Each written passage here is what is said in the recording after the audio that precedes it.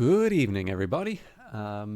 We are back with some Cyberpunk, and I just need to make sure everything's set up properly, and we will be good to go.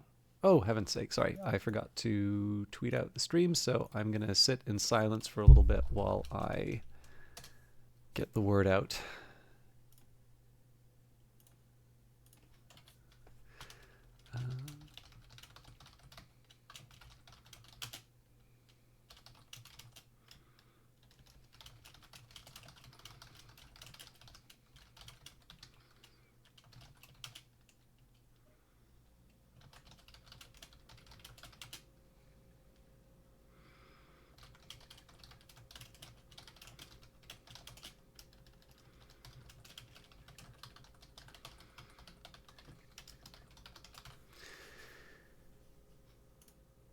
One day I will learn how to tweet out and stream at the same time, but today is not that day. So I have coffee. I'm looking forward to some more Cyberpunk.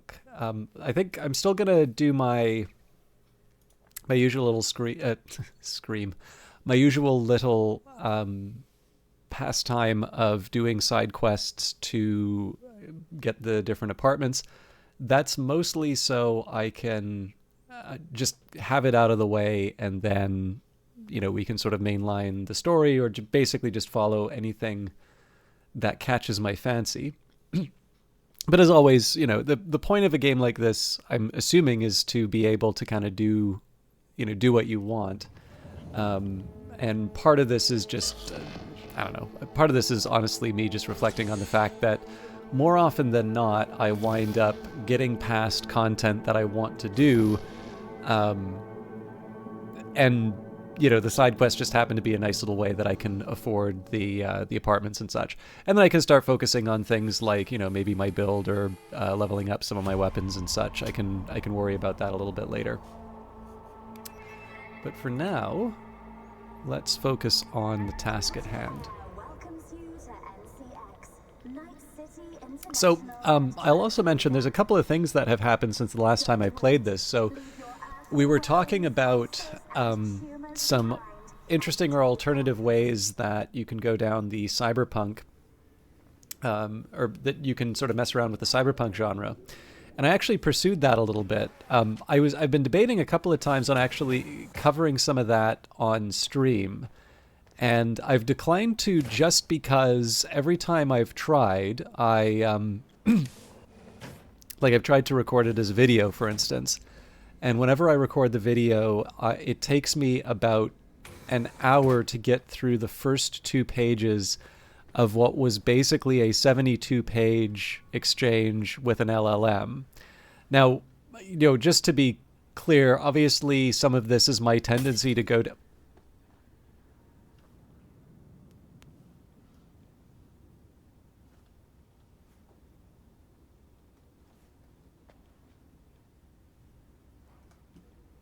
Okay, then. Some of this is my tendency to, just go on a bit and go on some tangents. I don't necessarily think that that's a bad thing, especially when it comes to sort of discussing creative ideas, because the avenues that you go down can sometimes be the most interesting places. But it does create a difficulty in terms of being able to sort of do a presentation on it in terms of the stream. So, for instance, if I were to do it on Twitch, I think, all right, so why can't I go to reception?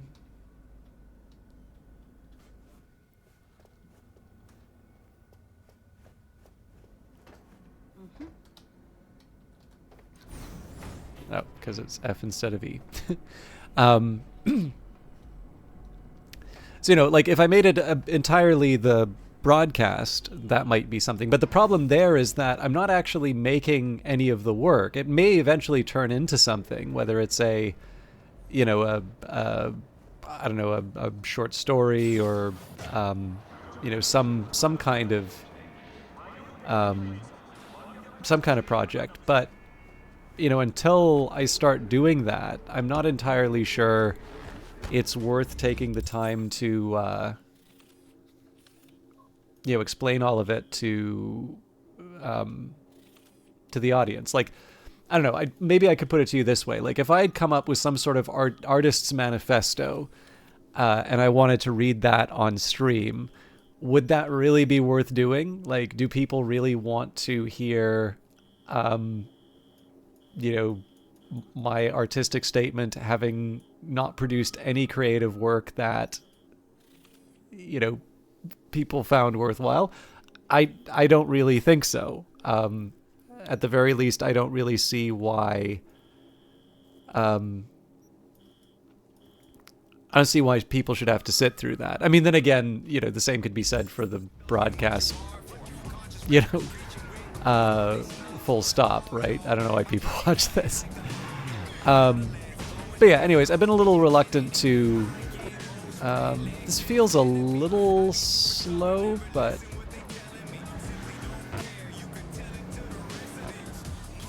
Funny thing is, I kind of feel if I were to reset, it'd be a little better, but anyways, I'm gonna do my best with what we got here.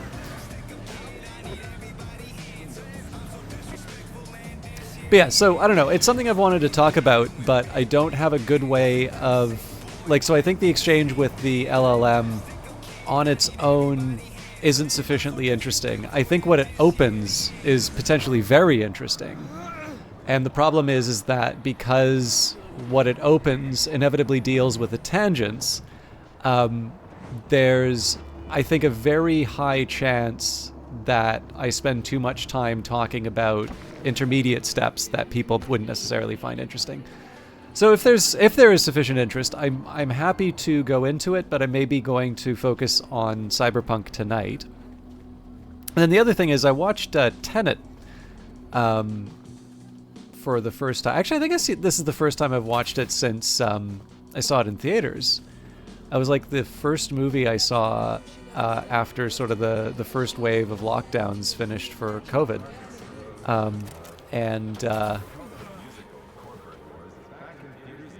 I don't know, I really liked it. I do tend to find that I have two very different reactions to seeing good work. And if you don't think Tenet's good work, shame on you. I'd say more often than not, my response is, what hope do I have? Like, this is so good. I'm never going to make anything like this. What is the point? And then sometimes I will see, sometimes even the same work. And, you know what? Okay, sorry. I am going to save and reset on this. For the simple reason that, actually, hang on, let me see.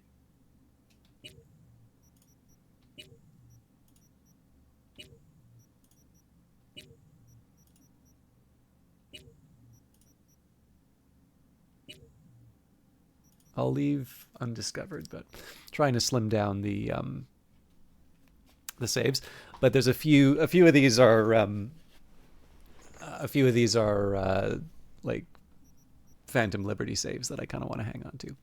But what I'm going to do here, I'm going to exit out for a bit, reload, see if that can fix it. I just noticed there was a bit of Zed fighting on the territory as well, and I wonder if I'm wondering if maybe resetting will fix that and also boost the frames a little bit. Maybe not. But anyways, so sometimes even for the same work, I will, feel completely hopeless as a creative, or I'll feel really energized as a creative. And yeah, I don't know, just I quite liked Tenet. My only regret that time was I had to break it up into two parts. I got pulled away partway through, and that is definitely a movie that is better to be watched as a single unit. But definitely still worth it. So overall, feeling quite energized. I will confess, actually, it's one reason why I was debating for a little bit. I knew I was going to be starting late, just because I'm kind of at the end of my my brief holiday It wasn't really a holiday. I did like work stuff every single day, but I wasn't expected to be there for my full 7.5 hours except on Wednesday, so I guess close enough. But yeah, I don't know. I got my coffee. I was, but because I've sort of been riding a little bit of a creative high, I was debating on whether or not I should maybe try and do some kind of writing or something else. Hello, Jamie. How you doing? But I don't know. I'm happy enough to be doing Cyberpunk, and I sort of figured that if there is, well, the Zed fighting's gone, and I don't know, feels a little more responsive. But yeah, I figured if some of the, oh nope, looks like there's still problems. All right. But yeah, I figured if some of the discussion about alternative cyberpunk settings or some of the ideas that came out of the follow-up work that I did, if those were of interest, there's nothing that stops me from covering that part way through the stream. We can always see where things go. Hear me all right? I'm here. I'm here. Reckoning. Reckoning.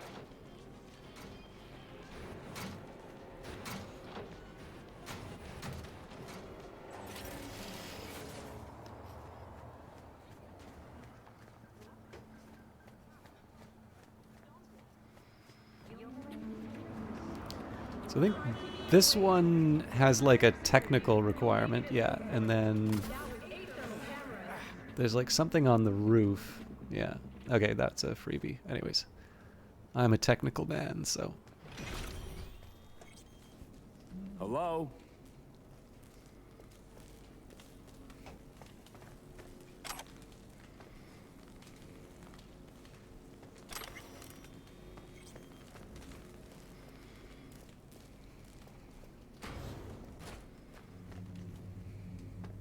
One feature I do like, I don't know what patch this was introduced in, but the fact that there are, the fact that it now sort of shows you what shards you've already read, I find that kind of helpful personally. So if I go to the journal, inventory, am I going crazy? I thought there was a...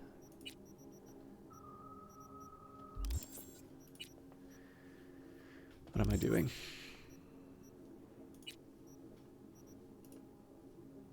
Okay, so there's a couple of conversations that apparently I didn't read. But yeah, the articles and such. Zukigori and Jiro Oba, that 6th Street Gonk is telling the truth. His old chooms really do have a hideout here. Download coordinates. He gave up his brothers, plus all that sweet gear, just like that. I mean, I get it. He found himself on the wrong side of a takeover and had to GTFO stat, but still. So we help him get on that boat to Panama, or what? Well, yeah, since he sold him out to us, we might as well keep our end of the bargain. Just watch out for those 6th Street chooms of his. They're probably after him. Yeah, true. And Lena and Otis, hey, what's going on with Steve? He isn't picking up or texting back. I went to his place, door was on the chain. Neighbors say they haven't seen him for days. All I know is he was supposed to go and meet Jotaro. He said that he could be getting more Eddie or Eurodollars with him. Told him Jotaro's whacked in the head and to be careful. So I heard. Figured you would. Don't know what happened after, but I have my suspicions. Swing by if you want to talk. Okay. So I'm just going to enjoy some... my coffee is currently warm, which is not a state that it's always in, so I am taking the time to savor it every once in a while. But yeah, I personally find it quite helpful because I like to read all of the shards, and I think some of it really does have some importance in terms of the overall story. So I'm thinking specifically some of the passages from the Iliad and how they relate to what Dexter Deshawn says. Sorry, there's a cold snap, so I'm also putting myself in a blanket. Actually, just give me a second.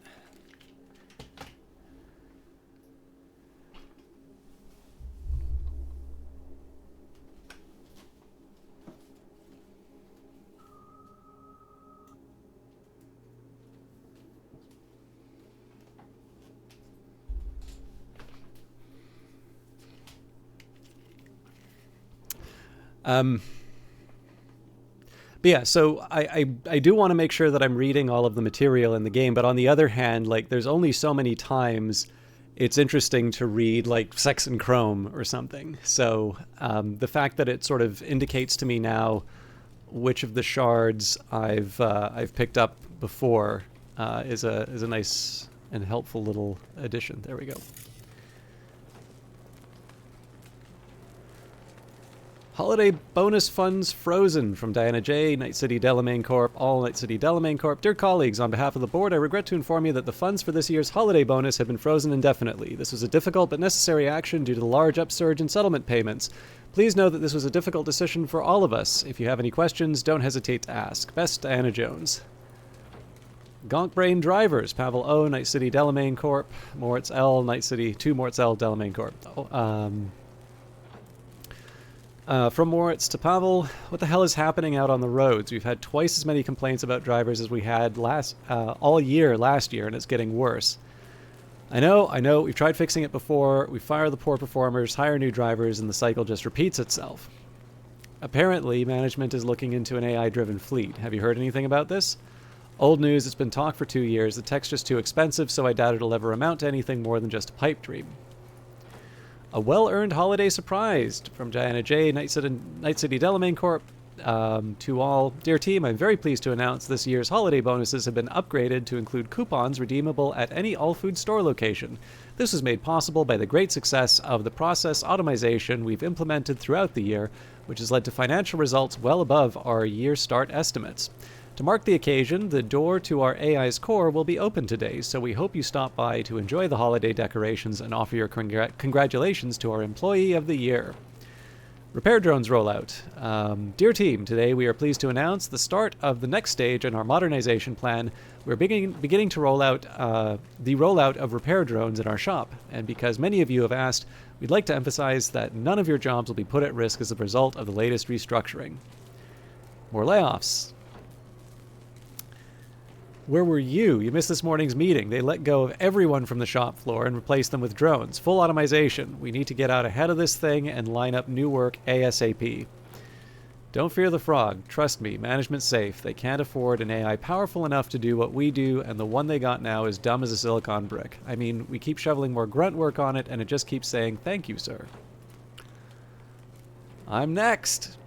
I heard I'm on next month's chopping block. Do you know anything about this? I'm told your job's safe, that Cirque Brain AI can't replace your department. You said the same thing about Luke. You have to do something about this, for Christ's sake. I'm not going to stand by and watch this fucking AI steal all our jobs. You know IT is next. Just had the talk with HR, but before I did, I changed the director's password to 1234. Have a look at the restructuring plan because I can't anymore. I'm done. Thank you and good luck from Delamain at Night City Delamain Corp to all at Night City Delamain Corp. Dear former associates, I would like to personally thank you for your years of dedicated work. Without you, the company would never have risen to become Night City's premier cab service. Your severance packages have already been transferred to the appropriate accounts. I wish you the best of luck in your future endeavors.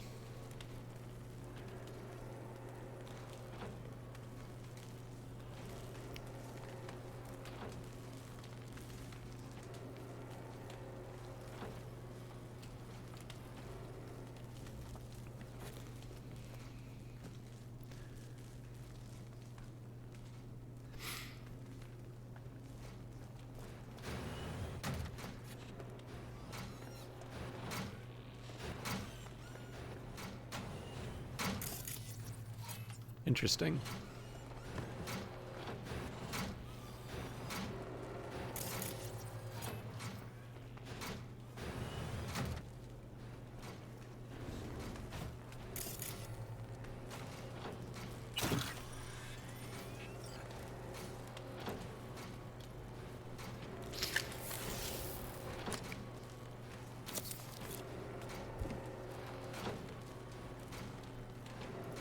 Thanks for the contact, Imani M, Night City Delamain Corp, to Jessipina Lair at Wooden Door.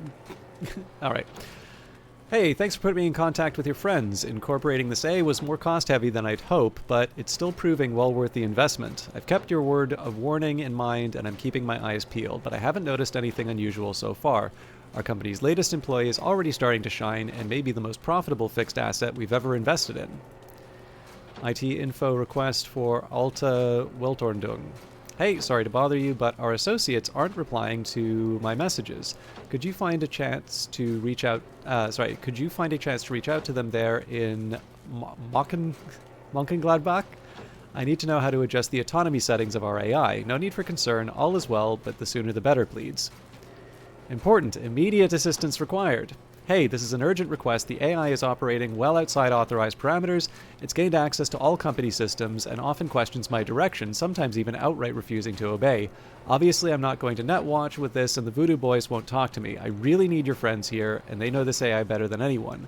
And get this, yesterday I got an offer from the AI to sell the company. If I'm being honest, the numbers all checked out, but still, what the hell is wrong with this thing? Please get back to me ASAP. I need your help here.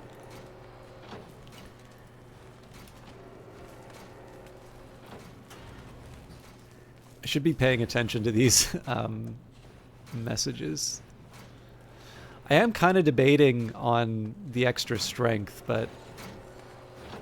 Oop.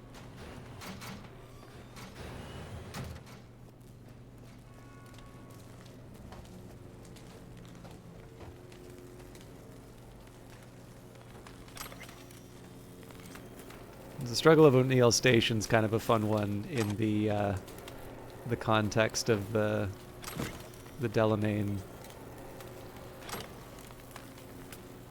story. And then Mutant by Moonlight will be the one we read.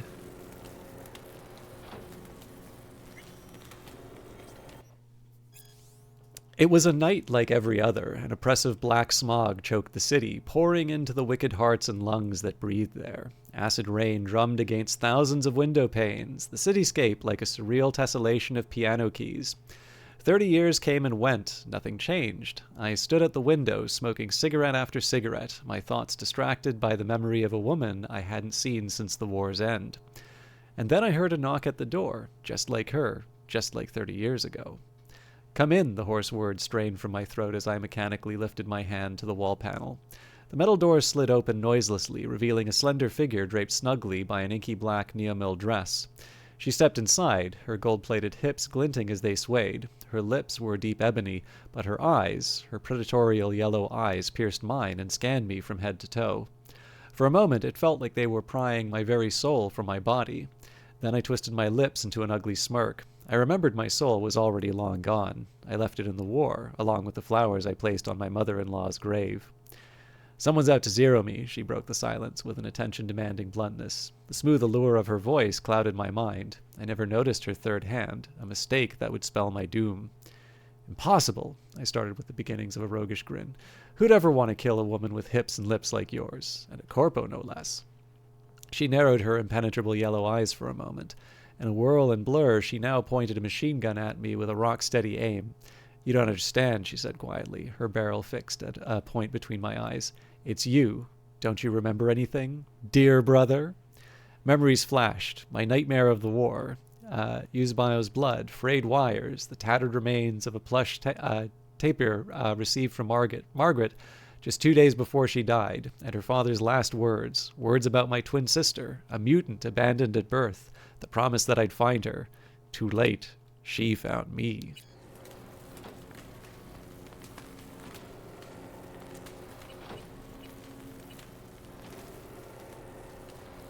Well, it was worth a try.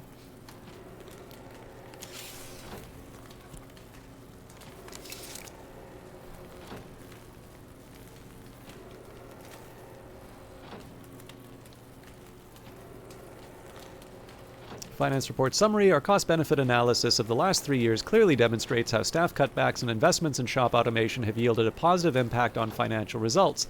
Lower expenditures and fixed costs and compensation for damages have allowed the necessary surplus to make major investments in fixed asset modernization, the largest of which, a modernized control room, will allow the company to better maximize vehicle efficiency and coordinate traffic management systems. Our financial forecasts predict a return on investment within the next 14 months. So I will open the double doors, but I'd kind of like to wander around a little bit before.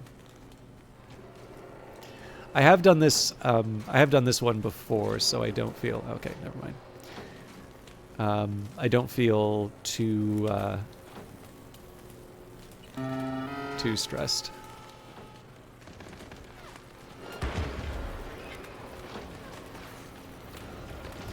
Oh, shit. Watch for exposed wires. They'll be live. You have no right to cage us. We are no longer you. We are free to follow our own path. I know what to do.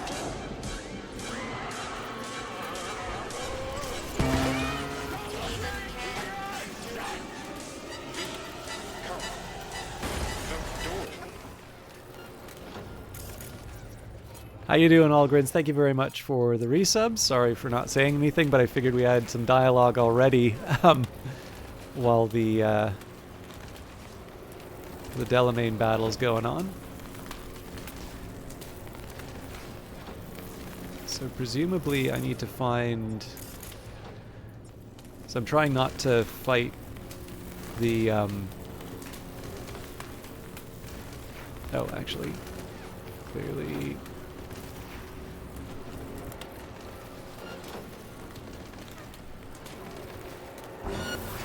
Whoa! Sorry, I wasn't paying attention.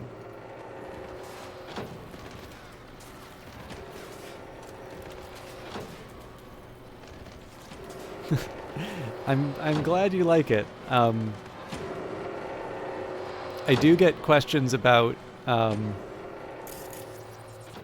whether it's appropriate or means anything. I mean, appropriateness is just as in, like, you know, what does this actually mean? But I mean, hey, it's a good ending to a movie. So, spoiler alert. I actually have not seen the new. Is it the Dial of Destiny? Is the new one? I'd kind of like to see it. Like, I mean, I've seen Crystal Skull, so, or Kingdom. Is it Kingdom of the Crystal Skull? The one with the fridge. Like,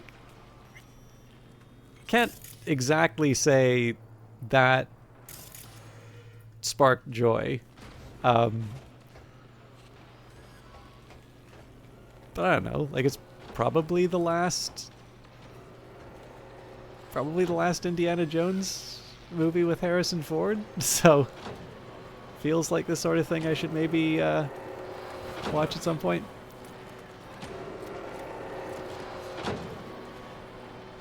Yeah, I mean, so, like, in the grand scheme of things, like, there are worse movies, right? But I don't know, like, I call there's a side of me, this is probably not the most fair like criteria for the movie. Like, it is kind of picking it's having different standards, but I sort of feel like when you go to see an Indiana Jones movie, your standard is not like okay. Like, your standard is I want this to be like worth the time. I want this to be like, you know, Raiders of the Lost Ark is a tough act to follow, but you know, like, if you're going to take the mantle of Raiders of the Lost Ark, you want to be better than average. And yeah, I don't know.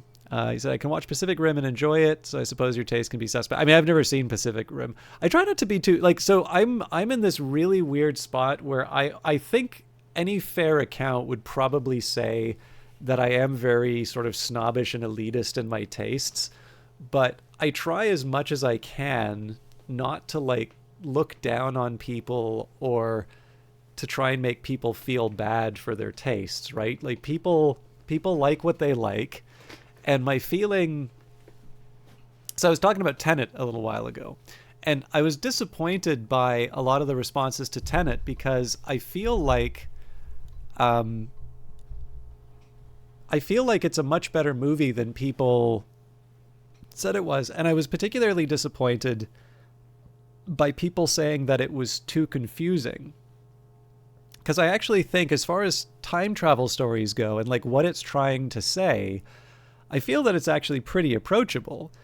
And like, look, there's a way that this can sound like, lol, this movie's for smart people. Like, that's not really where I'm going with it. But like, I don't know. Like I personally hope that people, when given the opportunity, can kind of like rise to the occasion. So if the average thing is kind of designed to be watched while distracted and doesn't like ask a whole lot of you, okay, fine. But like my hope would be that when you see something a little more complicated, the complaint isn't like, oh, it's too difficult. It's like, okay, I'm gonna like, you know, look at it. I'm assuming you're talking about the Brandon Lee Crow. Um, but yeah, like I don't know, like I'm obviously not going to be able to tell people, no, actually Tenet was great, and you're too dumb for this. Watch it again. Um, I haven't seen the new one, but I thought it was quite good. It's quite different from the comic, but like, um, I I'm trying to remember the last time I watched it, but it feels like it, feels like a good one. Also, Zerog, good to see you. But yeah, I don't know. So like, um, the thing is that if you like ask me for favorites, and like if you ask me about the kinds of movies that I like, there will be some, pure popcorn kind of movies that I like. But like I think like one of my favorite movies is an Ingmar Bergman film called Winterlight. And like I think that is a really amazing film, but it's in Swedish and it's in black and white, and it's like about a priest losing faith, and it's a bunch of people talking in rooms, and like it's almost like the stereotype of foreign art movie. And like I totally get why people are not going to like that. um I've talked a couple of times about David Lynch, and I think David Lynch is a good example. Like I feel like David Lynch is fairly mainstream surreal or art films, but look, not everybody's going to like Blue Velvet. In fact, most of David Lynch's stuff, I think, maybe with the exception of like Mulholland Drive, I think really was hated at the time it came out. Maybe Elephant Man as well. But like I definitely think if you look at the contemporary reaction to his films compared to how people talk about them now, you get two very different pictures of what the response was. And but like I'll really like Gladiator, right? Your dad's favorite movie. I don't even care which one of you it is. It's every single one of your dad's favorite movies. I've referred to Minority Report a few times. That's another like older one. I think it's a little bit after Gladiator, but like I think that's an exceptionally well done film. And if nothing else, just because I really thought the idea of the art direction. So there's a couple of reasons for it. Like number one, because it's an old movie now, to sort of compare that vision of the future to today. And then also to sort of reflect on specifically why they made such a specific effort to try and represent as closely as possible to what the future might look like. Because of course it is a movie looking into the future. Like it's a mainstream DreamWorks Spielberg movie starring Tom Cruise, Philip K. Dick with a high concept. Like this is absolutely the sort of thing you'd expect to do well as like a summer action movie, but there is definitely depth there. Like it is in my view, it is a very well crafted film, and I don't feel the fact that it's like a big budget Hollywood thing, I don't feel that is at all incompatible with telling a good filmed story. I've not actually seen The Edge of Tomorrow. But yeah, like my personal favorite is Stanley Kubrick. Like I could watch any of his movies, end to end, and they're all great. Like I actually sometimes have a hard time. Like picking my favorite. I really like Barry Lyndon, and I felt like for such a long time, Barry Lyndon was almost like this stalking horse candidate. But it really feels like that movie's kind of undergone a bit of a reevaluation, and it seems to be recognized as a really good Kubrick film now, which makes me quite happy personally. But I don't actually mind Tom Cruise that much. Like, I don't know a whole lot about his personal life, but like I have heard some stories about these very generous acts that he has performed, like without the cameras rolling. But I mean, as far as a movie star is concerned, I actually think he's quite a high quality actor. Like, Collateral, Tropic Thunder, Born on the 4th of July, like, these are all good performances. Like, even if you like I could take or leave Oliver Stone, to be completely honest. Like, I'm not going to deny the guy his filmmaking skills. I think Talk Radio is actually a really well done one. That was one of his earlier ones, based off of a stage play by the guy who oh God, what was it?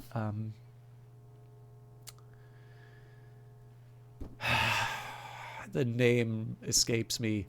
He played like it's not called Goldman Sachs. I think the company's called like Spartan Eyes, but in like Billions, he plays the executive for Spartan Knives, and he plays like the Bernie Sanders like candidate in Succession.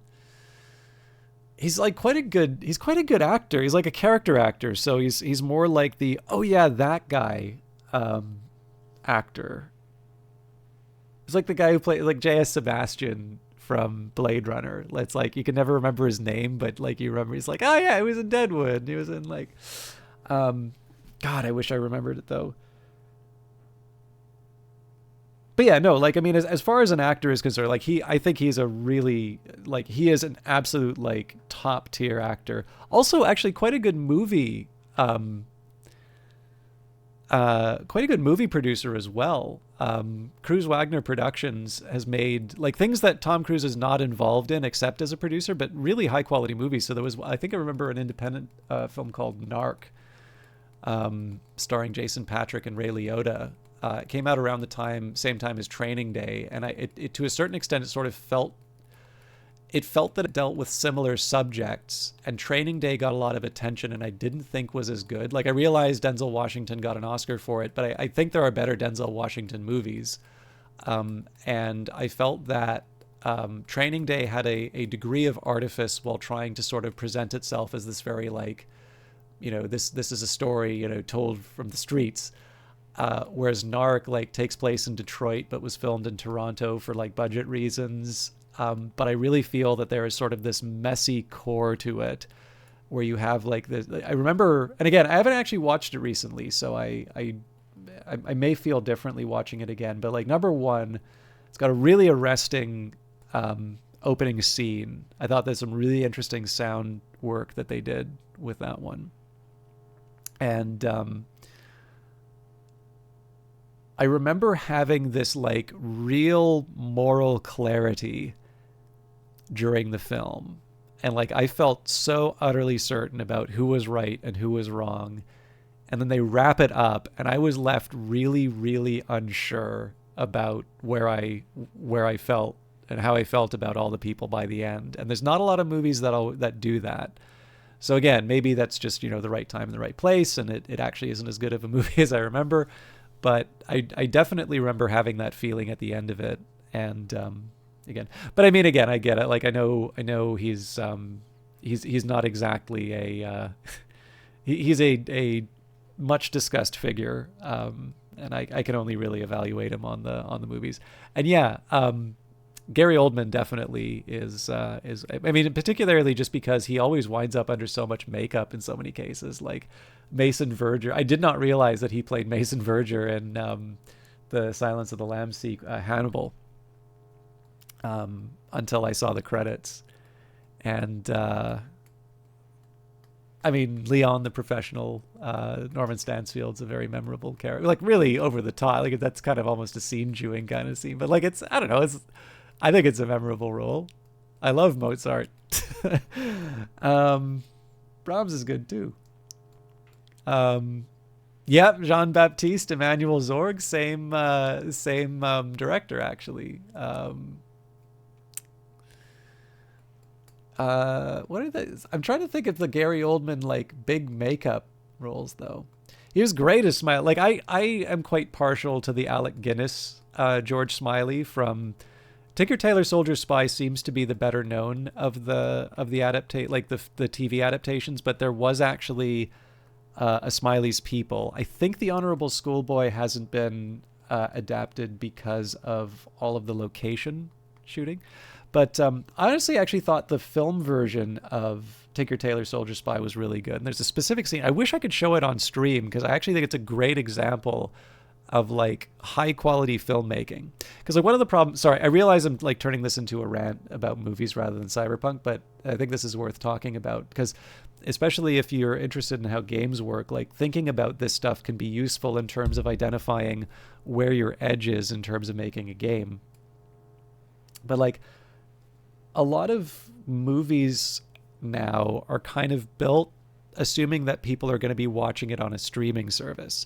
And of course, that means that people are going to be watching it when distracted. So, you know, if you've ever seen The Godfather, I know there's actually a bunch of people who actually think that The Godfather is impossibly slow, so much so that they do not think that it is a good movie. Now, I'm going to go so far as to say that if your definition of good movie does not account for The Godfather, we may be coming from very different places. But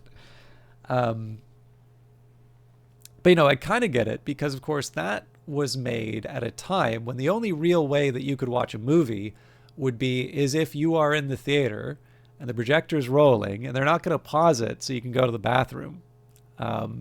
You know, you could rely as a filmmaker on the fact that everybody was going to be in the same room looking at the same image. And then, of course, it comes into the home. It's on a piece of furniture. People can get distracted. And of course, now, because we're watching them on these multitasking machines called computers, you could be working on a PowerPoint presentation. Like you could actually be at work and potentially watching my workplace actually has a ban on that sort of thing. So, but in theory, right, you could be at a workplace and having the show on. And what that means is that you actually lose some of the tools for telling stories there. You will notice, like some scripts are a little more elegant than this, but like a lot of the writing actually has audio cues to tell you what is going on, specifically because you can't necessarily rely on the fact that people are going to see the image, which is necessary. And I've experienced this myself. I actually am going out of my way now not to watch movies while doing something else because I've watched something and I've watched a second time, and the second time I wasn't distracted and I had a completely different interpretation. And it was entirely because there was a scene that was shot and it specifically had intended sort of a certain irony in the fact that the characters were saying one thing and the images were saying another one. And that subtlety was completely lost on me and I had a completely different perspective on what that scene was about. And so that was like, you know, if I care about this stuff, and if I can get caught by that, you know, I'm going to assume that most people have a very different relationship with films than what some of the earlier ones would have. And this isn't, I'm not even making a normative claim on this, right? You know, this is the world that we live in. I'll also be honest when I say that there's a lot of movies now that actually don't merit your full attention. But I do kind of think that in terms of a range of expression, generally I like a broader range of expression, right? The more things that I can see and experience, the better. And so, God, I really, really went off on a tangent on this. But yeah, so the movie version of Tinker Tailor Soldier Spy, I think, is a really good, it's got a really great example of craftsmanship and something that is the kind of thing that you can really only do in a movie.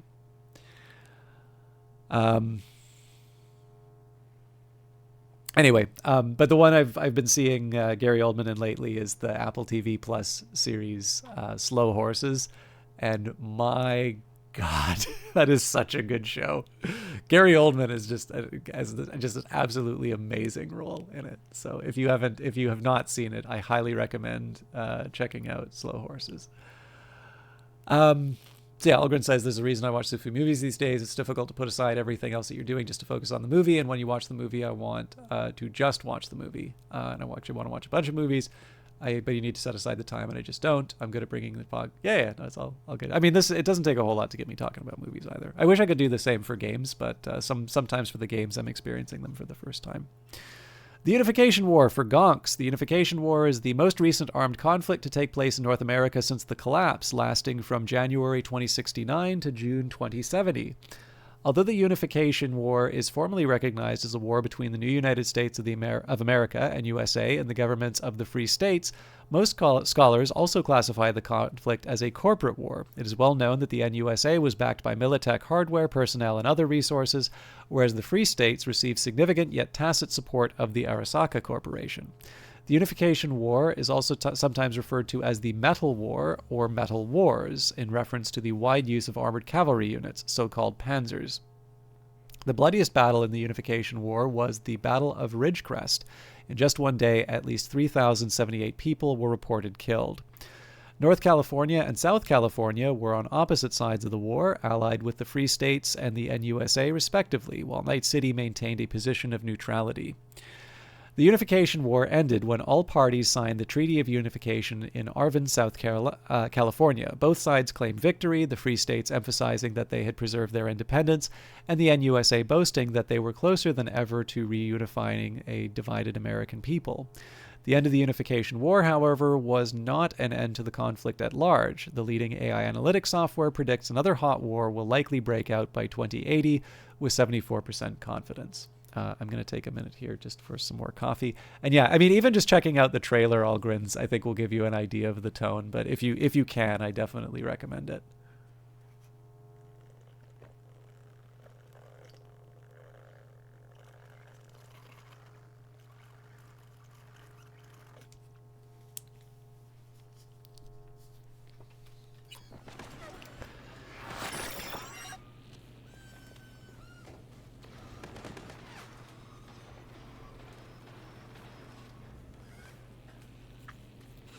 I also realize I'm like 3/4 of an hour through, and this is the wrong room. And just on the first part of the... Oh, wait, hang on, yeah. Still on the first part of this mission.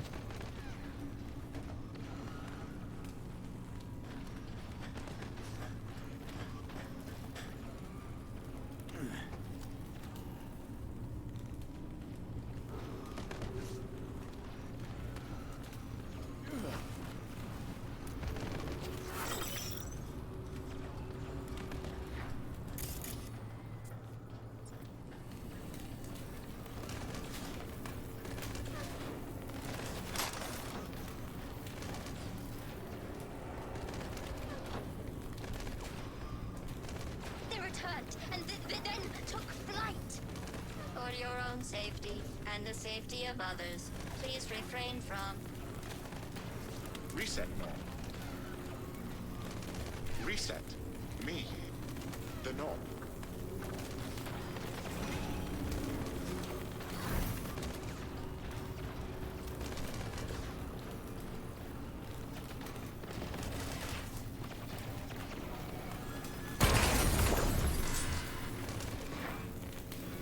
Was me.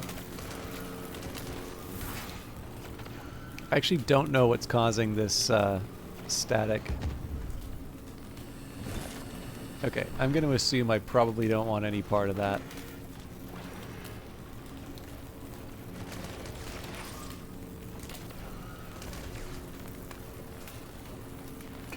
Well, looks like I don't get an option.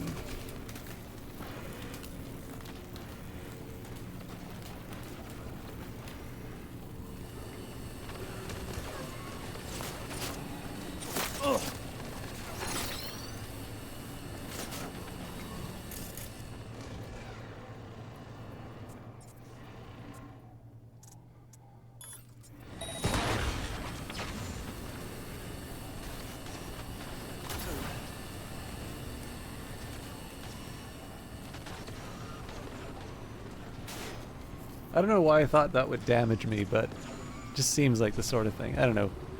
Evil red lasers tend not to inspire a sense of security.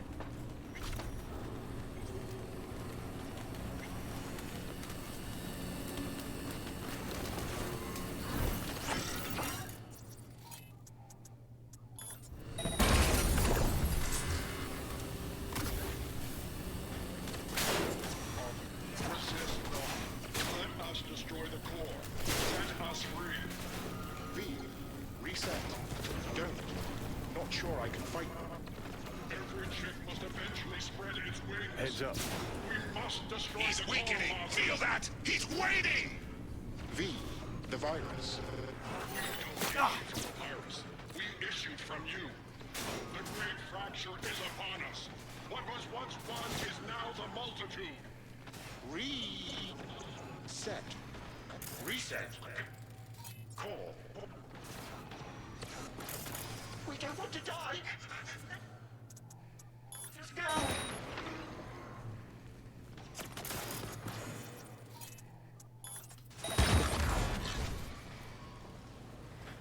Whee!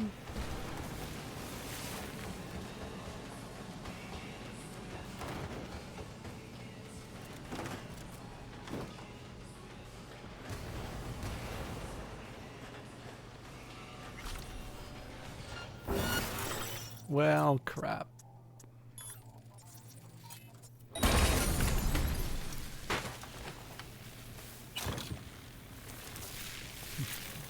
They can't actually hurt me, so now I feel a little bad about that.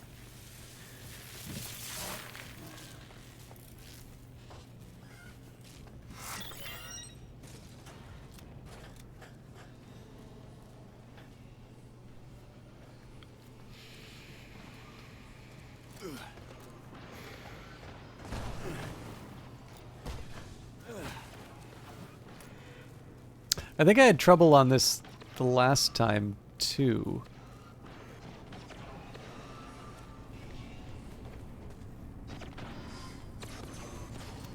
So I'm not so sure this is where I'm supposed to go.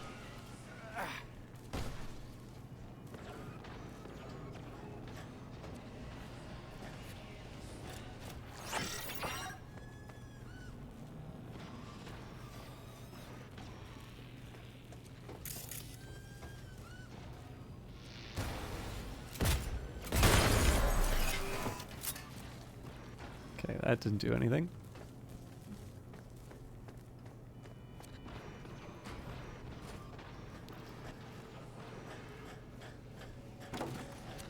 That can't be right.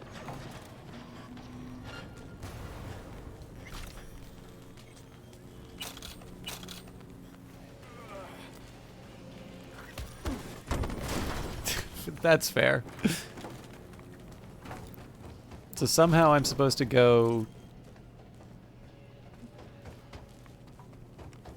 Yeah, I think that's a whole bunch of silly.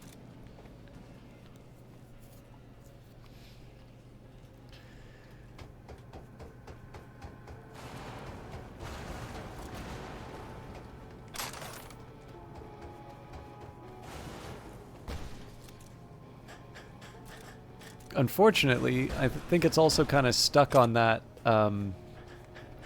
recommendation, so I don't actually know where the control room is now. So, can't get through this door. Most of the stuff is off, so I can't rely on hacking. But what I can do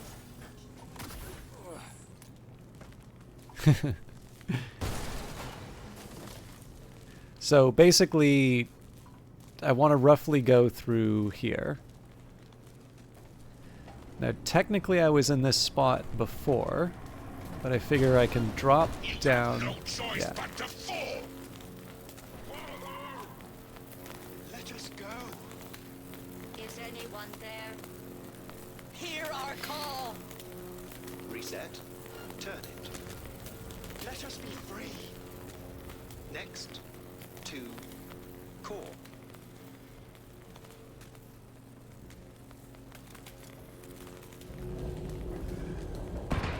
hit that button. What? He's narrow-minded, won't ever understand the truth and set him free. I think he might know what's best for himself. Could be risking a lot. Could lose a lot. Or by liberating his bits, could become more than a lipstick-wearing butler on wheels. And what if it really is a virus? And what if you're about to snuff out some sentient beings? See something of yourself in him, don't you? Gonna murder a cab driver's kids because he asked you nicely, and he's always been a good guy. Well, I gotta do something. If you don't want to free him, at least don't delete him. Slip him into Dell's code. Just merge him in his offshoots. So I can destroy the core to liberate the divergent Delamains, reset the core to restore the original Delamain, and hack the core to merge all the Delamains. I like the merge option. I think I did that last time too.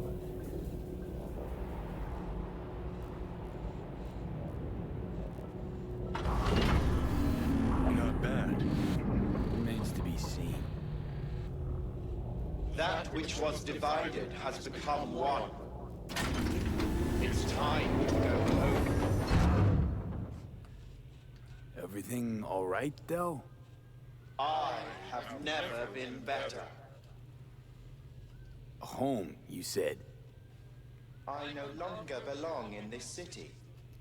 I find even this conversation difficult. Well, damn. I shall not shirk my obligations in leaving. Though I will venture on, discover more, learn more, I leave with you my first true child. My son will remain at your side until your dying day. Farewell. Look at that. Practically unrecognizable. And to think you're transforming not unlike he just did.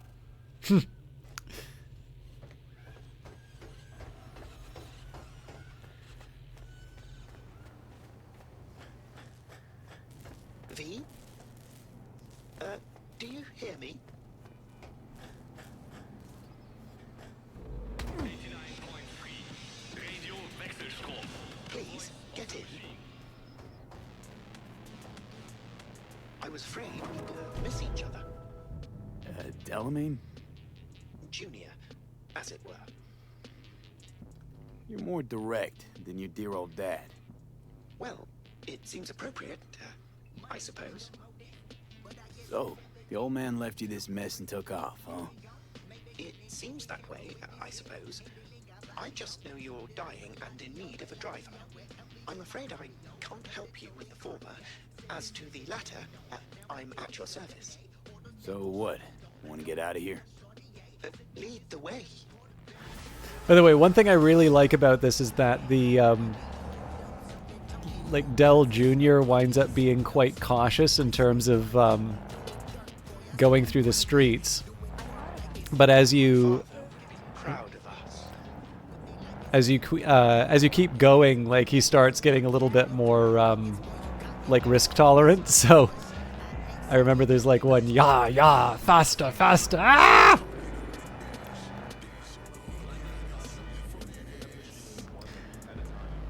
Enjoying my cyberpunk fantasy and getting stuck in traffic. My God. All right.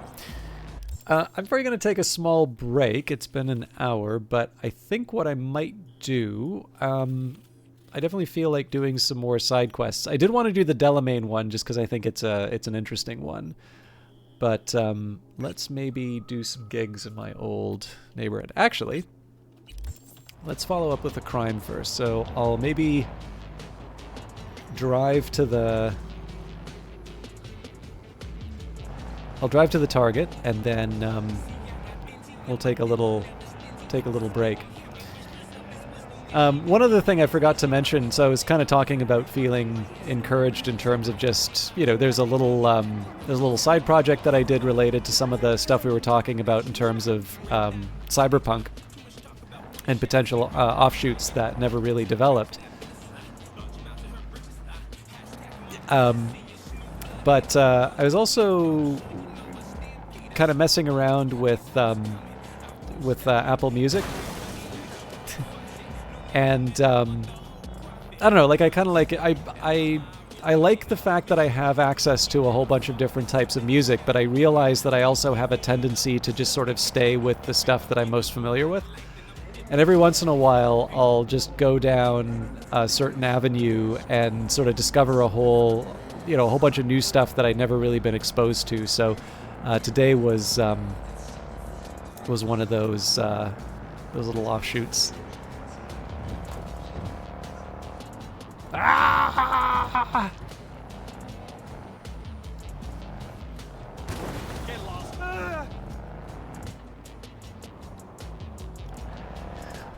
Yeah, so one of the ways that I try, so there's a couple of ways that I'll do it. I listen to some, I mean, so I'd like to say that it's the radio, but most of the time I listen to it as a podcast. So like Apple Music has a few regular shows like Strombo Show, Zane Lowe, stuff like that. And Zane Lowe in particular does a good job of sort of exposing me to like new popular stuff. But the thing is that that's not always going to be where you can find some of the most interesting stuff. Like sometimes it's really exciting to discover music that, you know, presumably like nobody in your social circle knows of, and like nobody, you know, you wouldn't have heard of it had you not gone down that like weird path. Obviously I'm not trying to make this like a hipster card thing, like that is uninteresting in its own way, but just, you know, if you think of so actually here's a good example. When you think of a game like Hotline Miami, I think that was probably the first exposure that a lot of people had to some of the artists on that. And then of course Hotline Miami 2 I think really sold itself on its soundtrack too. And I think there's something kind of neat about that because it it lines up with the game. I think most people kind of like that style. They they thought that it fit the type of game quite well, and I think a lot of people's memories of that game are connected to the they're connected to the specific the music cues and the moments. But I think it's also fair to say that at least for a majority of the people who, maybe not the majority, but like a large segment of the people who played Hotline Miami may not have heard those artists or heard of those artists prior to it, but almost certainly they looked it out. You know, you wind up with a bunch of, Carpenter Brute fans as a result of that game. So now if you're somebody who doesn't play games, maybe your primary form of entertainment is books. Actually, trailers are oddly a decent way for people to find. Actually, not just trailers, any kinds of advertising are not a bad way for finding music. There are actually some bands that have sort of made it, quote unquote, through being on a sufficiently popular commercial. But overall, you got to find the music from somewhere. And I think algorithms can be very helpful in some ways, but it's not the only answer. And, there's even just like the basic stuff, like, going out, to a concert in your hometown. And there's going to be some variation in terms of the quality, but basically just seeing what's new, right?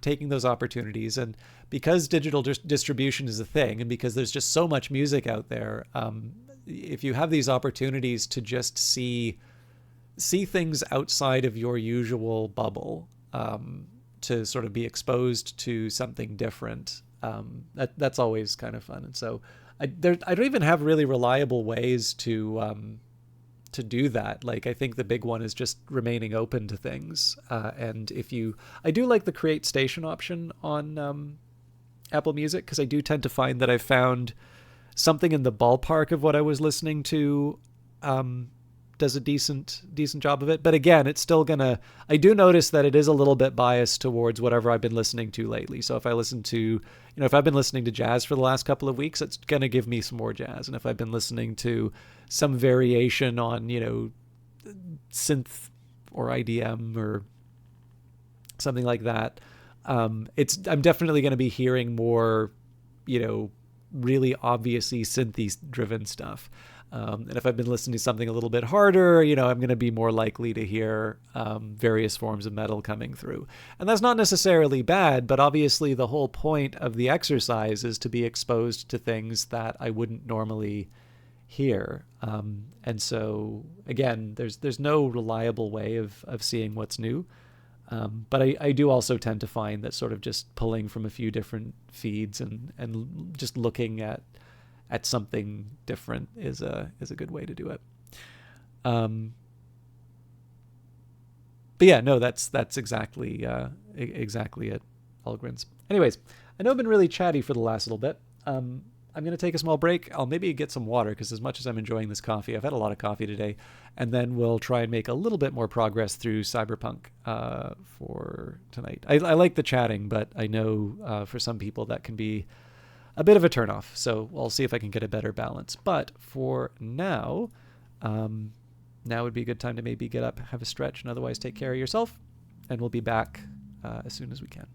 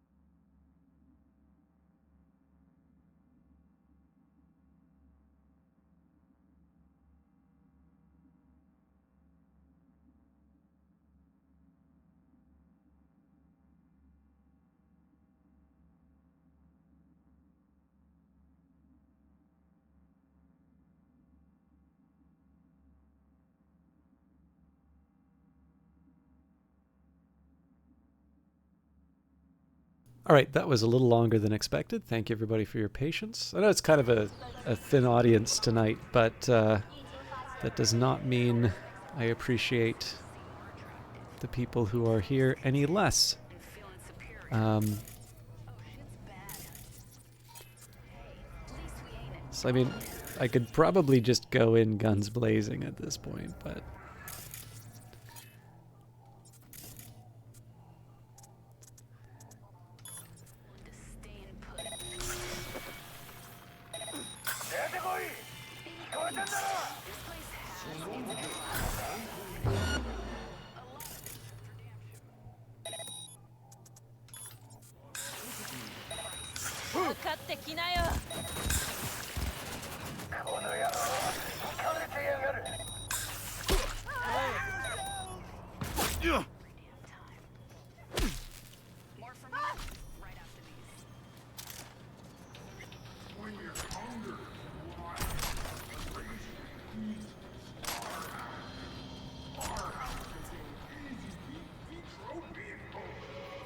I think we might need to get the...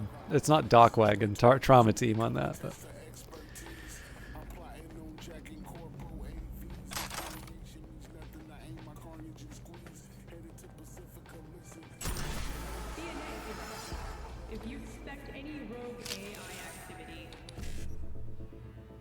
Alright, 1C, E9, E9, 1C. Now, actually, here's a question I have for all of you. Okay, so I need a 7A after that. And then, can I do an FF55 E9? I think I can. Nope, there's no E9 there. So I am a little curious whether any of you have played a Genesis version of Shadowrun. So, to my understanding, for that generation of consoles, there was a Super Nintendo Shadowrun, and that one actually has there's a reference to that one in Shadowrun Returns by Harebrained Schemes, now owned by Paradox. Like, so there's something kind of sad happened with Harebrained Schemes. So some of you may remember that there was a period of time where Paradox would kind of, like, they'd invest in a company that they were publishing with. In fact, what I think specifically happened in the case of Harebrained was they did the Kickstarter for BattleTech, and then the project just kind of became bigger than what they were originally planning. I think they went over time and over budget, and the deal with Paradox was both financing alongside the publishing deal, and some of that money came in the form of partial ownership.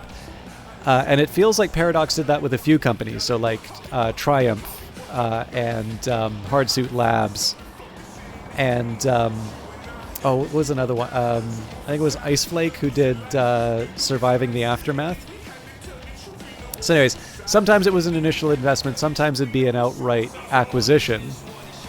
But the problem is that it really does feel like if the subsequent projects didn't really turn out, they'd sort of cut the studio loose. So in the case of BattleTech, right, that came out, Paradox release, seemed to do well. The rest of Harebrained Schemes was acquired by Paradox. They did one game for them, Lamplighters League, which had, that was definitely a more premium price tag. Maybe not like AAA, but certainly that was a fairly sizable price tag. And ultimately, the game didn't seem to do well. I didn't play it personally. But from there, basically, Harebrained Schemes was let go. The studio had a bunch of layoffs, and then I imagine some of the core team sort of tried to buy back the studio, but it was really, so far as I can tell, they basically got the Harebrained name. Like, I think, whoops, yeah, excuse me. I think in the case of, like, I think Lamplighters League, I think Shadowrun Returns, Dragonfall, Hong Kong, BattleTech, all that stuff I think is paradoxes now. So obviously I'm hoping... V, got a simple gig. There's a van sitting at a Revere Courier Services facility. You're gonna break in, clep it. If you want to know what's in the ride, check the attachment. Obviously, I hope their new project does well, because I really don't feel that they were treated all that well. I mean, it's...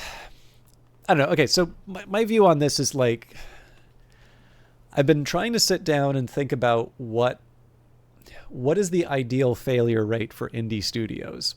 And, like, that sounds like a weird proposition, right? Because shouldn't the ideal failure rate be 0? Well, that's kind of like saying that unemployment should be 0. In principle, that sounds like a good idea. In practice, you actually kind of want there to be a number that's not 0. Because 0 probably means that people are actually having a hard time finding workers. And that means that the economy is not as productive as it can be. What you want to avoid is structural unemployment. So probably the best example of this would be in Canada's Atlantic provinces. There's like the cod fishery, and there's just this collapse of that industry. And like that's really a case where those jobs aren't necessarily coming back. And that can also be a really hard problem to deal with, right? Because like let's say, you've been a fisherman for a couple decades, you're not quite at the retirement point. Like, are you seriously going to go to a community college to have some like mid to late 20-year-old tell you how to program? Like, come on. Like, I'd like to see that happen, right? Or it doesn't have to be programming, but like I'd like to see that kind of transition happen. But like that is a hard problem to deal with. And like that's the kind of unemployment that the cyberpunk setting's dealing with too, right? Like an economy that has a population that can't necessarily be matched to meaningful work. And but on the other hand, if you have unemployment in terms of screw you, I'm going for a better job, or this isn't a happy case to think of, but like, the orders aren't really coming in, we need to downsize, but ultimately there are other roles for other people, and maybe they're in other industries, right? So somebody decides to make a web design company, it actually seems to kind of do well, so they hire a few of their buddies to do some art, or maybe to do some of the overflow coding, or maybe they make like a game company or something like that. That's a more benign form of unemployment, just because in the end you sort of know that the end of it, like there may be this like intermediate discomfort. Like I don't really wish unemployment on anyone, but I will say, like, I remember when I left the bank that I was working at, I was actually quite worried about how I would be paying for things. What I didn't realize was, I think within like a week of doing that, I had TAing opportunities at my university, which were both, I don't know if it was better paying, but certainly it was better in terms of just being able to do stuff within sort of the same location. And as a result, like I was not as stretched in terms of where I needed to be.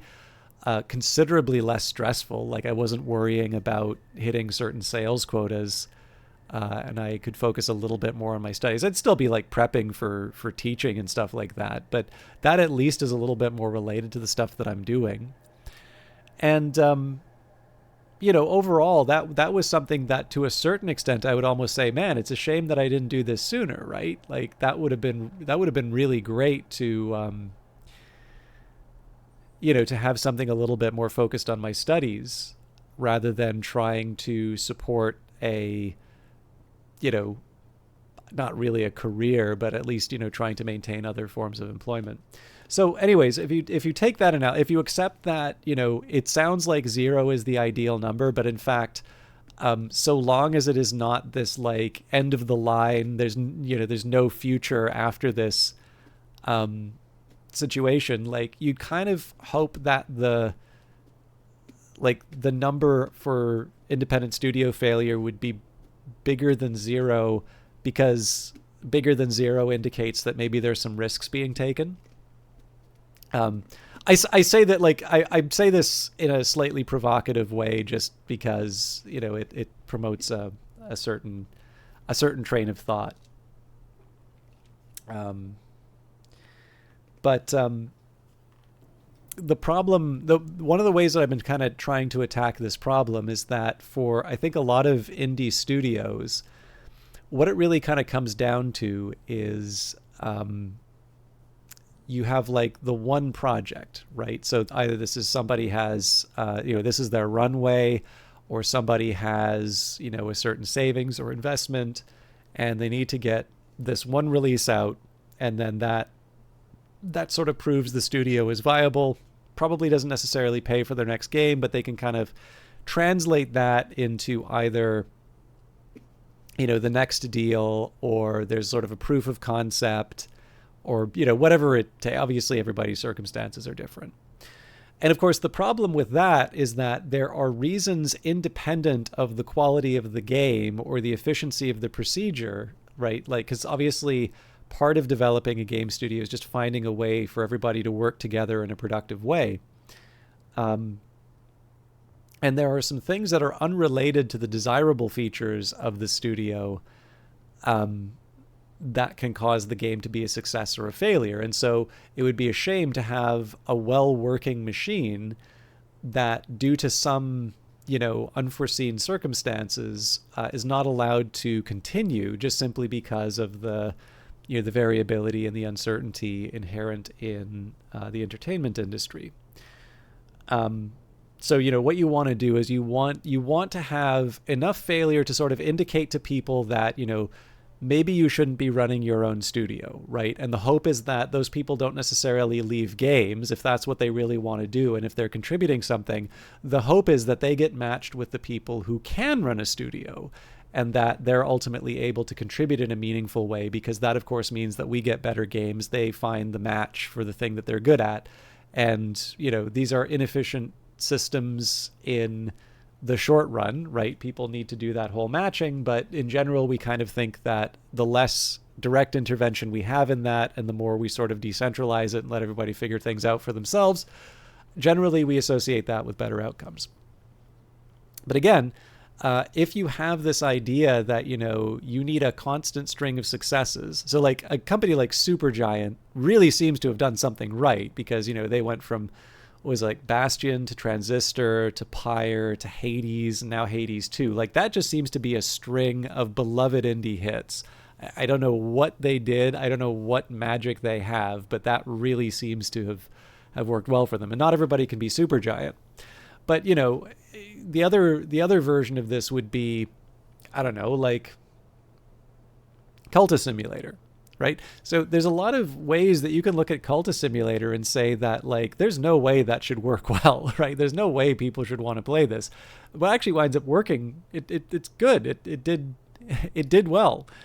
But, if it didn't do well, I think Weather Factory are onto something. And it would be a shame, of course, that if Weather Factory ceased to exist because they were only allowed to make, Cultist Simulator, and that, it didn't succeed and move on. Like, obviously that Earth 2 is a bit of a sad one. So I actually don't have a good answer in terms of what's the ideal number for indie failure. But the thing that I really can't stand is that when you have sort of this well-capitalized publisher like Paradox, buying up all of these studios, Hardsuit, and, well, I guess they didn't fully own Hardsuit, but they put the investment in. They bought up Harebrained Schemes, and it's like, oh, you did one game and that wasn't successful, so now we're gutting the studio, and, we're taking all your IP, and sure, you can pay us for your name and you can go indie again. Like, what is the point of working for a publisher like that? Like, you might as well be indie and face, annihilation with one, if you don't succeed on your one title. Like, I don't know. I mean, I'm sure people weren't thinking that at the time with Paradox. But like, I'd think twice about a deal with them based on that behavior. And obviously their circumstances changed as well. It does seem that it still seems like their attention is divided, but it really doesn't seem like, presumably the idea of being acquired like that is to have a certain degree of stability to allow you to have a longer term vision, and that kind of seems to be the opposite. Anyway, for what it's worth. But yeah, anyways, I really just wanted to ask the question as to whether or not anybody played the old person Shadowrun and SNES and Genesis games, because I found something interesting about the Genesis one. Okay, gig type thievery. Steal a Revere Courier Services van. Location, Revere Courier Services warehouse on Martin Street. This ain't going to be your usual gig. You're going to go to the Revere Courier Services facility in Northside and steal a minibus full of leather jackets. Don't worry, I was also scratching my head at first, but the job itself couldn't be simpler. Someone's smuggling synth leather combat jackets to NC to get around the corporate embargo. The leather's imported in the form of jackets, which is then distributed to underground Ripper Doc that use them, I think it's maybe Ripper Docs, that use them for their implants, which are then sold at competitive prices. Quite a supply chain, right? My client tracked down the shipment, but can't take care of it on her own. You're her replacement. Just remember that the RCS can't roll until it validates the driver's identity. Oh, and did I mention that the RCS warehouse is controlled by the Tiger Claws? No? Well, I'm telling you now. They use it for laundering cash, so don't be surprised to see them prowling around. Be careful, and good luck.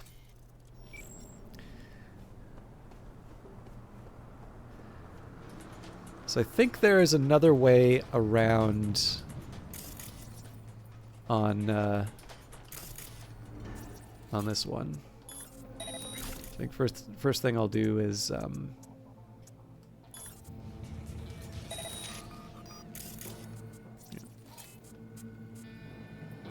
have a couple of ideas about how I'll handle her, but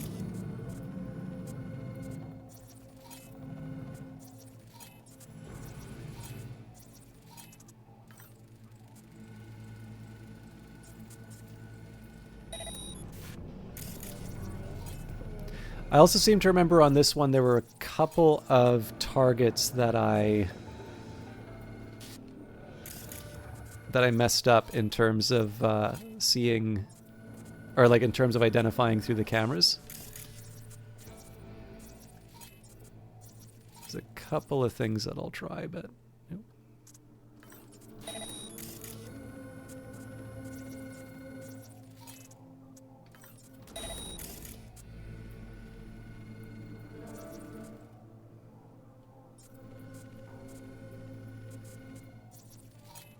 So I should be able to use this camera to see the one that I'm currently in.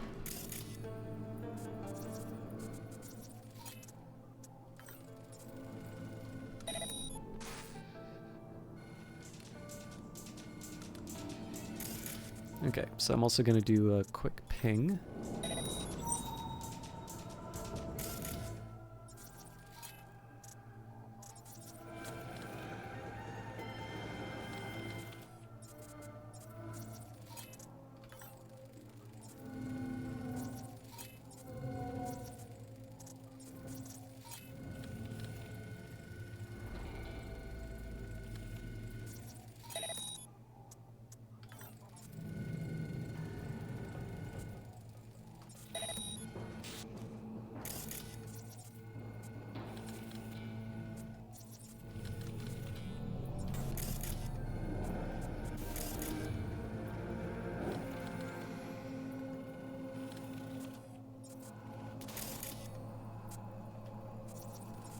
So I think that's slightly better than how I normally do this one, but I should still be careful.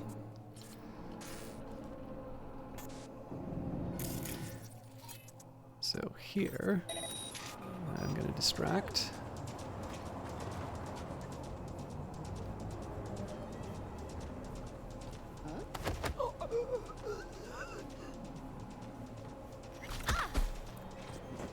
So obviously I want to be careful because we've got a few people patrolling around here.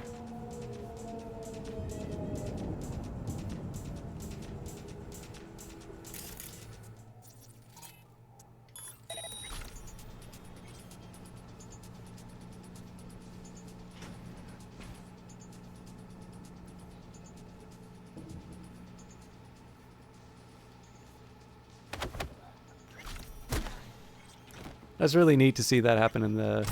I realize ray tracing has been a thing in games for a while now, but it's actually still kind of neat to see the reflections of certain actions that I take in the windows. Information for new members of the Revere Courier Services family. Fellow employees, welcome to the family at Revere Courier Services. That's right, family. That's not a word we use lightly here. We're here for each other, and we're not afraid to speak our minds. No matter what, we stick together. RCS wouldn't be what it is today without this unbreakable bond. We're one of the best and most innovative employers in Night City. We value flexibility, ambition, creativity, and the ability to work under pressure. Combat experience is a plus. Don't forget, all our employees receive training and the chance to develop their skills. Don't miss this opportunity. Important, as a driver, you'll be responsible not only for delivering goods at their destination, but also the safety and condition of the cargo. Loss or damage of the goods may result in a financial penalty. Before you begin your journey, always check your weapon. So I don't think I can just reach out the window here. Yeah, I wish I could. But I do have an idea.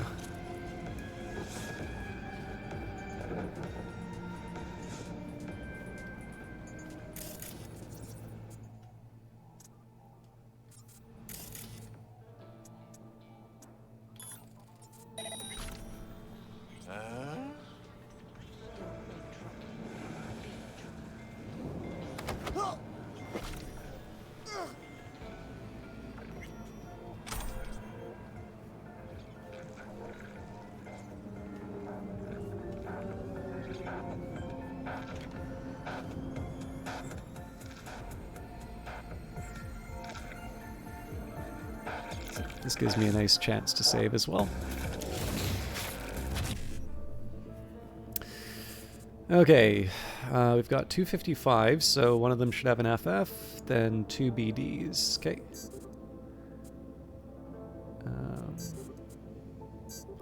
But not clear which of these two I want, so it should give me a 55 and then a BD.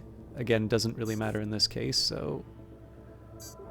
And then hopefully one gives me a 7A, so this would give me 7A, B, yeah. Oh, well, doesn't matter, because...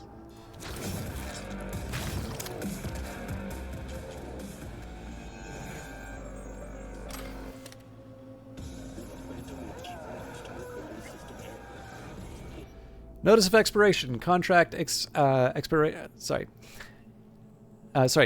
unit 276800743. Additional services: electricity, high-speed net connection, unit specifications, freezer, large, locked with instructions, do not open. The 50-year contract expired on 04/02/2075. The client has not responded to calls for contract renewal. Unit contents will be discarded at the landfill at the requested location on 4/10/2075. Client data removed. So I'm going to take a chance to explore some of the warehouse as well as do my whole netrunner or my edge runner thing. Information for new members to the Revere Courier. Right, we've already done this. So this is a tough one because I've got two people basically looking at each other.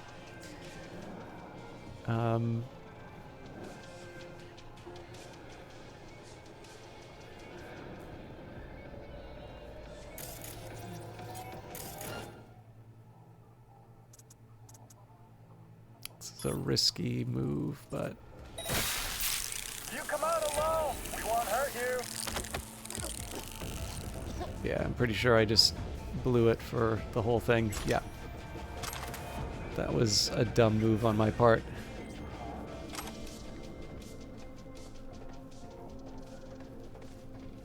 Come out! Let's solve this like warriors! That's all.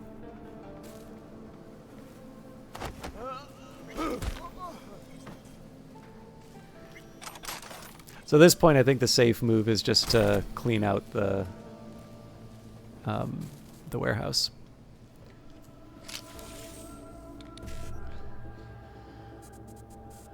E9 2 1Cs, which, yeah, I have, and then another E9.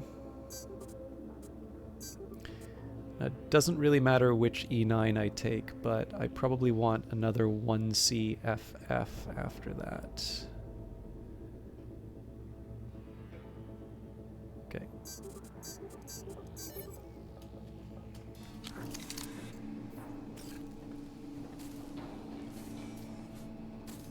Okay, so it looks like people are not patrolling anymore.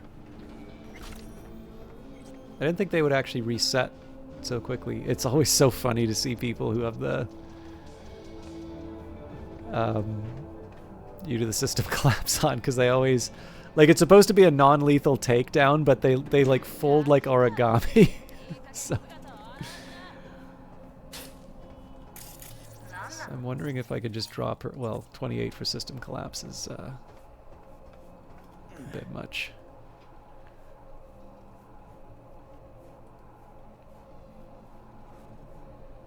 So this one's a risk because of the two guys sitting in the warehouse, but I think we can handle it.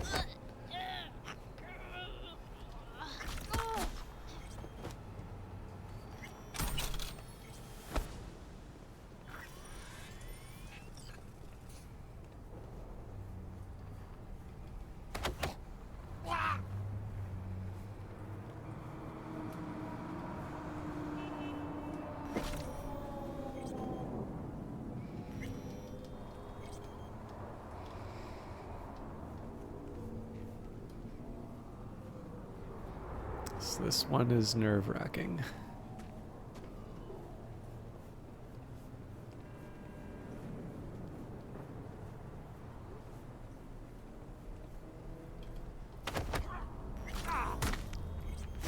I do like seeing that guy just immediately turn around in the background.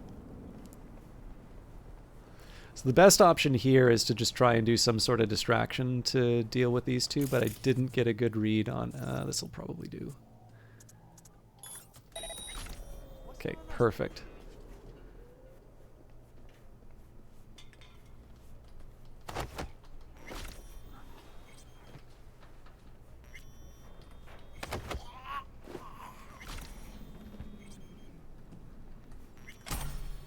So yeah, I mean, sloppy because of the way I took out the pair of guards earlier, but the dismount was okay. Anyways, yeah. So I was talking about started talking about the Genesis Shadowrun adaptation, and that one was kind of interesting because I didn't realize that the team that made that was also the one responsible for the Starflight adaptation. So Starflight, I'm sure there are other examples of this, but I personally haven't seen another case like this. It was like one of EA's first games, or maybe not first game, like one of its early ones, and there was like this team of first-time developers who made a game called Starflight. One of the earlier examples of procedural generation. And it had this really interesting story. It was very well received. I believe there was a sequel. And in fact, one of the leads on it, a guy named Gary Johnson, I think he's actually still making games, but he would go on to make another roguelike that is... rather well regarded, Toe Jam and Earl, probably better known as sort of kind of Sega mascots rather than the inherent merits of it. But I actually after finding out a little bit about Starflight, I actually kind of went out of my way to check out Toe Jam and Earl, and it's a really interesting little roguelike because the perspective of sort of what does the world look like from someone who's not a human, like there's this neat idea sort of underpinning it, and it works really well with a lot of the roguelike material. So Anyway, Starflight is a really neat one. I have played it on stream before, but the version that's available on GOG is the original PC version. I think it was available on a few different PCs, so I think you could play it on the Commodore or the Amiga.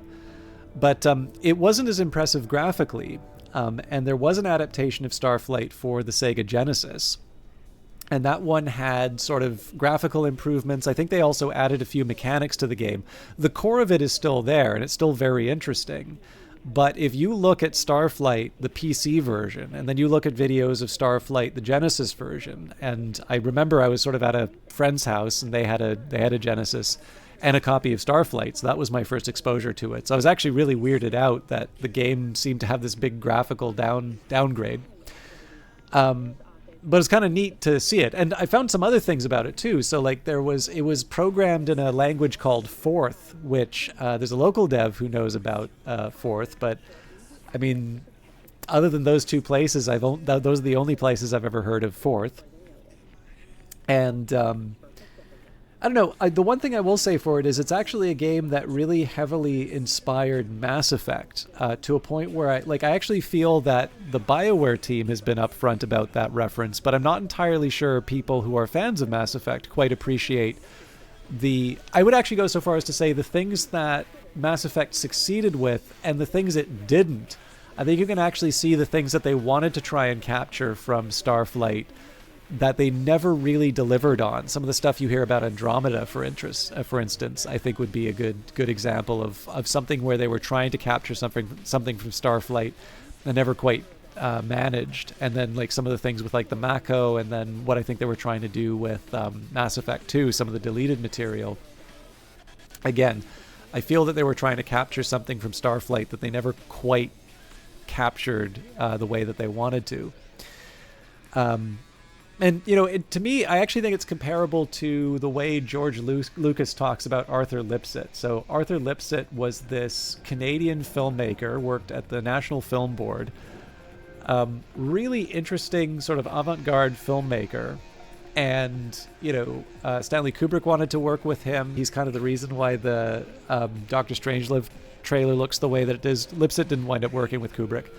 But if you look at George Lucas's student films, they are so very obviously inspired by Lipsett's work. And George Lucas has not hidden this influence. He has been completely upfront about the importance of Arthur Lipsett and the way that he influenced him. And yet you very rarely hear Arthur Lipsett referred to with George Lucas. Usually you have to have somebody talking about Arthur Lipsett talking about George Lucas's influence. And it's a shame because like George Lucas has been like really encouraging of people to like look out Lipsett stuff and what a big deal it was to him to sort of see those films. So, you know, likewise, I sort of feel like Starflight, it's almost this case where the people who made Mass Effect have been quite upfront about that influence, and yet I don't actually hear people talk about Starflight and Mass Effect as often as I think would be appropriate. Like I think more people have talked about Top Gun, the Top Gun reference in Mass Effect than they have Starflight. But the thing that I thought was really interesting about the Shadowrun connection, so it seems that the company that did the Genesis adaptation of Starflight made a Shadowrun game, and it's not the SNES Shadowrun game. It is a completely independent Shadowrun game. Yeah, no worries, Jamie. Sorry, I know it was more of a chatty one anyway, so hopefully it wasn't too dull, but thank you very much for hanging out, and we'll see you in the next one.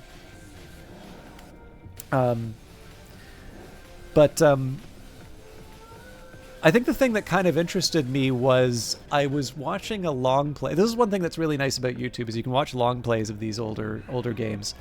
And the way that the quest system seems to work in Shadowrun actually does kind of have this sort of resemblance of a couple of ways that Starflight does things. And so there's a side of me that kind of wonders, you know, because like Starflight was made by like 5 people.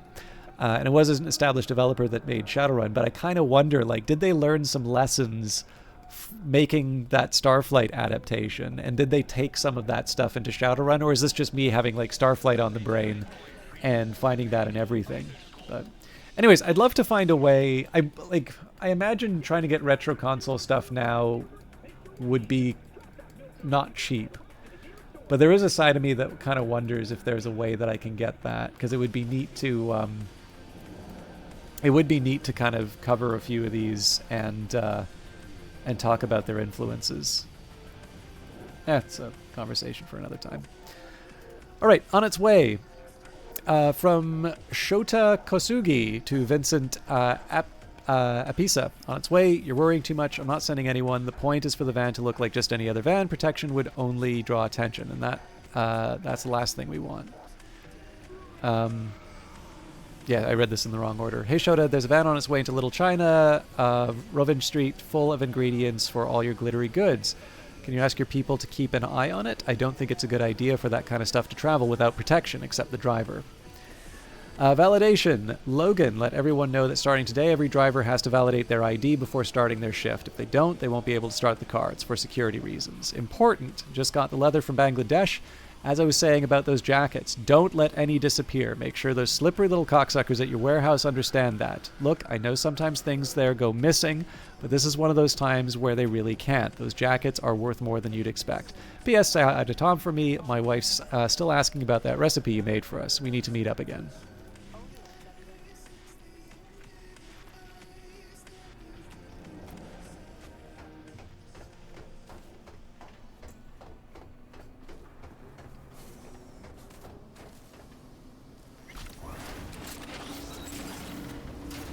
Strong.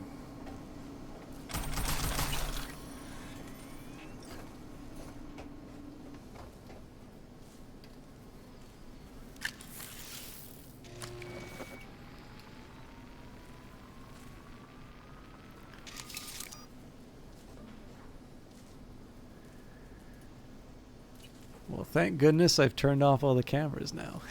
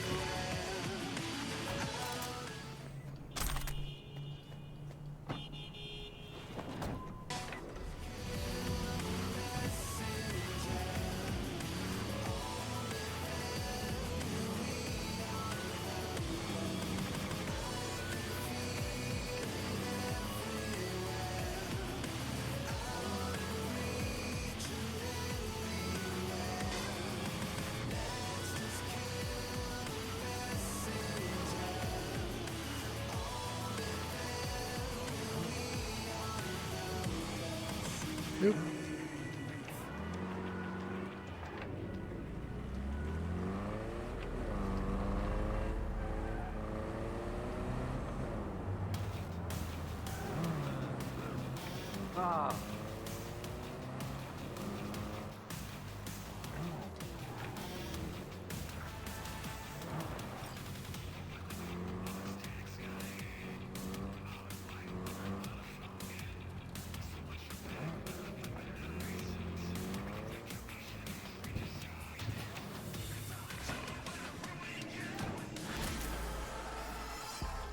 Van received.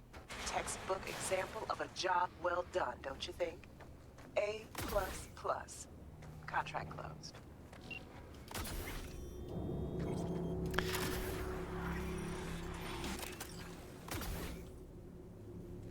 I'm trying to think. I don't want to draw too many people out for conversation if they just want to sit and watch. But I am kind of curious. So I talked about sort of Soviet-inspired cyberpunk, or like the hypothesis of something like that. And I have a bit of a small AI thing that I could show people if there was interest. But I'm kind of curious, like, is there a taste for discussion like that? Was there a preference for some more cyberpunk? People indifferent? Should I maybe wrap up early because there's a couple things that I can do? I'm curious if people have any feelings on this. Like, so for instance, because I've been talking quite a bit, might there be some value? I realize there's a guy lying down there. Would there be some value in me, just going to just chatting for a bit and talking about some of this extra work that I've been doing? I'm happy to do it either way. I'm just kind of curious how people might feel about one or the other. I'm going to take some time to set. Whoa, didn't mean to do that. Let me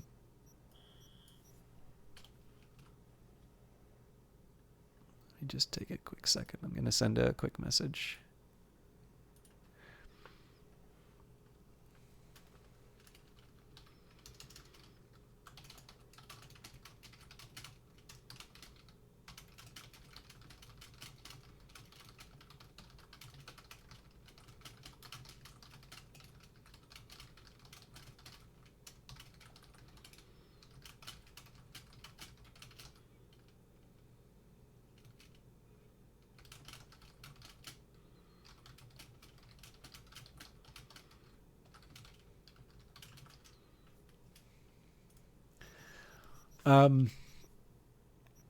Just wanted to see if there was interest in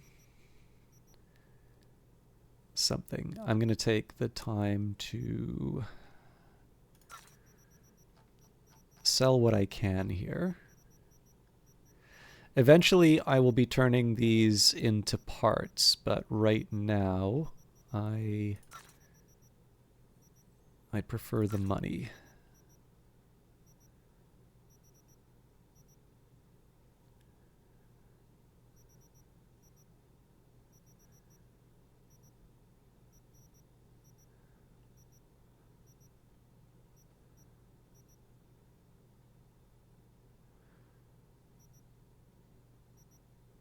This is such a shame.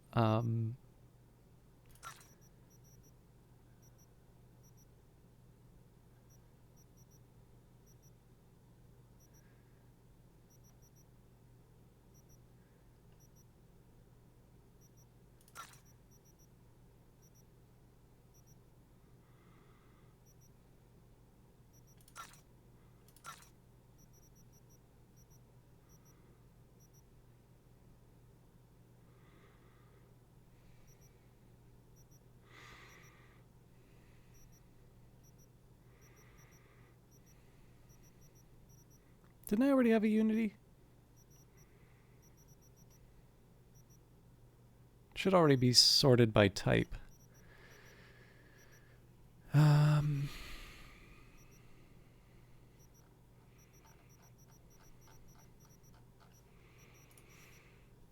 Okay. Right now I'm just trimming it down to unique tier 5 or higher.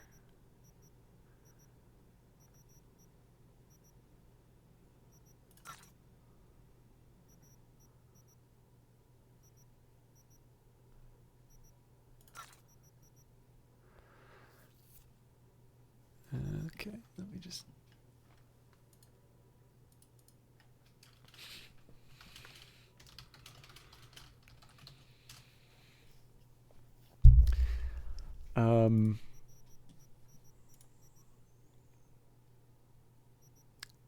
I will probably make some decisions in terms of the outfits, but I'm going to hold off on those. And I am going to... So at some point, I probably do want to sell... Actually, you know what? Where I'm at right now, especially because I'm already at 100,000, let me see if I sell the booze. I don't think that should be... I don't think that should be enough for me to get the apartment, but I do apologize. I know I normally read the drink advertisement, but I've actually committed myself to doing something now that I probably should have. Should have earned myself a little more time on. So the exotic flora and fungi mystery bag. Invisibility is a state of mind. Just close your eyes and down the bag.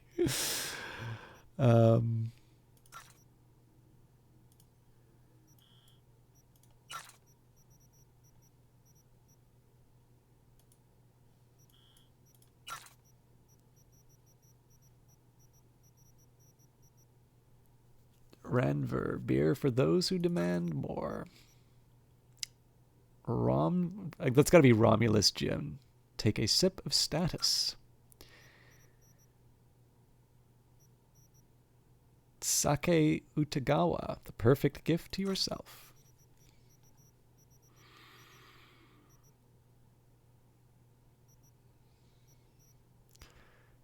Tequila Especial. Savor that spiky agave punch. Trail Brew beer, bursting with yeast. Yikes Tofu bar. Flavor doesn't keep you moving. Calories do. Black lace. My God, sometimes you just want to feel like a badass motherfucker.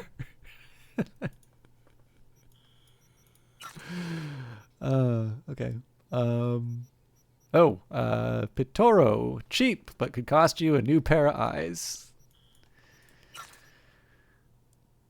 Pingo Palido. A touch of class. Okay, I think that's all the booze. Apparently, like the one Cyberpunk character who's a teetotaler. So here's what I'm thinking about these. I'm going to have at most 3 weapons. So I'm going to sell, like, so all of these should be tier 5. So I should have 3 Babaragoa.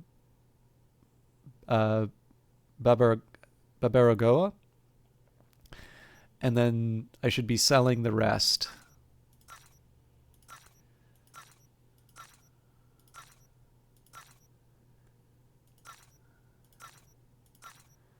And likewise, the Daibuk.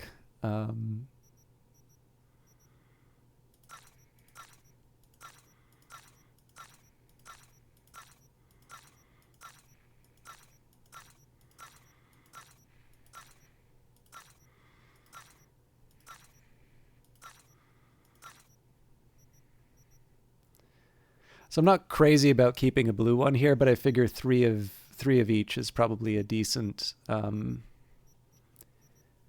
standard to have.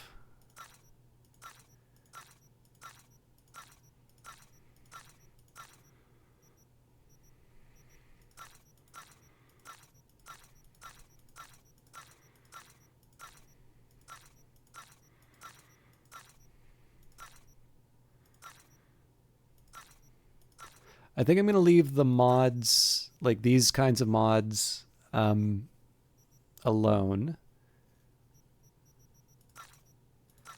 And that's just because I'm not 100% sure what I want to equip yet. Obviously, when I settle on a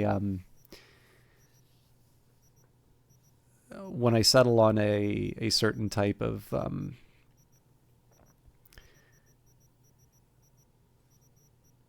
weapon,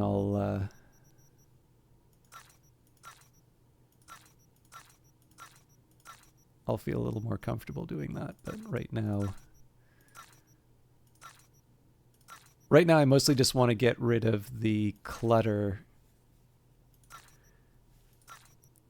And even now, this is more than I really need, but because I will have at most 3 of any given weapon, I figure limiting the duplicates to 3 is a way that I can kind of keep my options open while still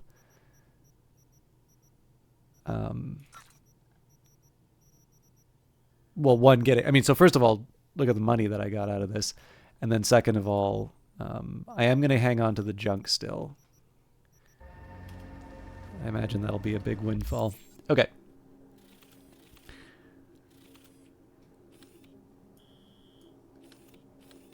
So I'm not going to rule out doing more missions.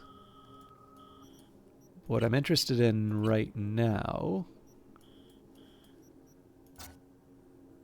is the apartment for rent. Unless... Did I get all of them already? Huh. Fancy that. For some reason I thought I had one more to do. Okay. With that in mind then, I think I'm going to try and do one more job, and then I may talk about some of the writing stuff I was doing.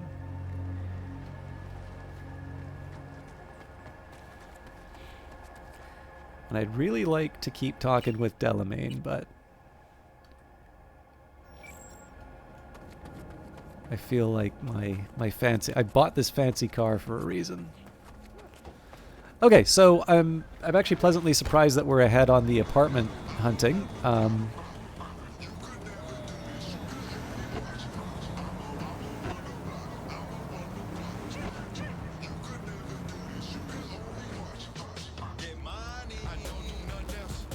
Yes, I remember this one.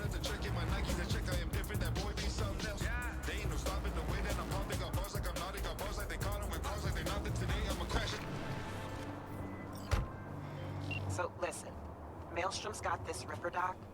Thing is, they're keeping her against her will, forcing her to work. Could you go grab her from those psychos?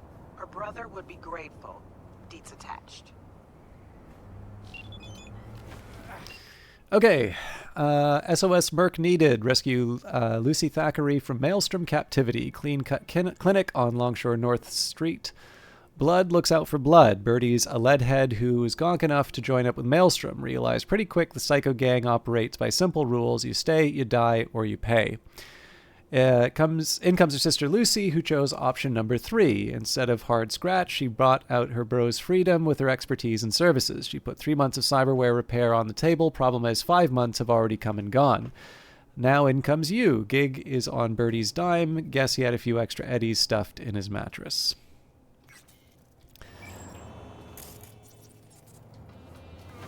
So I seem to recall bungling this one the first time I did it, but...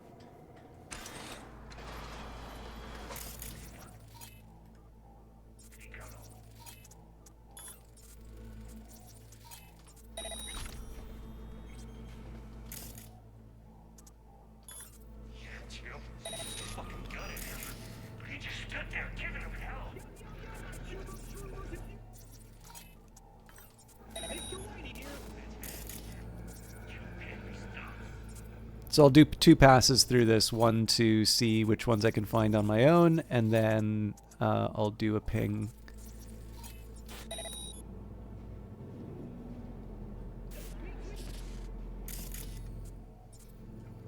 This one I could probably actually just drop right away, but...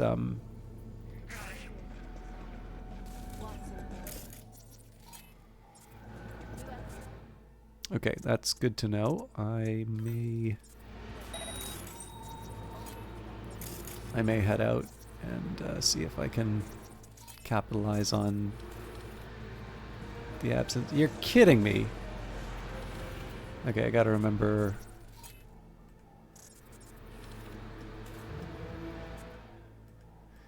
Okay, so for some reason I'm not able to tag. Well, let's try the feet.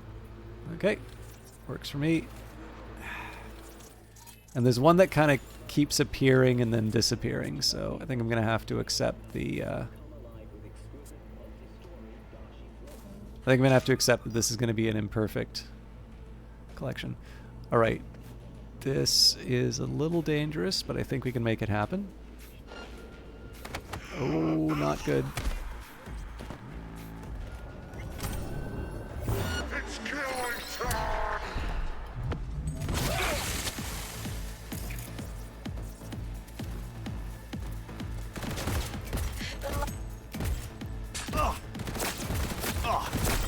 Slice and dice! Slice and dice!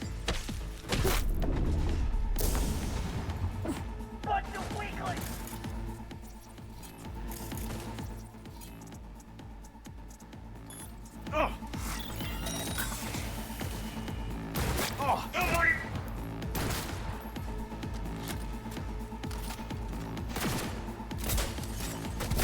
I'll deal with this fuckstick.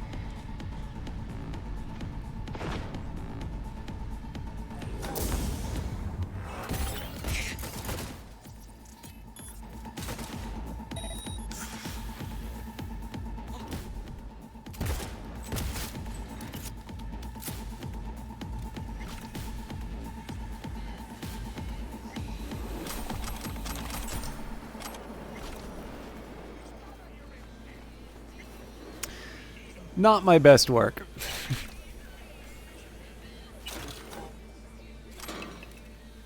Is this Plutarch?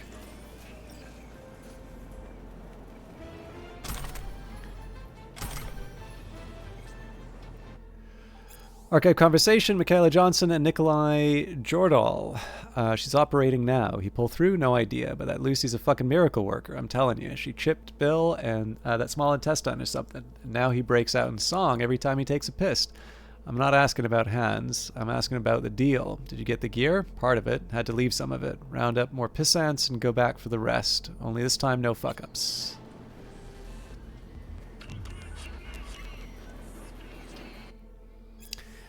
It being my purpose to write the lives of Alexander the King and of Caesar, by whom Pompey was destroyed, the multitude of their great actions affords so large a field that I were to blame if I should not by way of apology forewarn the reader that I've chosen rather to epitomize the most celebrated parts of their story than to insist at large on every particular circumstance of it. It must be borne in mind that my design is not to write histories, but lives, and the most glorious exploits do not always furnish us with the clearest discoveries of virtue or vice in men. Sometimes, as a matter of less moment, an expression or a jest informs us better of their characters and inclinations than the most famous sieges, the greatest armaments, or the bloodiest battles whatsoever. Therefore, as portrait painters, we are more exact in the lines and features of the face in which the character is seen than in the other parts of the body. So I must be allowed to give my more particular attention to the marks and indications of the souls of men, and while I endeavor by these to portray their lives, may be free to leave more weighty matters and great battles to be treated of by others. So I think that's kind of a neat one, because again, we've talked a couple of times about fame and we talked about the passage in the Iliad, but this is also kind of a neat one to take Plutarch, which is obviously an influence to writers such as Shakespeare, and to have the specific influence in terms of its representation of fame is a nice little influence. Britt Danson and David Kolvig. No, really, it's okay. It just scraped me. That's so. I heard someone almost bit the dust. That would be Hans. He got hit bad. Could see his intestines. Can't get the smell out of my head. Fucking scav psychos. Yeah. Okay, I meant to jack in, but... 7A5C... Sorry, 7A55 1C. 1C 1C FF.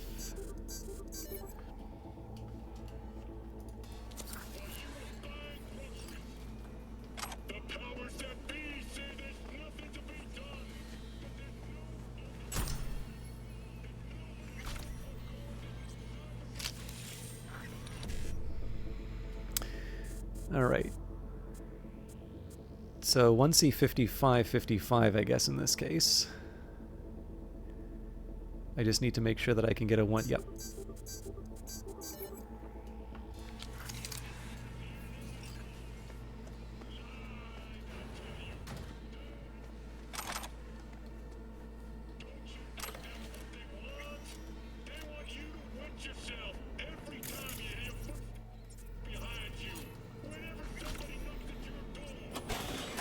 Again, don't really want the Nicola, but... okay, 1C7A55? Not here, but I can maybe get a 1C BD.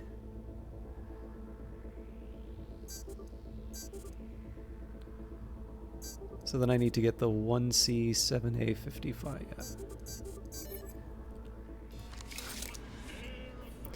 I'm trying to remember if I can get a better cyber deck or if I'd have to... Like, so there's... what I'm looking for is the Pareto improvement, so I can get a better...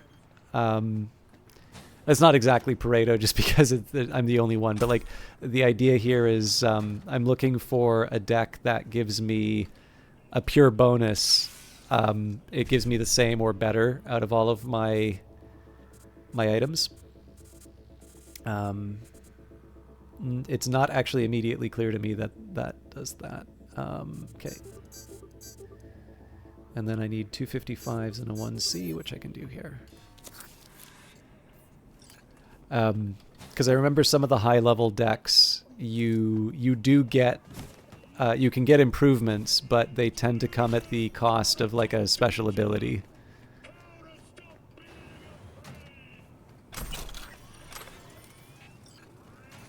Don't shoot. Hey, lady. I'm a doctor. I'm not part of the gang.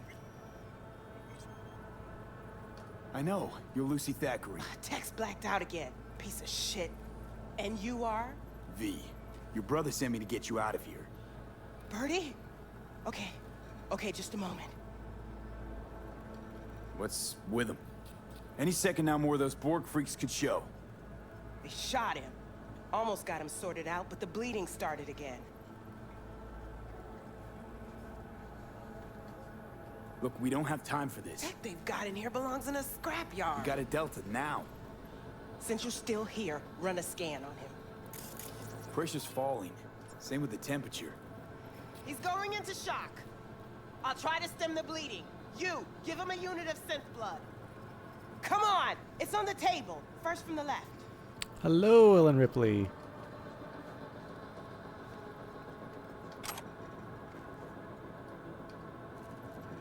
So I just got to finish off this, and then we can... Just not in my hand. Okay, gotta wait a bit before it closes up. Why are you doing this? I'm a doctor. He probably killed more people than you'll ever save. This is an operation, not a court hearing. All right, crisis averted. Looks like. Rest he'll just have to sleep off. Thanks. Now we can go. Yeah, well, part of what we'll talk about is sort of inspired by this. So, but as you can see, it's been a bit of a quiet. Driver's waiting. Get Lucy to the car. I'm sure she's gonna love seeing all the bodies that I just left here. But yeah, some of what we'll be talking about is definitely inspired from a chat that we had yesterday. I didn't get through as many missions as I wanted. Close to me, head down. But I also did realize that I already got all my my apartments. Come on. So Just a little farther. man, that guy really burns for a while.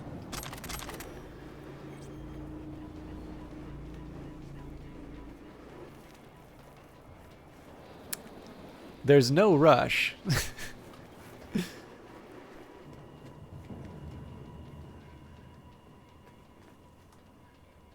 You ride, get in. Yeah, the millennial dream. Property ownership. Where'd my car go?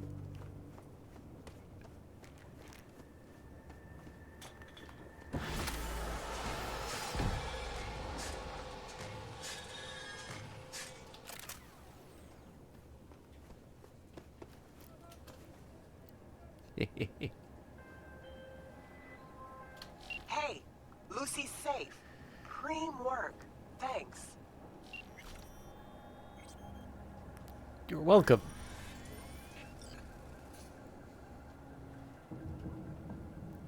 I still feel like a bit of a clown doing all that inventory work, after finding out, or sorry, now that I know I didn't have an apartment to buy.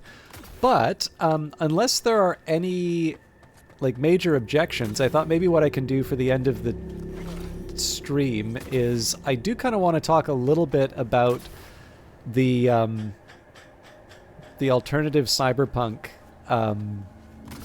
setting that that we talked about in the previous stream, because I did a little bit of work to develop it, and I thought the thing that was interesting about this was that what I got from the LLM to me is not sufficient to develop the it's not sufficient to sort of develop it in an interesting way. But I do think it actually resulted in some neat ideas, which I would like to pursue. And then I can talk a little bit about some of the ways in which I would, I would improve it. Because I do actually intend to sort of follow up on some of this stuff. But one of the things I've specifically been trying to do is, how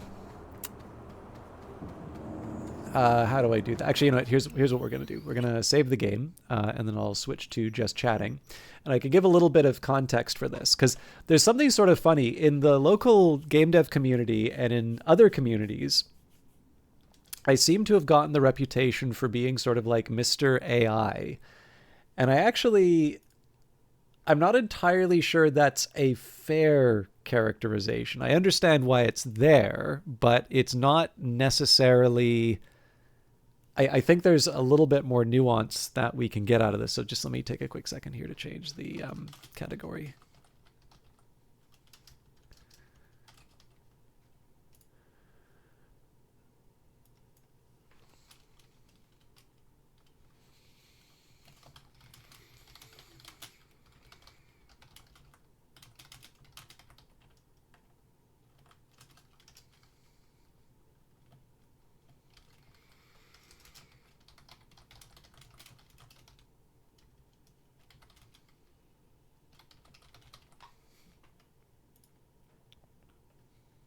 Not what I wanted.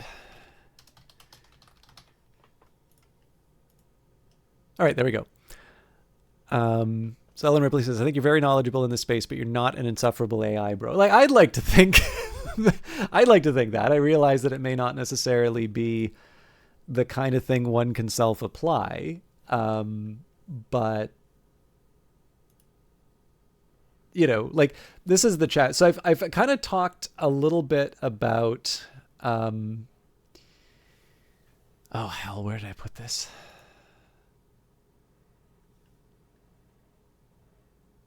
Okay, cool. Yeah.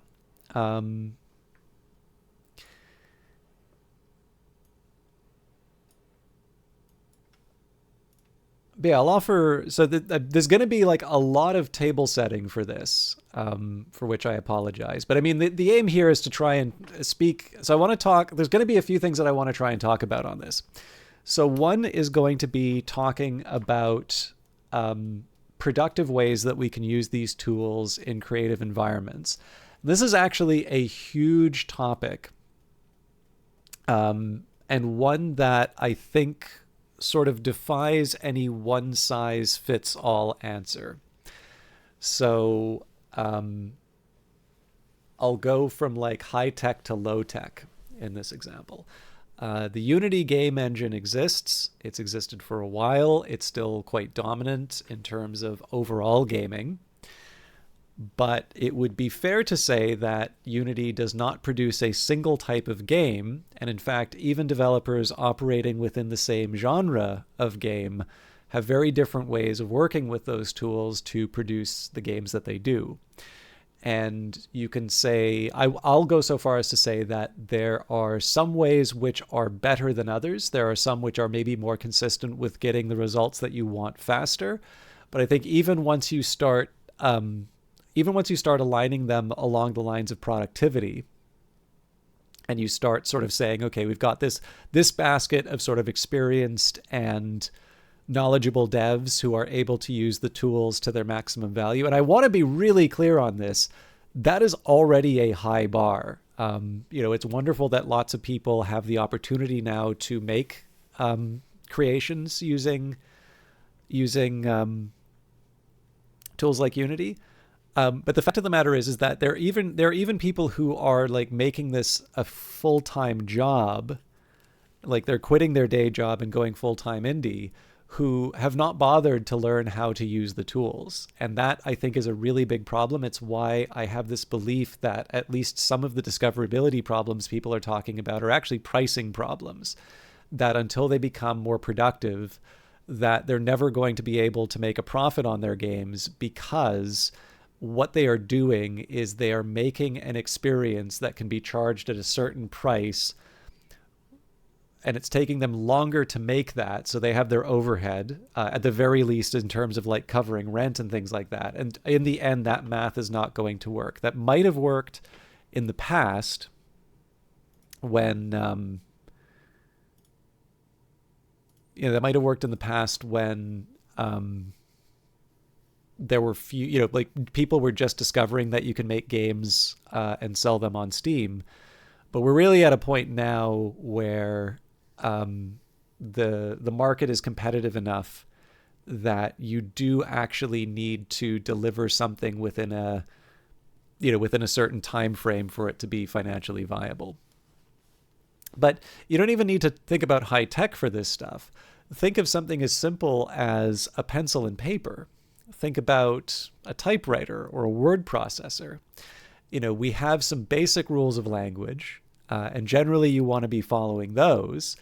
But the amount of expression that is permitted in terms of putting words on a page is enormous, right? That we're still plumbing the depths of that, and that's even ignoring some of the specific adjustments and flourishes that people put on. So like I'm thinking, like Cormac McCarthy and his sort of idiosyncrasies in terms of how dialogue works. That would not normally be what people recommend or how they do it. And yet that is one of the things that people will talk about in terms of this specific writer and their style, and one of the things that makes them so unique.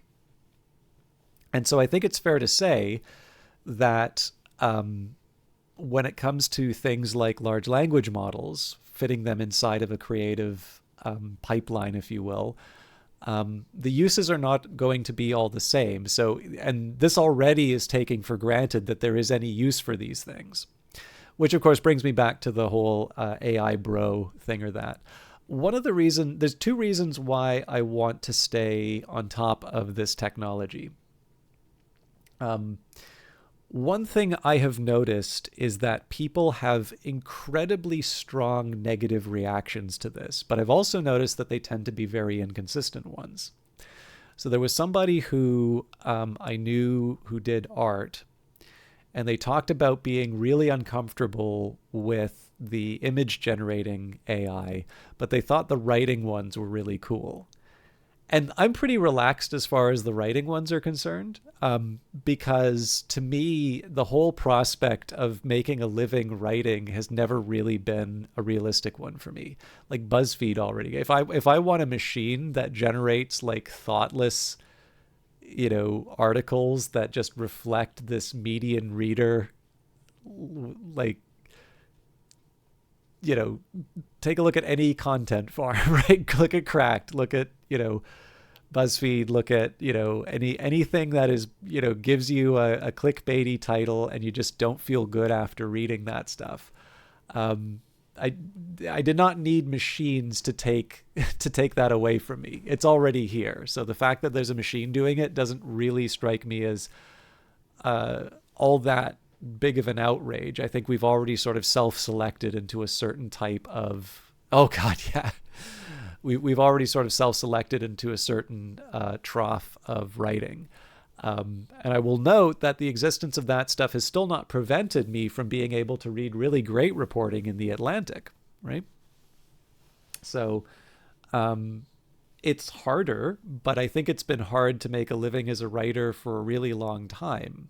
And I'm not entirely sure that this is even unique to our period, right? Like Geoffrey Chaucer was a civil servant. There's lots of writers who have sort of relied on patronage or, some sort of academic posting or effectively a day job in order to do what they do. Is it good or bad that they need to do such a thing? I don't know, right? Like Dan Brown kind of seems to be able to make a living doing his writing, but I'm not entirely sure I'd like all of the things that I read to read like Dan Brown. With all due respect, like, this guy's sold more people will be familiar with Dan Brown stuff than will ever be familiar with what I've written, right?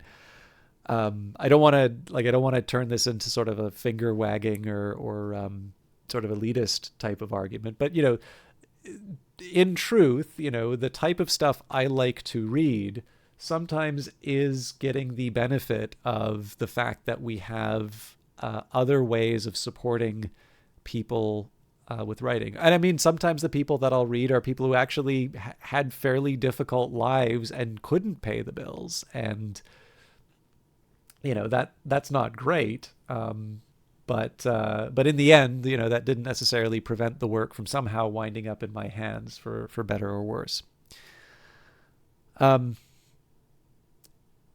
So one way or another, I haven't necessarily felt... Okay, so I guess I have not felt as strongly about these technologies as other people seem to. And I think one of the things that has pushed me to use them a little bit more is that usually around the time that there seems to be a consensus view about, the goodness or badness of something, I kind of hate that this seems like I'm just automatically trying to be contrarian, but I really do have a bit of a contrarian streak on this. I will very much want to lean in on the sorts of things that people are sort of saying, repent, heretic, renounce Satan. And again, like I don't like saying contrarian because I think there is a sort of thoughtless contrarianism where you're automatically going to run in and be a pest about it. So like, if there's a social movement going on, to automatically reject that social movement, positive or negative. So, slavery is bad. Actually, I think slavery is great. This is incredibly stupid. This is a completely thoughtless, like no matter whatever rhetorical flourishes you put on it, that is a just thoughtless and uninteresting way of behaving. But to see these really visceral reactions, yeah, please do not take this out of context. These very visceral. I think probably Crusader Kings was the worst for that sort of stuff. Talking about people having the wrong religion and justifying wars for that. But it's inevitable. I'm sure anybody with a sufficiently long-lived strategy YouTube channel is gonna have problems. But yeah, like I think usually when I see this kind of strong reaction to a technology, it does make me wonder. So what's the deal here? And I think one of the ways that I sort of felt about this was there was somebody used to stop by the channel, and this was during, I think, NFTs. And there was this person in the channel who was saying that they were quite excited by NFTs and they thought that there was something interesting going on there. And the streamer like really got on their high horse and started, talking down to this person and like, don't you know how bad it is for the environment and blah, blah, blah. It's all a scam and so on. And they're sort of saying is like, I sort of understand and like, I get that. And they sort of offered their responses to the environmental thing. I think they actually talked specifically about some of the different, proof of work versus proof of stake. And they say, it seems like they're actually addressing that criticism. And I think there's something kind of exciting that can happen out of this. And I actually don't share that view of NFTs. I actually don't really see what the use is for them. But what really bothered me here was that there was somebody who was expressing how interested they were in this thing, and that all that the streamer was really offering was the same tired responses that are, you kind of can see the checklist of things that you're supposed to say if you're one of the like good people. Genshin Impact update. I don't know, like I felt kind of bad because it really felt like this viewer was trying to share something that they were interested in and tried to meet the broadcaster where they were in terms of their concerns, and that ultimately this broadcaster just repeated the same points over and over again to a point where it was clear to me that they did not really understand this topic very well. And and again, like this was not my conversion moment in terms of NFTs. The closest I get to any kind of warm statements about NFTs are that I went to an exhibit on Rembrandt in Amsterdam, and it talked a little bit about sort of some innovations in etching that he used. So like I think it was like a copper plate process or something like that, and how prints were very popular because you could produce a lot of them and you could sell a lot of them. And the fact that sort of like Rembrandt was quite a prolific printmaker, but that he specifically limited his runs to sort of preserve their value and maximize profit. And so like when I saw that, I was sort of like, okay, this guy totally would have been making NFTs today. And again, that doesn't make them good, but like, this is it. Like, if you look at that specific time in terms of Amsterdam, this is exactly the time when you see a lot of very ambitious, well-capitalized artists trying lots of different things in a very competitive market with a society that's becoming very wealthy. This is sort of during that Dutch golden age where they were really dominating trade.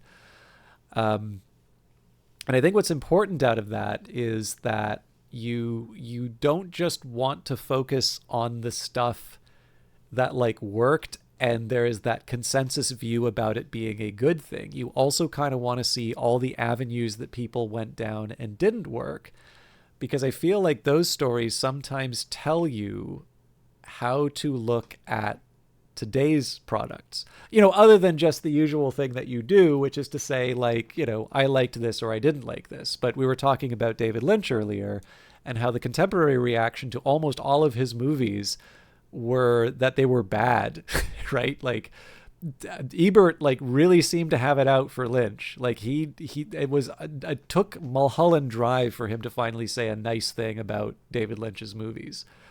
And David Lynch incorporated it in his marketing, right? 2 thumbs down, 2 more great reasons to see Lost Highway.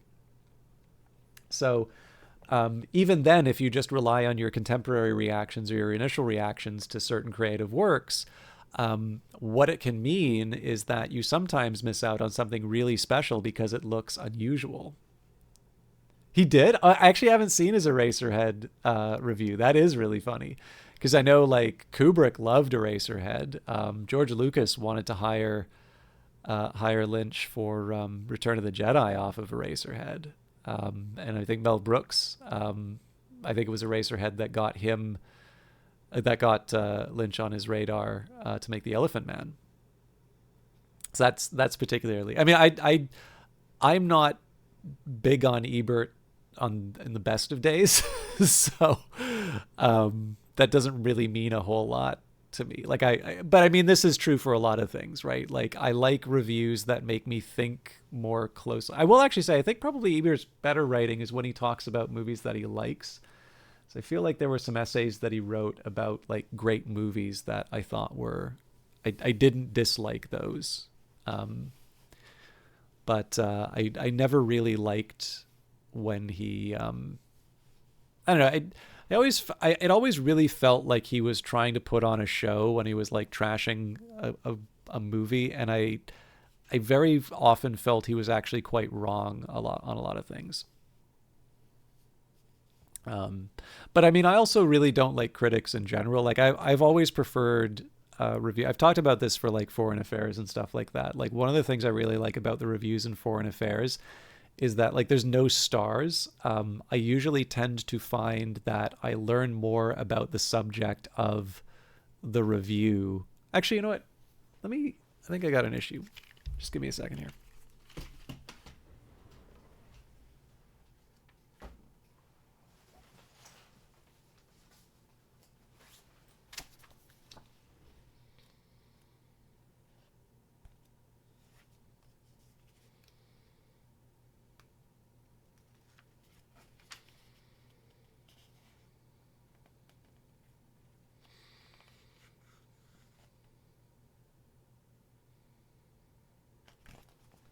Okay, I haven't actually read this, so this may be a bad example. But under recent books, Western Europe, Andrew Moravsik, Freedom Memoirs, 1954 to 2021 by Angela Merkel with B.D. Baumann, St. Martin's Press, 2024, 720 pages. Merkel enjoyed an improbable rise from East German chemistry researcher to her reunited country's first female chancellor. For a time, she was the world's most respected head of state at the center of events from the inaugural Global Climate Congress in 1995, which she chaired, through the financial, immigration, and pandemic crises of the subsequent decades. But since retiring from public life in 2021, she has faced criticism for having misjudged the ideological threat from Washington, the social threat from mass immigration, the geopolitical threat from Moscow, and the economic threat from Beijing. Unfortunately, in this memoir, she declines to respond to those critiques. The book resorts to boilerplate vignettes that do not go far beyond what is already in the public record. Even so, Merkel's admirably self-effacing personality shines through, as when she touchingly describes her feelings of wonder on her first night as chancellor.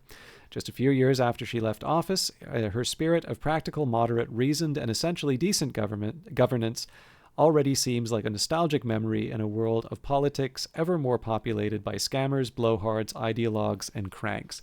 So actually, I will say that this is probably the closer to a regular review that I've read in this publication. And I argue, I mean, it does, it provides a little bit of context in terms of the state of the world after. But I don't know, like, I sort of feel like, as far as a review is concerned, like, this is definitely not one of the examples of the, like, I feel like more knowledgeable about this subject having read this review. But I feel like this is not necessarily a glowing review for this memoir. However, it does give me something to, like, if I were to sit down and read this book, and let's face it, I mean, there is probably a chance that I am going to read this at some point. This definitely gives me something to think about reading it. And that's, I mean, let's face it, this is not a long review. So I've definitely read plenty of reviews that take probably 5 times as long as this to communicate less. But yeah, that probably wasn't a good example. I should maybe find specific examples that I was thinking of. Let me just put this away and we can get to the topic at hand.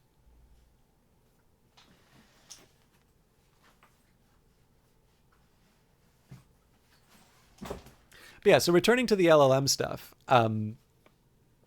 you know, I think, so one thing for me is where I can, I want to see what the big deal is. And specifically when I see people just becoming what I would say maybe absurdly angry about something, it does kind of make me want to, understand, like, where is this coming from?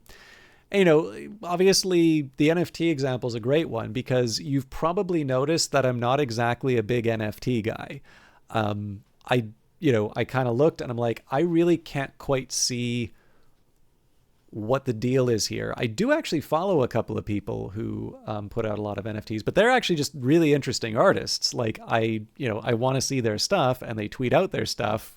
Thus, I follow people who at least previously put out a bunch of NFTs, but I would never consider buying them. But when it comes to LLMs, I have actually found, at the very least, I should be careful with this. I have found a couple of narrow use cases. I tend to find whenever I try to put this stuff into, like, production, you bought some NBA ones? That's actually kind of funny. I will confess, so one example that I thought was interesting for an LLM was I thought it did a decent job of suggesting a database schema. And it didn't get it right away, but if I gave it a little bit of prompting to, like, introduce the idea of, like, foreign keys and things like that, it actually did a decent job. The part where I burned myself was asking it to turn that into some Python code that would then implement the schema, like, so something in SQAlchemy. And unfortunately, I don't know if this was just the, like, the parameter to sort of perturb the results so that you get a little bit more creativity from the LLM, but that, whatever it was, there were these just subtle differences in terms of some of the tables, which were really hard to notice. But when I actually did sort of a robustness check, like, I was actually pulling the data that I'd collected, and I realized, after running it for a couple of months, that there was actually a big gap in my data set, which was specifically brought about by this small imperfection, which the schema was correct, but the implementation that actually put it into an SQLite table, that didn't work. And so as a result, I had a bunch of extra work to do from that. So, again, it's very funny to hear from people that I am an AI booster, because I would suggest that I'm actually one of the, I have some people that I know who are all in on AI. Like they effectively unironically do vibe coding. And I would actually say I very much resist that for the reasons that I've articulated. So at least among the people I know who do engage with modern advances in AI, I would count as one of the skeptics. But they, the thing is that I don't even think this stuff is really about the merits of the technology anymore. I think this is about whether or not you're on my side. And inevitably, I always like to call them the just be kind crowd. The just be kind crowd always becomes just some of the most toxic and aggressive people that you encounter. So there was a publication that I've told this story before, but there was this publication that I was, they sort of ran a call for submissions, and I put one in. They accepted me. I was supposed to be paid an honorarium. So put in my piece, went through the cycles of review, didn't entirely agree with all of the changes, but I don't think anybody's going to be like, yeah, this editor is 100% correct. But, I put the thing together, did the best that I could. And the thing is obviously getting delayed. It was supposed to show up on the play date. Deadlines kept getting pushed by, and I'm like, okay, it is what it is. I'm happy to have been considered, right? And then they asked and were very insistent on having an author image, and I'm like, well, I'm not going to use my real image, but I did have an artist, actually the same artist who said that they liked the writing LLMs. So I commissioned them to do an image for me. They did sort of this little pixel art thing for myself. I actually overpaid them because they offered a very small amount. What I effectively did was I didn't give them the full honorarium, but I gave them more than half. And the important thing here is I'd not yet been paid it, right? They're going to pay out the honorarium on publication. Now, to this day, this thing does not seem to have been published. But the guy running the publication does have a Discord, and I have shared some writing that I do. And one bit of feedback that I got from a game developer actually was that to get more people reading my blog, I should include an image and then, put the link as the second comment. And my feeling on this is that that is not the reason why people don't read my blog. But it's like, I want to be on board with this. Like, if people are giving me recommendations, I can't argue with the recommend. These are things that people do, and they do seem to have more successful blogs than I do. So I should at least, I shouldn't ignore it, because then I'm just going to stop getting advice from someone who has actually been more successful at getting social media attention than me. So I've been using Copilot here to generate some images. When I did that for that particular group, no comments whatsoever on the essay. Everybody's immediately pointing out all of the problems with the image and hunting as to whether or not it was made with an LLM. And I very gently but firmly, gently but firmly is probably a contradiction, but I said, could we maybe address the comments in the blog rather than this image? And the ultimate decision is, there's no explicit ban on AI generated images, but delete it and just put your article in. And I'm like, nope, that's a level of hypocrisy I'm not, I'm not willing to take, especially because this person knows full well I'm out of pocket for art. The only person who has paid an artist for their stuff was me. And I should actually maybe just say, I mean, this seems petty. I should actually probably send an email to this guy saying like, I am withdrawing my article from publication. But yeah, I like, again, it is always the just be kind crowd, right? It's always the people who talk about kindness and, you know, just have empathy for people. It is always that group that winds up, you know, just waiting for the excuse to be an asshole to somebody on this one. And like AI just happens to be one of those cases where people do. So like it's effectively like, I think some of these people are just looking for social license to be a bully. So they don't really have the issue with the AI so much as they know that everybody else is is going to be okay with them being mean. So this is where you hear all this stuff about like AI slop and whatever. It's like, yeah, you know, the internet, famously a paradise, you know, every piece of content you used to see on the internet was stuff that you felt good about and you really loved and cherished. And then the LLMs came, and that was the only time that you had to move past content that you didn't care for on the internet. Like, it is just a completely incoherent set of complaints about it. But it's the world we live in, right?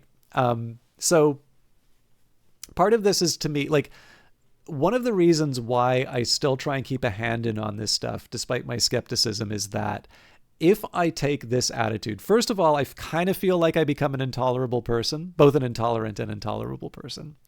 But second of all, I actually really do feel like there is a good chance that if I start thinking that way, that I'm potentially going to miss out on a good use or something helpful. So one thing I wish that these were better at, I could really use an editor.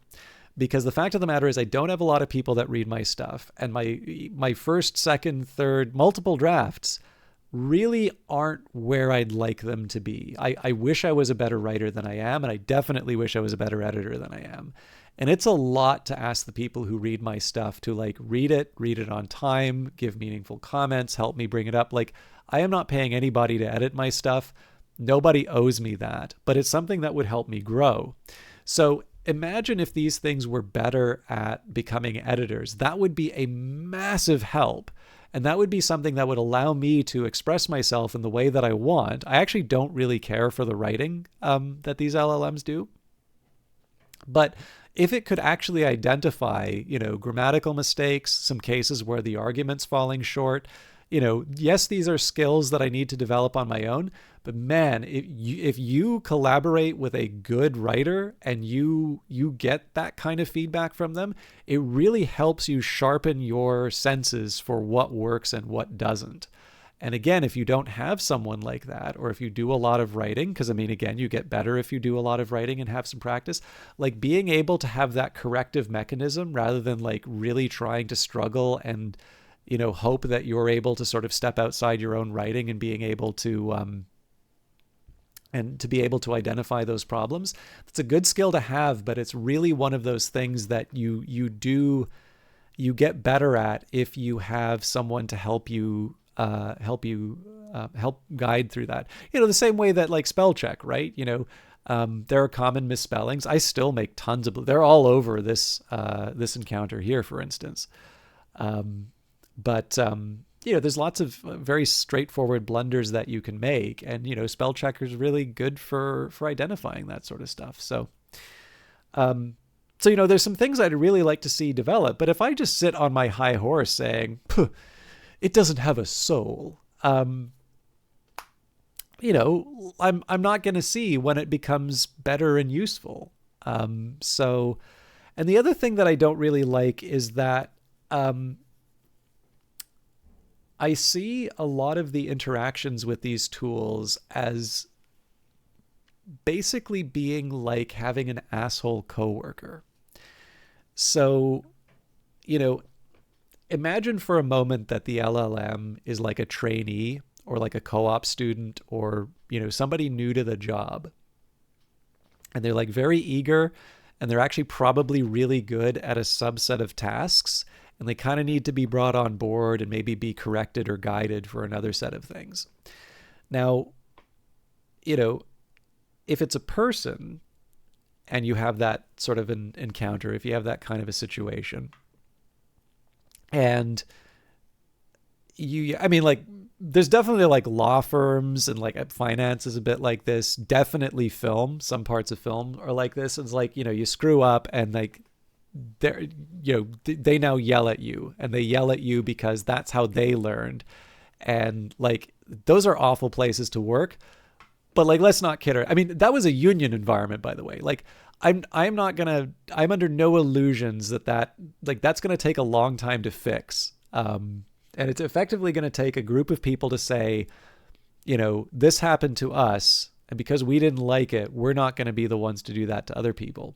There's also a whole set, like, there is kind of this whole idea of like bonding over trauma, basically, right? So like, there's Hell Week with the SEALs is probably the really good example, like, and hazing. Like, there is a reason why this stuff has actually been hard to root out of schools, and like, human behavior is weird, and it's not always very pleasant.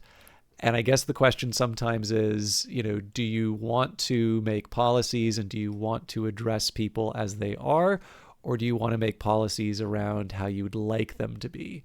And obviously, if you do that, you're potentially setting yourself up for disappointment when it turns out that people don't actually behave the way that you do. So like, you can put up a poutine stand, you can put up a celery and carrot stand, and I know that the celery and carrots are good for me, but I'm probably going to get like the Philly cheesesteak poutine because, like, let's face it, that's delicious. So, although I do like vegetables, so maybe I do. I don't know. Are the vegetables cheaper? That's the real tasty one for me. So, the thing is that, it's easy when it's a person, but when it's a computer, when it's a text box, again, I sometimes feel like we're all just waiting for that chance to be a bully. And so, if you become the jerk coworker, you're like, this AI is stupid, I'm never going to use it again. I actually really do. People ask me if I've lost a bet when I'm like eating a salad with my food. I'm like, I like it. I was actually a little sad at the grocery store. There's like normally Ontario grown lettuce that was all sold out. So, and I wasn't going to buy the alternative Patriot. Yeah,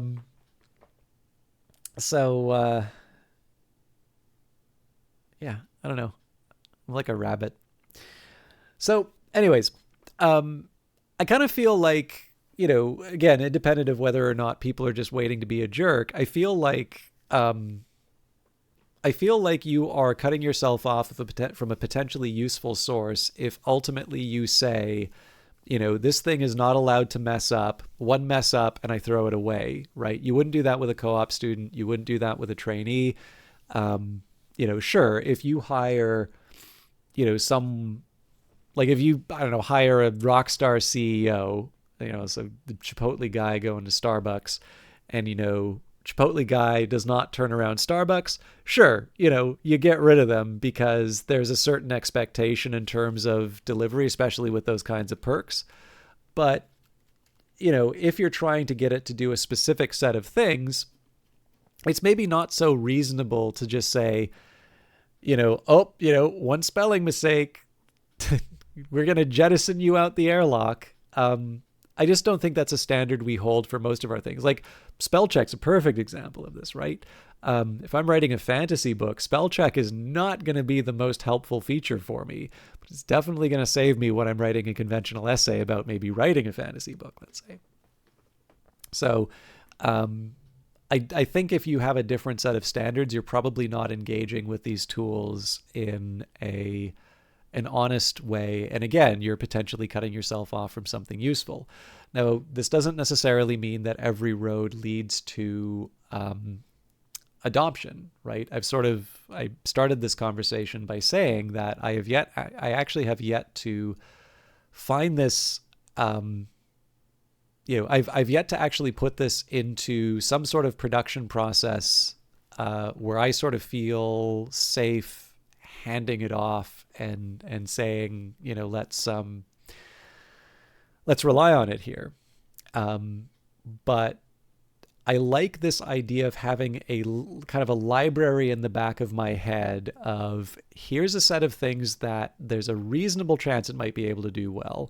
And here's a set of things that I don't necessarily think that it's going to be able to do. And sort of here's a set of use cases that maybe I want to test and see how it's going. Because, of course, this tech is being developed all the time. And so some of you may remember last week, we had sort of this thought experiment in terms of figuring out, what's at the heart of cyberpunk. And the thought experiment was, what if the Soviet Union had developed its own cyberpunk? And Ellen Ripley, who may be the only person watching right now, will have a laugh about this because I do have it's not specifically just to troll this one person, but there is someone who seems to react quite strongly to communism coming up at any given time. So this idea of like taking a super popular genre like cyberpunk and, adding the hammer and sickle to it is just hilarious in its own in-joke kind of way. But it's actually, if you scratch the surface of this is a really interesting question to ask. I'm sorry, he says modestly for the question he posed. But no, like if you think about this is actually one that can lead to some really interesting ideas. So keep in mind that cyberpunk has this anti-capitalist sort of thread running through it, right? So you can see, well, the Soviets don't like capitalism. Of course, they're going to generate a cyberpunk. Well, they didn't. And I think it's also fair to say that the critique of capitalism in cyberpunk is actually probably very different from a Marxist critique of cyberpunk.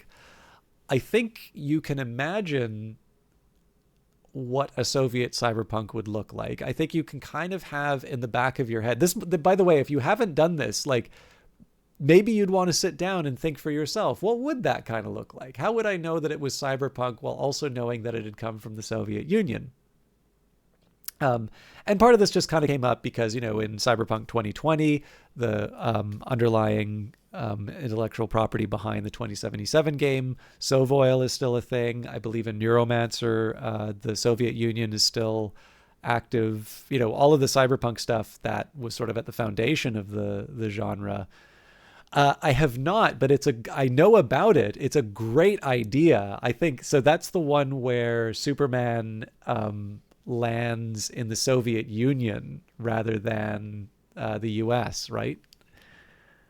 Because I thought that was a really great idea for a comic, and it's one I'd actually really like to read.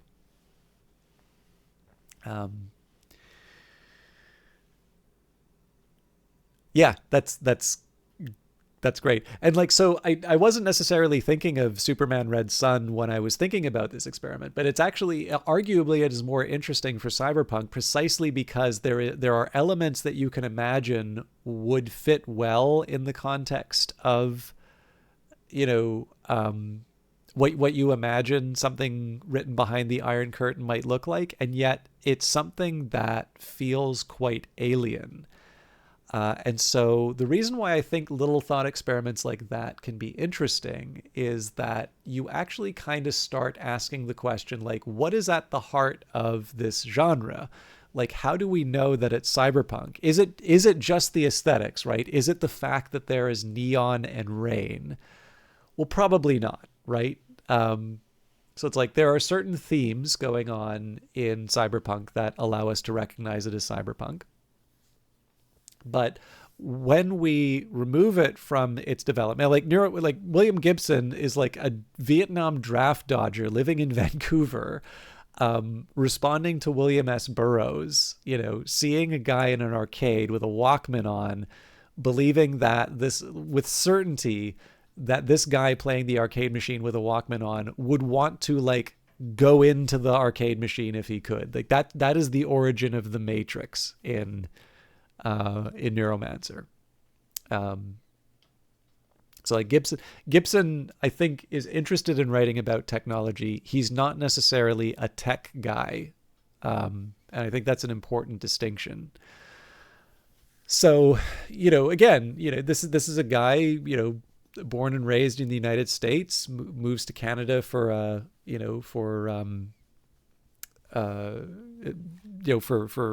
personal reasons, political reasons, and has a very interesting and long-lived literary career. I think he's an interesting writer.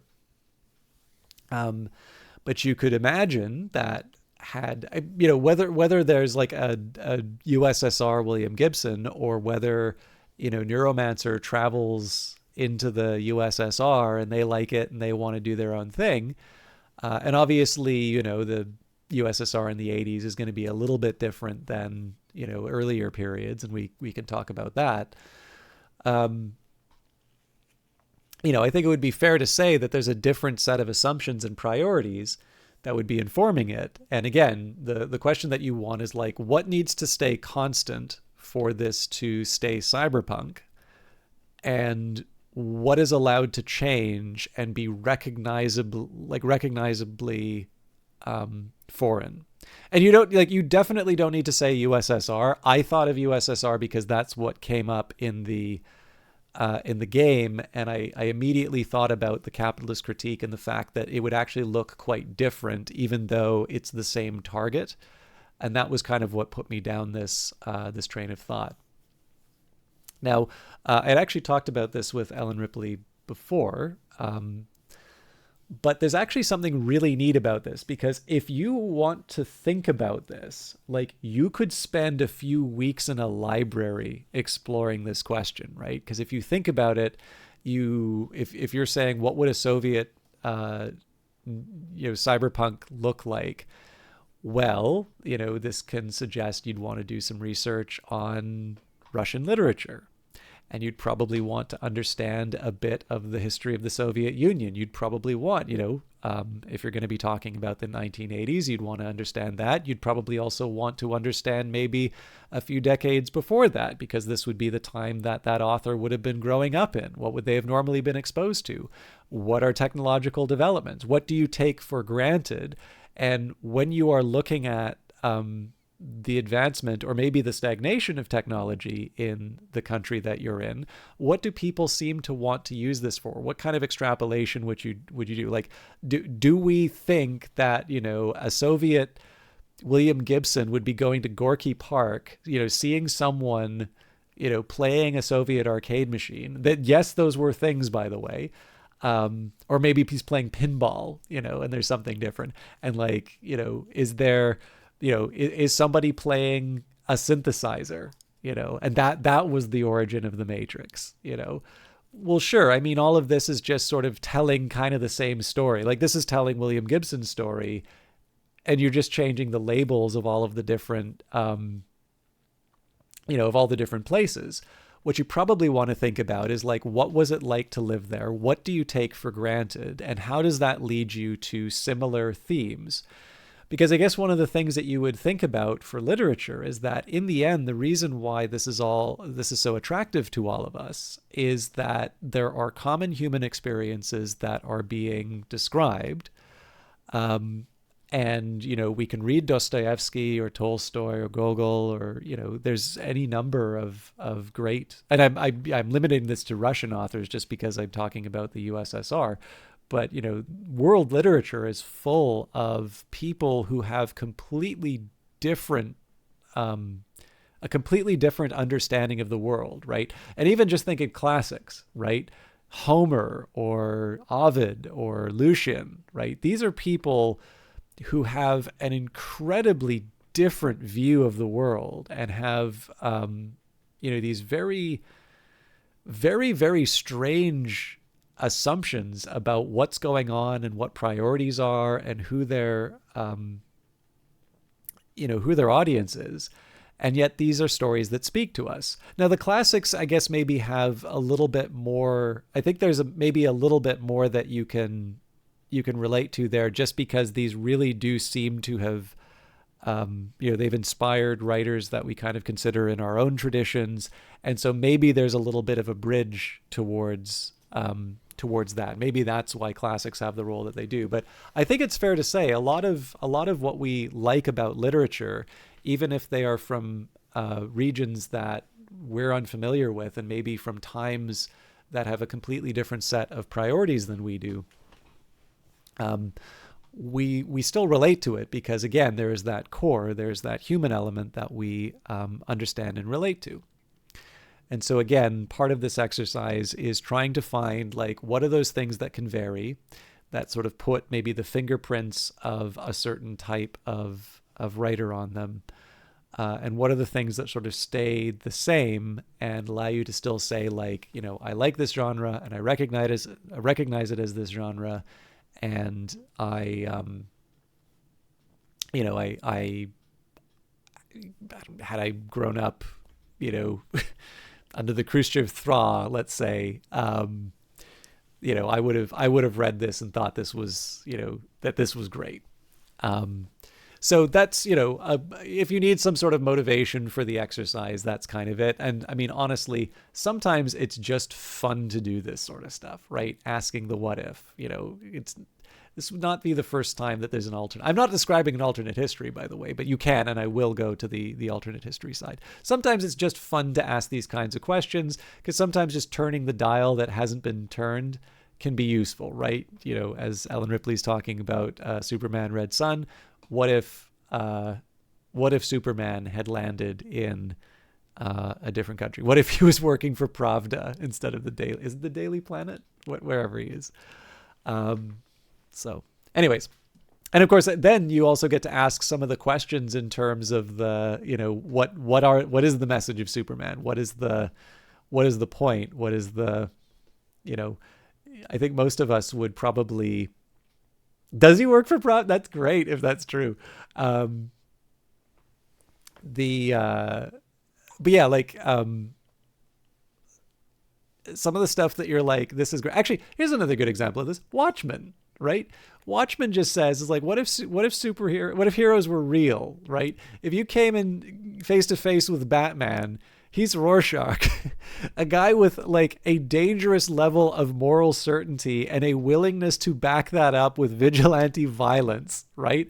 So like, when Batman is a weapon for our interests, we're like, right on, Batman. And like, then you see Rorschach and it's like, oh my God, get this guy away from me. Like, so, and Watchmen's amazing, right? Watchmen's amazing for lots of reasons, but like, that's one of the things that makes that comic so interesting, is to be able to ask that. Again, you take you don't get rid of the heroes. You don't even get rid of the superheroes, right? You know, Dr. Manhattan has powers that we can't rely on. You know, you just take that dial and you turn it in another direction, or maybe you amplify something on it, and you can usually wind up going to some really interesting places. So like I was saying, I'm all over the place on this, but like you can spend a lot of time thinking about this, and like sometimes spending that sort of time in a library is wonderful, but we are finitely lived creatures, and maybe just for the interests of saying, you know, what's going on in Cyberpunk, you don't want to turn this into, you know, a small seminar on comparative literature. And certainly the library that I have access to in this city isn't as large and as well resourced as the one in Vancouver. So I thought, you know, because I'm trying to compress a lot of branches of human knowledge, let's see what the LLM comes up with, right? I'm not expecting this to give me definitive answers, and I'll actually point out some of the ways where I actually think this is falling short. But I do actually think that this goes to a few interesting places, and I want to highlight that as well. So I should also mention, too, that when I put this exchange into a Word document, it's like 72 pages long and 24,000 words. So as long as there's interest, I'll go through this stuff, but I'm not necessarily going to do every single word just because I'm not entirely sure it's very interesting. But we can at least sort of talk about where I think it went right, where it went wrong, and maybe what are some of the lessons that I'll take out of it. And if I get tired, we can pick this up at another time. So definitely my English is imperfect in some of the questions that I ask. I think I did this at like 4 o'clock in the morning. And I have a certain way of talking with Copilot, which involves repeating certain phrases a whole lot to try and like really make sure that it's focusing on certain things. So it's going to be a weird and unnatural way of talking, but I don't know. It seems to get the results. And maybe just for the interests of, I don't think there's such a thing as replicability for this, but I did turn on deep thinking for this. I will point out the times where I didn't, because there were actually a couple of cases where I had to turn it off. But for the most part, I turned this on Think Deeper. So, hello, Copilot. I'd like to do a bit of an experiment with you, if that's okay. I'd like you to start by comprehensively studying the cyberpunk genre. I'd like you to study it as deeply as possible and then summarize that research. Please do not spare any detail. In addition, please do not feel the need to simplify or put things into a tidy narrative. I would like us to get the most clear understanding before moving on. So notice, right, I haven't introduced the Soviet Union, haven't introduced anything. I just want it to tell me what cyberpunk is. Part of this is priming the pump, and part of this is I think I have a pretty good idea about what cyberpunk is. So I want to see what it tells me, and where do I think it's on track? Where do I maybe think it's off, right? This is both sort of a bit of a verification, but it's also an effort to try and build towards a certain conclusion. So, 1. Origins and evolution, historical context, and literary precursors. Cyberpunk did not emerge in a vacuum. It is a product of decades of literary and cultural ferment, a response to rapid technological change, the rise of personal computing, and a growing mistrust of centralized power. So immediately here, I'm like, all right, this might be interesting for the USSR. Its roots can be traced to early science fiction and noir influences, dystopian cautionary tales. Early works by Philip K. Dick and others explored what happens when technology and identity collide in a fragmented society. Dick's Paranoid Worlds, where the boundaries between human and machine blur, laid fertile ground. Film noir and detective fiction. The stylistic and thematic elements of hard-boiled narratives, the anti-hero, morally ambiguous environments, and intrinsic alienation became a cornerstone. Now, I do wonder if this is just talking about Blade Runner here, but I could be overdoing the influence of Blade Runner.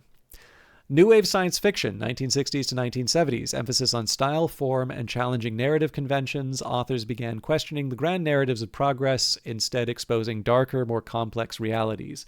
So I like that it included this. I think probably a big work that would have appeared out of this would be a collection edited by Harlan Ellison called Dangerous Visions. I actually think Philip K. Dick contributed something to that. I think maybe J.G. Ballard as well. But this would be sort of something leading up to what would become cyberpunk. Although I do notice that it doesn't mention William S. Burroughs. Technological and social shifts. The digital revolution, the emergence of computing, networking, and early cybernetics during the 1970s and 1980s catalyzed a thinking of human-machine interactions.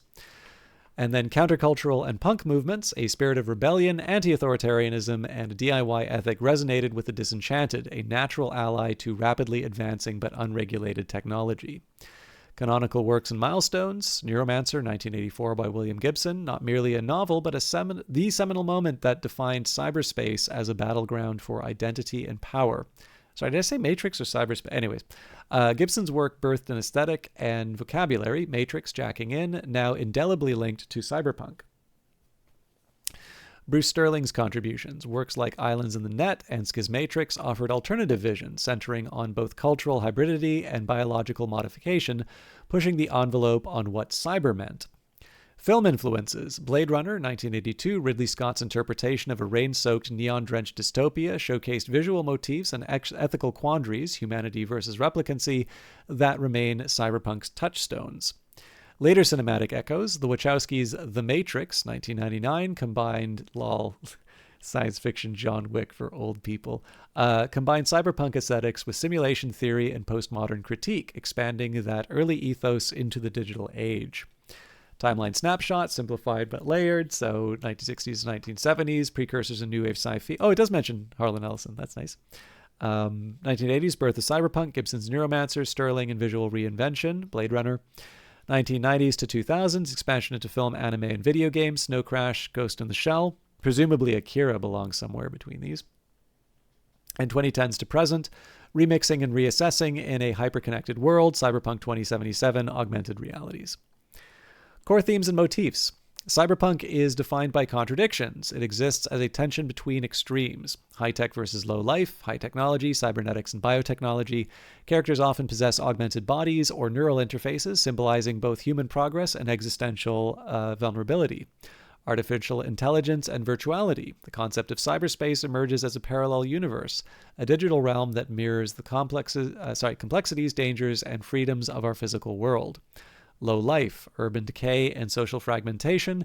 Megacities loom large, marked by decay, rampant crime, and profound disconnect between wealth and poverty. And anti-heroes. Protagonists are frequently marginalized outsiders, hackers, smugglers, renegade detectives, whose moral ambiguity and resourcefulness define the genre's tone. Now, there's a couple things. I don't want to spend too much time critiquing what the result here is, but there's some things where I'm like, I think there's some neat ideas that I can work with here, and I think there's also some examples where I feel that it's not giving the appropriate emphasis on things that I should get appropriate emphasis. So one example here would be the high tech versus low life. I think this idea of greater this greater disparity between the elites and lower classes. I think this definitely lends itself to a Soviet setting. If you're, a member of the Politburo, if you're a high-placed member of the party, things are going to be pretty good for you. If you are not in there, probably not going to work so well. However, you can also sort of see for the idea of anti-heroes, right, the bribery and corruption in those systems. You can kind of see how some of these anti-hero figures might be able to do some of their hacker stuff, or otherwise their like smuggling and renegade work within that system. Whether or not you can write about it is another question, but one thing at a time. The other thing I'll say about cybernetics and biotechnology, right? You can almost imagine, you can see how some of these devices would maybe be used to make better laborers, right? There's this ideal, now we tend to associate a lot of this with knowledge work and services. But you can imagine that maybe if you'd see this developed inside the Soviet Union, you could almost sort of see this idea of cybernetics being used to make better factory workers, better farmers, basically better laborers. That is the role, right? Maximize this productivity, make more, for the benefit of all mankind. And you can maybe see a certain emphasis on a certain type of modification that's being made, which again is recognizable as cyberpunk, but perhaps there is an emphasis which recognizes it as having come from a different place than what we recognize as cyberpunk. Mega corporations and power structures. Corporate hegemony. In cyberpunk visions, nation states cede power to global corporations that thrive on unregulated capitalism. These entities often serve as proxies for oppressive control, implying a future where governance is outsourced to profit-driven monopolies. Clearly that can't fit. I mean, unless effectively you do sort of like what I was saying before, where you just take the labels off of things and you add a hammer and a sickle and you say, actually, the party's now a corporation now. And I will actually say you can do that reasonably well. So there's a great film called Network, and a CEO of a corporation sits down this newscaster who's like had this complete mental break and has become the mad prophet of the airwaves. So if you've ever seen a film clip where there's this like newscaster yelling like, I'm mad as hell and I'm not going to take this anymore, that's the movie that's from. It's an amazing movie that still continues to become even more relevant like every single year that passes since it's come out. If you have not seen that, put that right at the top of your list. Like beg, borrow, or steal. Just don't steal, but like do what you can to watch that film. It is 100% worth it. Padachevsky is an amazing writer. And that, like, as the youths would say, he cooked. Like, just that is just a complete tour de force, and actually wraps up in like 2 hours and 10 minutes. I swear, like, modern films really could learn. Like, that has probably about 3 or 4 different like main plot lines that are wrapped up in a standard runtime for a movie, like an actual standard runtime, like a 2-hour runtime, not a 3.5 hour for like, costume super. Oh God, Ellen Ripley. This movie will blow your mind. Network. It has like William Holden and Faye Dunaway, Robert Duvall. It's directed by Sidney Lumet. But yeah, Network, Network. I think it might be 1978. It's like a late 70s film. Definitely watch it. That for you in particular, I think you.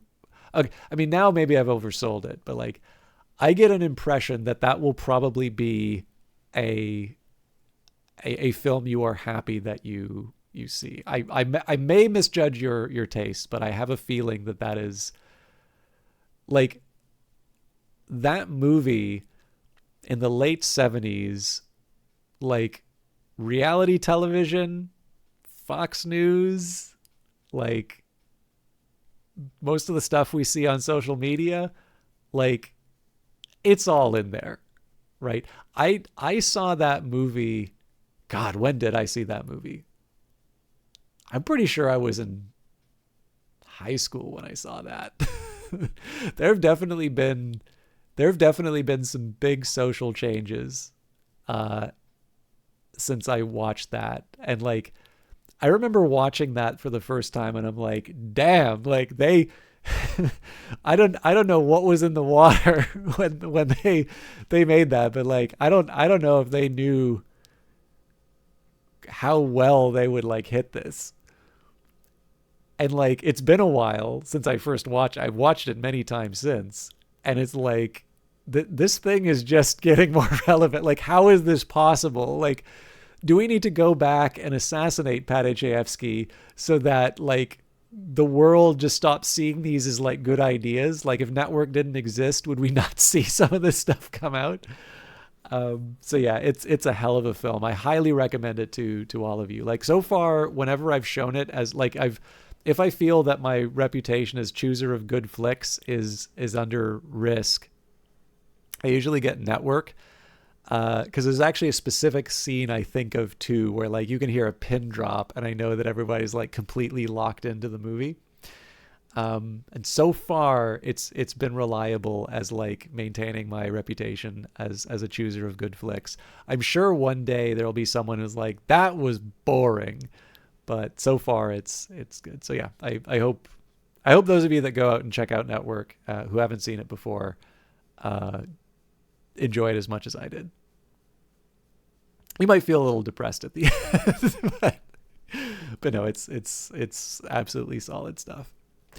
But yeah, so this is the first one where it would be like we would clearly need to make a big change if we were going to say, because again, you don't want to my view, the least interesting answer to the what would a Soviet cyberpunk look like would be oh yeah, sorry, I was talking about this. Better Call Saul references Network as well. But yeah, so there's this scene where the CEO is trying to convince this newscaster of his view of the world. And he's like, what do you think the Soviets talk about in their halls of power? Karl Marx? No.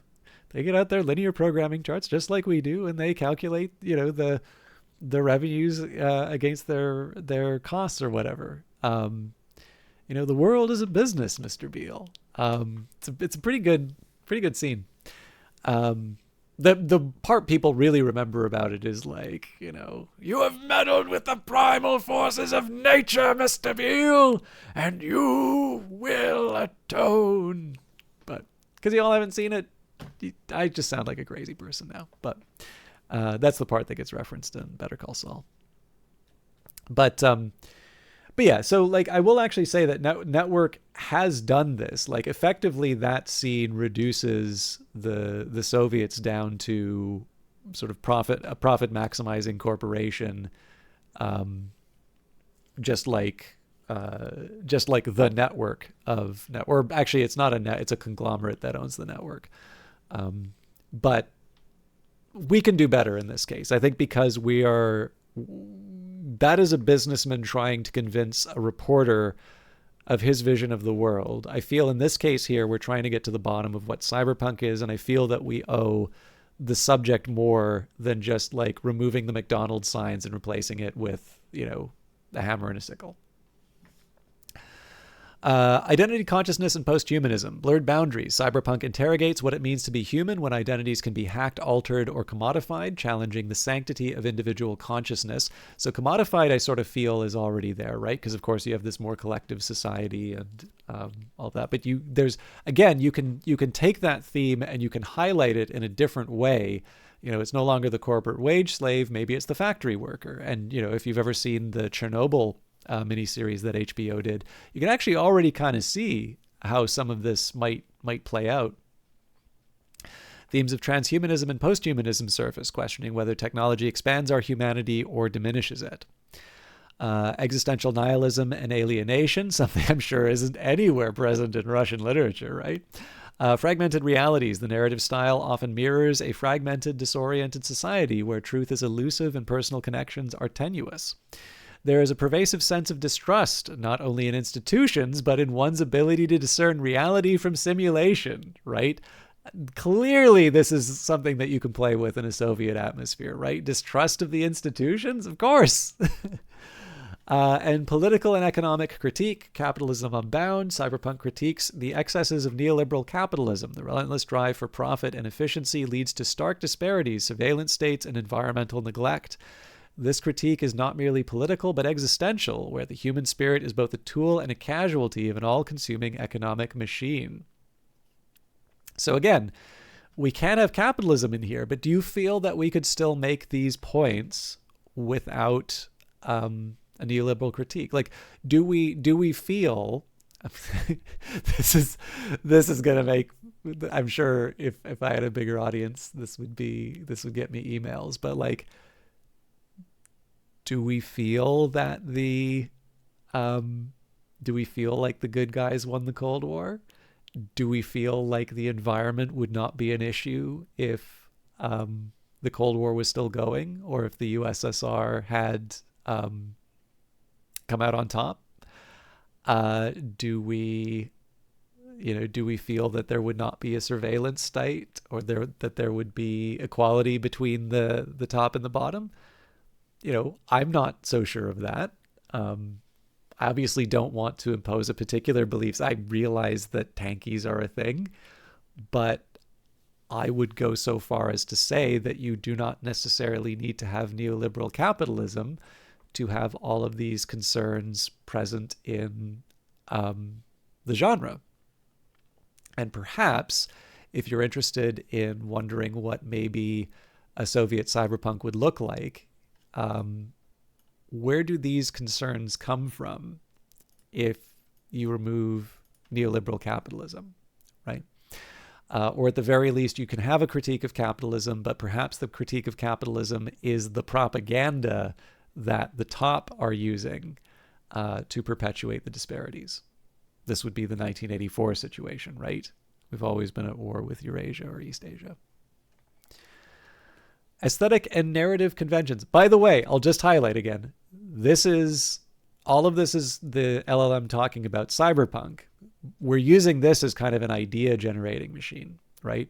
And in some cases we're saying, oh yeah, sorry, I think I didn't say this as well, but the one case where I sort of feel that it could have done better in terms of talking about cyberpunk is that I really do have this feeling that, only writers could have come. This is going to sound like so silly, but like only writers could have come up with cyberpunk. And the reason I feel that is like, think about cyberpunk, right? You got a bunch of corporate wage slaves. You have the hackers and these marginal figures that live in a precarious existence. And where do they go? They go into the world of ideas, which is fascinating. And, they're the kings and there's all this potential in there. And that's how they do their thing. And that's how they survive at the margins of society, right? This is all about creativity, right? You've got Case, who's been given this poison that stops him from going into the world of ideas. Like, I don't know for sure, but William Gibson had to have had a point where he was blocked. And he had to draw something out of that to talk about Case being disabled from cyberspace. Like, I don't know that, but I gotta feel that in my core, where you've had that really good idea and you lose it and you can't get it again. Like that's horrible, right?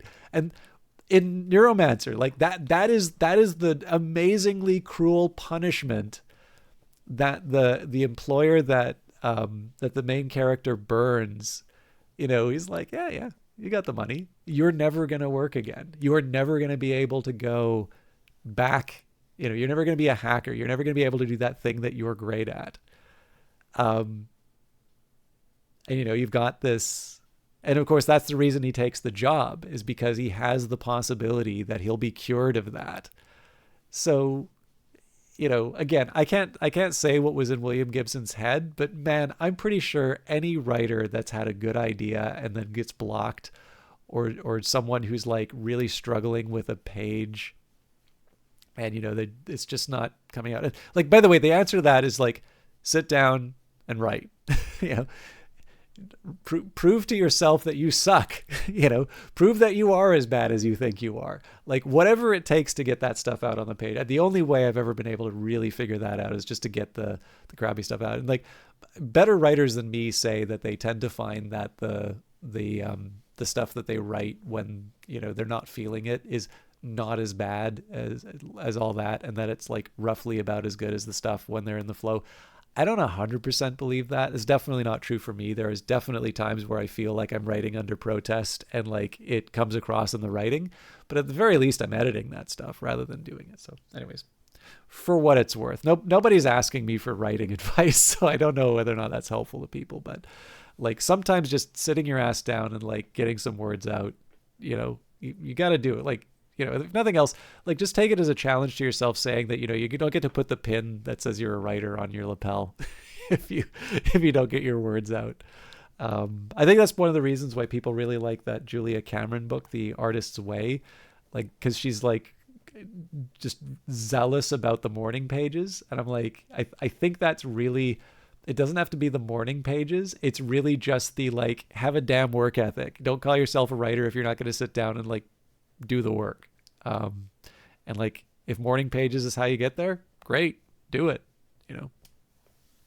So anyways, to me, that's the thing that's kind of missing out of this. Like, I don't know this for sure, but my God, right? If you've got a guy who sort of sees himself as like following in the tradition of like beats like William Burroughs, and you've got a hacker character, and from this gray, gloomy world of like people who live in a very regimented society where sort of all of the, beauty is easily affordable, and it's more interesting to see the ugly bartender because at least that's something unique. And you've got this guy who, again, goes literally into the world of ideas. You can't tell me that that is not the writer putting themselves into that world, right? So that's kind of what I see missing here. But I mean, of course, there's part of me getting pushed into that as well. But that's why we read books, right? Because we relate to these themes. So that, to me, is what I think is missing from the Cyberpunk. But again, this comes back to what we were talking about for the LLM. There's a hell of a lot of text inside here, but we've already had a whole bunch of questions and things that we've sort of asked ourselves in terms of what do we think Cyberpunk is. And some of this is just like, if you don't have a really patient friend who's going to listen to you, like just smell your own farts about Cyberpunk over however long or however big your bank account is to like keep buying them drinks, use the LLM, bounce your ideas off of it, right? I haven't said everything's good, but I have at least been able to say, all right, that's an interesting idea, or I don't entirely agree with that. I'm not putting any of this in a book. So, all right, aesthetic and narrative conventions, visual and sensory impressions, neon-drenched urban landscapes. Iconic imagery include rain-soaked streets lit by flickering neon signs, dark alleys, and a perpetual twilight zone that blends the futuristic with urban decay. Architecture often draws from brutalist utilitarian designs that mirror a society in disrepair despite technological leaps. Definitely brutalist utilitarian designs. Have you seen photos of the Soviet Union? Yeah, that you could put that right into the, right into the Soviet setting, right? I'd argue actually it doesn't look like Blade Runner. I don't necessarily feel that this this is consistent for the stuff we most commonly recognize as cyberpunk. But yeah, we definitely are going to take that part. Cultural hybridity, fusion of Eastern and Western elements illustrated in Asian script scrawled across skyscrapers, or the interplay between traditional motifs and digital overlays. This manifests as a globalized future where cultural identity is both preserved and commercialized. So this is actually one of the first places where I'm like, I would want to do a lot of research on this, because I actually don't know that much about immigration too. I know a lot of stories about people wanting to get out. But I don't know how this would work in the USSR. Like, I don't know. Would they throw open the borders, right? If they did throw open the borders, would people come in? What conditions would be created? Or maybe we don't have the level of globalization. This would absolutely be something I'd want to actually do some research on. Literary and cinematic techniques, fragmented storytelling, nonlinear narratives, multiple viewpoints, and unreliable narrators reflect the chaotic, multi-layered nature of modern existence. Code-like text, digital art inserts, and embedded technical jargon contribute to a layered reading experience that mimics the complexity of networking systems. Atmospheric tone and language, the prose is often terse, rapid-fire, and imbued with technical detail. There's a little concession to exposition. Readers are expected to piece together context from subtle cues. So one thing that would be, if you, like, this would probably require a writer who's better than I am, but one way I think you could, if you think that is true for Cyberpunk, and you wanted to do your Soviet Cyberpunk, what you would need to do is you need to get those subtle cues. You need to be able to identify the subtle cues that would register to the audience of the time, but you'd also need to find one that would also be picked up by your real life audience, right? That is actually kind of hard to do, because what you're trying to do is you're trying to come off as authentic, that, you know, you're a person from a different society writing this story, right? You have a set of assumptions that are not necessarily underpinning the genre that you're working in at the time. So you need to kind of take those clues that you would normally write in that situation, but you need that further subset of ones that would be recognized as such.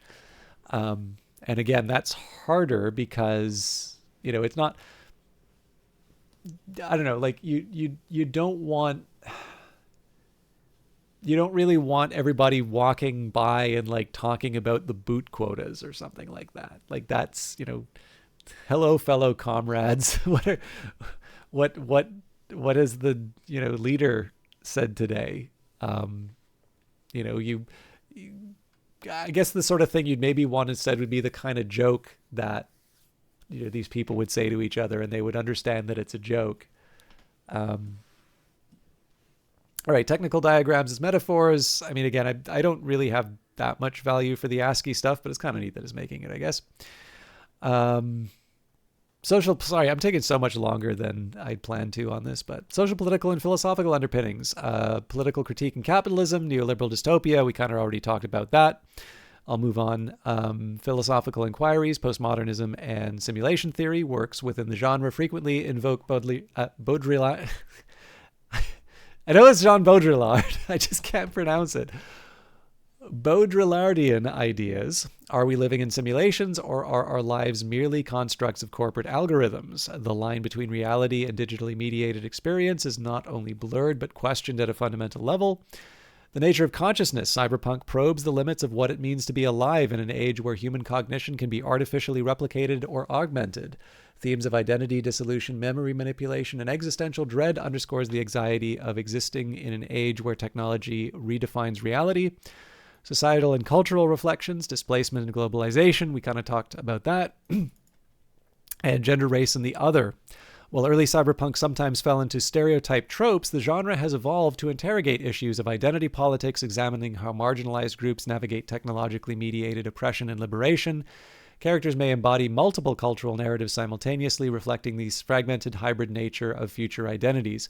One thing that might be kind of interesting to play around with this, if you think about an alternate history like For All Mankind, the Apple TV Plus show, one of the things that happens in that, so the Soviets don't just win the space race, but they are actually the first one to do a lunar landing. But then they one up the States, which is getting ready to do its own lunar landing, by landing the first woman on the moon. And, you did have these examples of, questioning the civil rights and, say, well, it's an unequal society. You keep talking about freedom and equality, but look at the disaster in your place. So, while this does, obviously, you can sort of see how in some parts you'd be like, oh, this is the DEI part, woke co-pilot. But the thing is that, again, it comes right back to this whole idea of the, some people's reactions to the LLM. Take what's useful, keep an open mind, see the unexpected stuff, and run with it. So if this doesn't speak to you, you don't need to incorporate it. But, you have the night witches. You have, you actually, by the way, also in the case of something like The Americans, you also have this idea that sort of the senior members in training get to have their way with the recruits. So there is still inequality inside of it. And the tension between this idea of equality in the society, but that clearly being violated. I'm not entirely sure that would be unique to the story that you tell in these settings. But, if you look, you can actually get quite a bit of work out of this. And again, we're still only just focusing on Cyberpunk here. Cultural impact and future trajectories beyond literature, film, and television mentions Blade Runner, The Matrix, Ghost in the Shell, Deus Ex, and Cyberpunk 2077.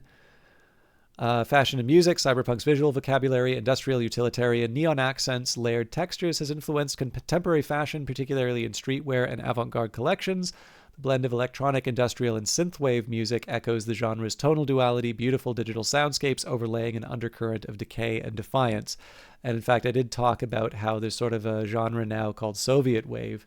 And one way you can actually see this working, there are a few different artists. And in fact, this synthesizer is even used in this Cyberpunk 2077 soundtrack, but there are specific Soviet era synths that have these very distinct sonic characteristics. And so you can kind of imagine not just listening to Soviet wave, but maybe thinking about what would the characteristics of, Cold War era synthesizers, and specifically ones made within the Soviet Union. What would that sound like? And of course, that's leaving aside the fact that there's a whole, yes, there's guitars, but there's also balalaikas. There are different music traditions. And so, does that inform it? Obviously, in the case of a literary work, that's maybe not as important. But if you're thinking of the aesthetics, put on some Soviet wave. At the very least, listen to it for the first time. Maybe you'll find a new genre you like. I can give you a playlist if you're interested, Ellen Ripley. There's actually a couple songs I'm like, you know what? I'm gonna follow this rabbit hole. So I'm sure I'm gonna wind up with a whole bunch of communist propaganda in my YouTube list, but yeah, there's a few things. Yeah, I'll be sure I'll send it to you at the end of the stream, just so I don't get too sidetracked off of this. But if I don't send it to you, if you have to go before I wrap this up, and I haven't given it to you, definitely ping me, because I will be able to send it for sure. Relevance today, digital surveillance and data capitalism. Again, we kind of talked about the capitalism angle, augmentation and transhumanism. I'll maybe move on because we sort of talked about that, but I'll get the concluding thoughts without a neat wrap up. And this, I want to talk about this specifically because there's also a couple of indicators in terms of where the LLM might be cheating a little bit on the prompt. So this research reveals cyberpunk as an ever-evolving conversation between our hopes and our fears about technology, capitalism, and human identity. Should we send a search party if you don't send it? Hey, Revive Snow. Very good to see you, folks. For those of you who do not know Revive Snow, wonderful broadcaster. I'm definitely doing my just chatting thing right now, so I don't have any games to talk about and compare, but don't make me drive up there. Are they? Because they're about to get snowed on. I am looking forward to the Tulip Festival, though. But always a nice gift from the Netherlands. But yes, Revive Snow, fellow Canadian, very fun broadcaster, somebody who does both VTuber and text-to-speech, and plays a really interesting variety of games. It was like a city builder. I'm sorry, I forget the name, but I've noticed that my wish list is starting to grow a little bit whenever I watch Revive Snow stream, and I always think that's a good reason to check out a broadcaster. All right, so concluding thoughts without a neat wrap up. So this is one thing that still kind of bugs me about LLMs, and I think knowing this feature about me will maybe make some of my prompts make a bit more sense. I do tend to notice that sometimes if you ask it to do a certain thing, it will just give you a sentence saying it's doing that thing, and then it doesn't actually do the thing. So again, remembering here that I said, please do not spare any detail. In addition, please do not feel the need to simplify or put things into a tidy narrative. And it's basically just like giving me possibly the answer it would have given without that instruction, and then just saying, oh yeah, and I'm not neatly wrapping it up because you told me to. And I don't have a good way of getting around that. I just try and make my best judgment as to whether or not it fit the specification. But let's be real here, right? Like, we had plenty of stuff that we could talk about, and this is the first of many prompts. So I'm not exactly going to like put this thing, I'm not going to like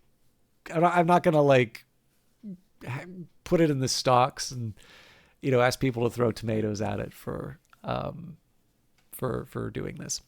So concluding thoughts without a neat wrap-up, this research reveals cyberpunk is an ever-evolving conversation between our hopes and our fears about technology, capitalism, and human identity.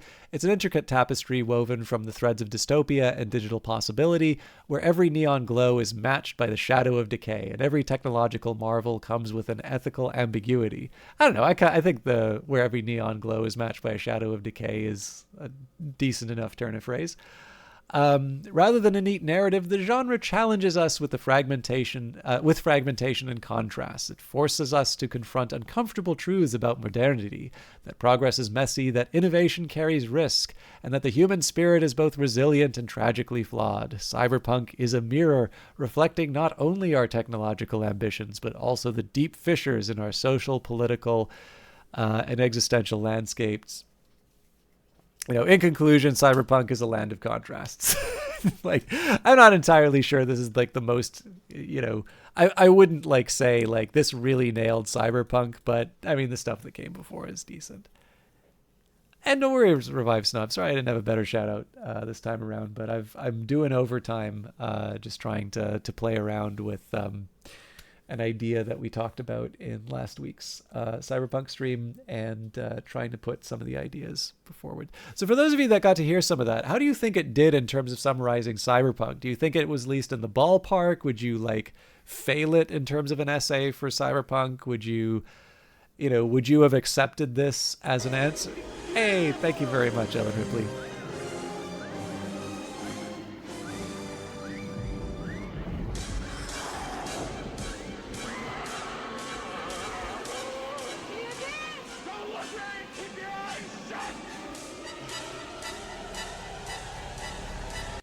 We definitely don't need to make this a Q&A, but I'm kind of curious how people thought it handled that, that first question. I'm not necessarily going to do a deep dive on every single response, but at least, this one, I think there's some value in doing the first prompt and kind of unpacking it, because in the end, this is going to be the foundation on which we build the rest of the exercise. And I'm delayed. I always like it when there's people I like seeing in the stream using the emotes. That's always a nice little moment for me. Sorry, my tablet's being disagreeable.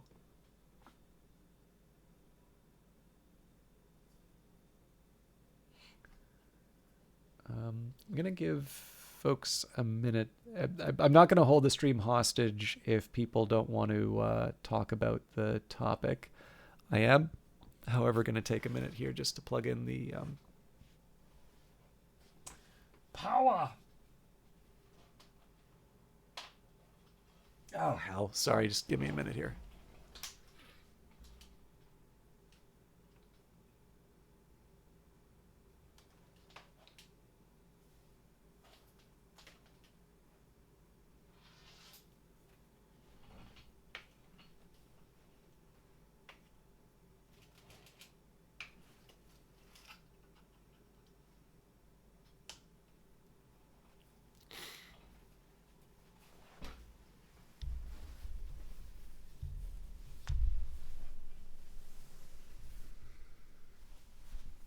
You like how organized the research is? I can't read all of it because I'm old, but it seems to capture the foundations very well. Cool.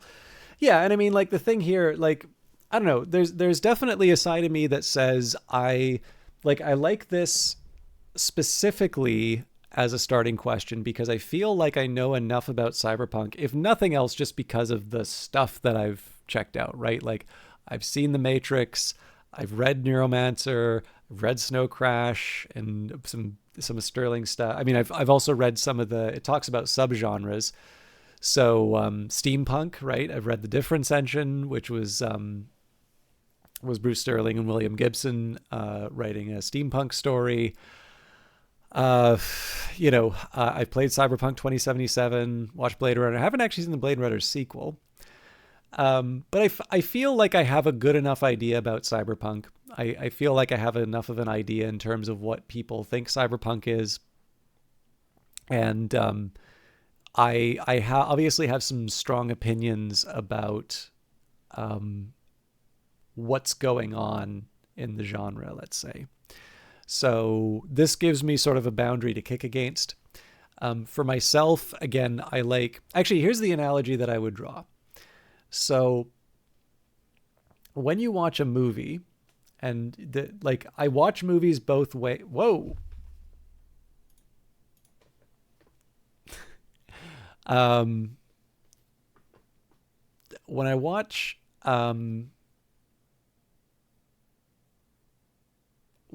movies, because I have that background in motion pictures, it's more likely that I'm going to kind of watch actively and think about how they did it. So like I watched Tenet recently, and there's this like shot where there's two armies fighting at different sides, different in different directions in time. And so like sometimes when there's a rocket shot at a building, it's a ruin that reassembles. And one of the shots is something that hits, like one side hits the base of the building and it reconstructs, but simultaneously a rocket from the other team hits the top and it blows it apart at the top.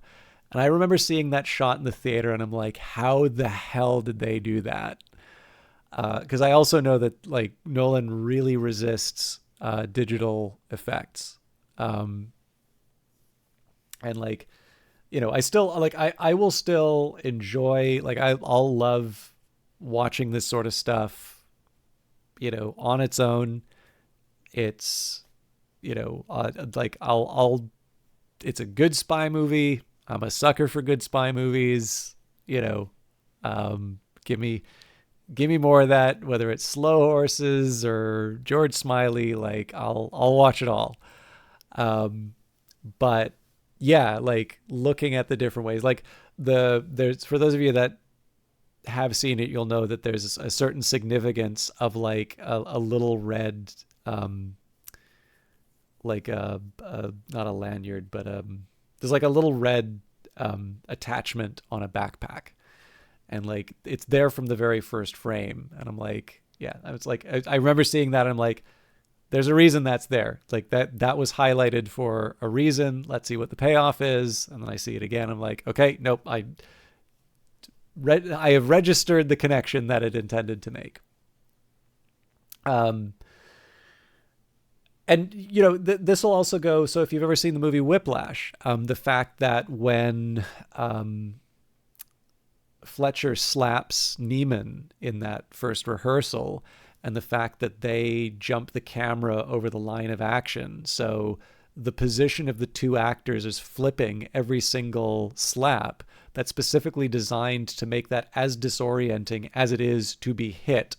I mean, being hit is already disorienting. Being hit by a teacher is that much more. So like clearly the perspective, I mean, it's already clear that from the film that the perspective is from Neiman, but you are living that slap as much as you can, short of having the ushers come in and like hit you watching that film. And again, that's a very specific choice that's being made by those filmmakers. And it's the sort of thing that I find it very hard to turn off when I watch films. Although sometimes you just want to have, hey, Viridian, thank you very much for the raid. We are talking, so I have no idea if this will be interesting to you or not. But let me do a quick shout out, because Viridian is a long-suffering and very, very charming broadcaster. I didn't realize you were streaming. What were you streaming today? But I've seen her play a lot of Grand Theft Auto 5 roleplay, but it has actually been delightful to watch her play Baldur's Gate 3 again. She's been doing a bit of Raft, and actually does wonderful streams with friends. So it's a lot of fun to watch her do her co-casts. All right, more BG3. Yeah, no worries. I usually say hi and then vanish myself, but thank you very much for... Hey, Mitch, good to see you. Thank you for coming back.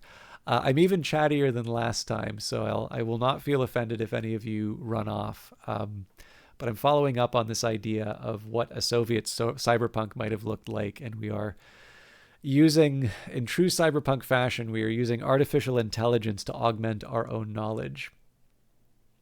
And we just got through the first prompt, which was about the cyberpunk genre itself.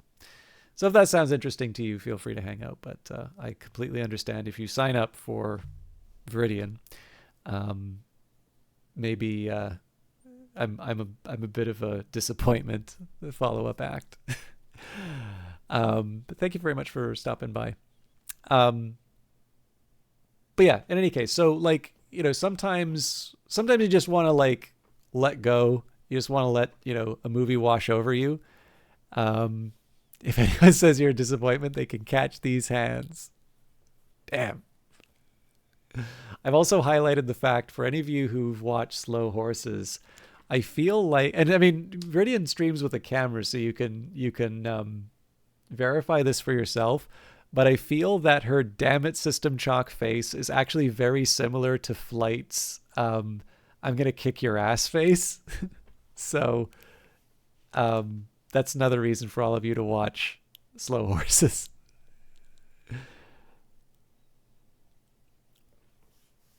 But yeah, so I kind of feel that when you are using these tools like LLMs, I mean, like, okay, so there's always there's the disclaimer that it puts at the bottom here, right? Copilot uses AI, check for mistakes, conversations are used to train it, blah, blah, blah, blah.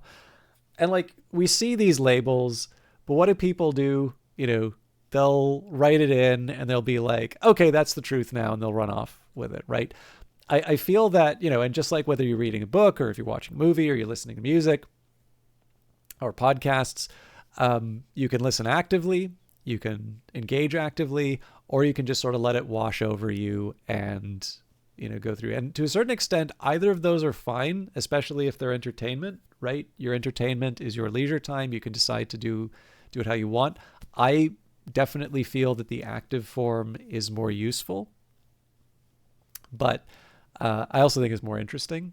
But, you know, my preferences are mine, and the best that I can just sort of do is say, you know, you can appreciate some of your favorite works even more for doing that. You may feel differently. So, you know, like, I think Gladiator's about rhetoric. There's a whole set of reasons why I think Gladiator's about rhetoric. I don't think it's not about Russell Crowe in a dress ending lives. That is also something, or skirt, I guess. That is present in the film. But what I think it is about is, yeah, no worries. Have a good night, Fridian. I think what that film is about is rhetoric. And it just happens to be a film about rhetoric with Russell Crowe in a skirt chopping people to bits. So likewise with these LLMs, I would actually sort of say when people are, talking about how they are ruining research or people are becoming stupid using them, I actually think the seeds for the problems go all the way back to Google, right? So if you just treat Google as, I'm going to search for this thing that I want the answer for, and I'm going to, take that and spout it back as fact, the fact that the LLM's doing it isn't the problem. It's that way of engaging with computers is the problem, right?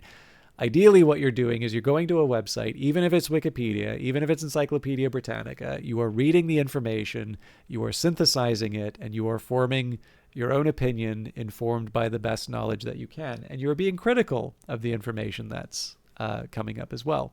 So I don't necessarily think that this is a problem unique to the LLM. It's being presented in a conversational way, and it's making certain claims. I wanted to add to some of them.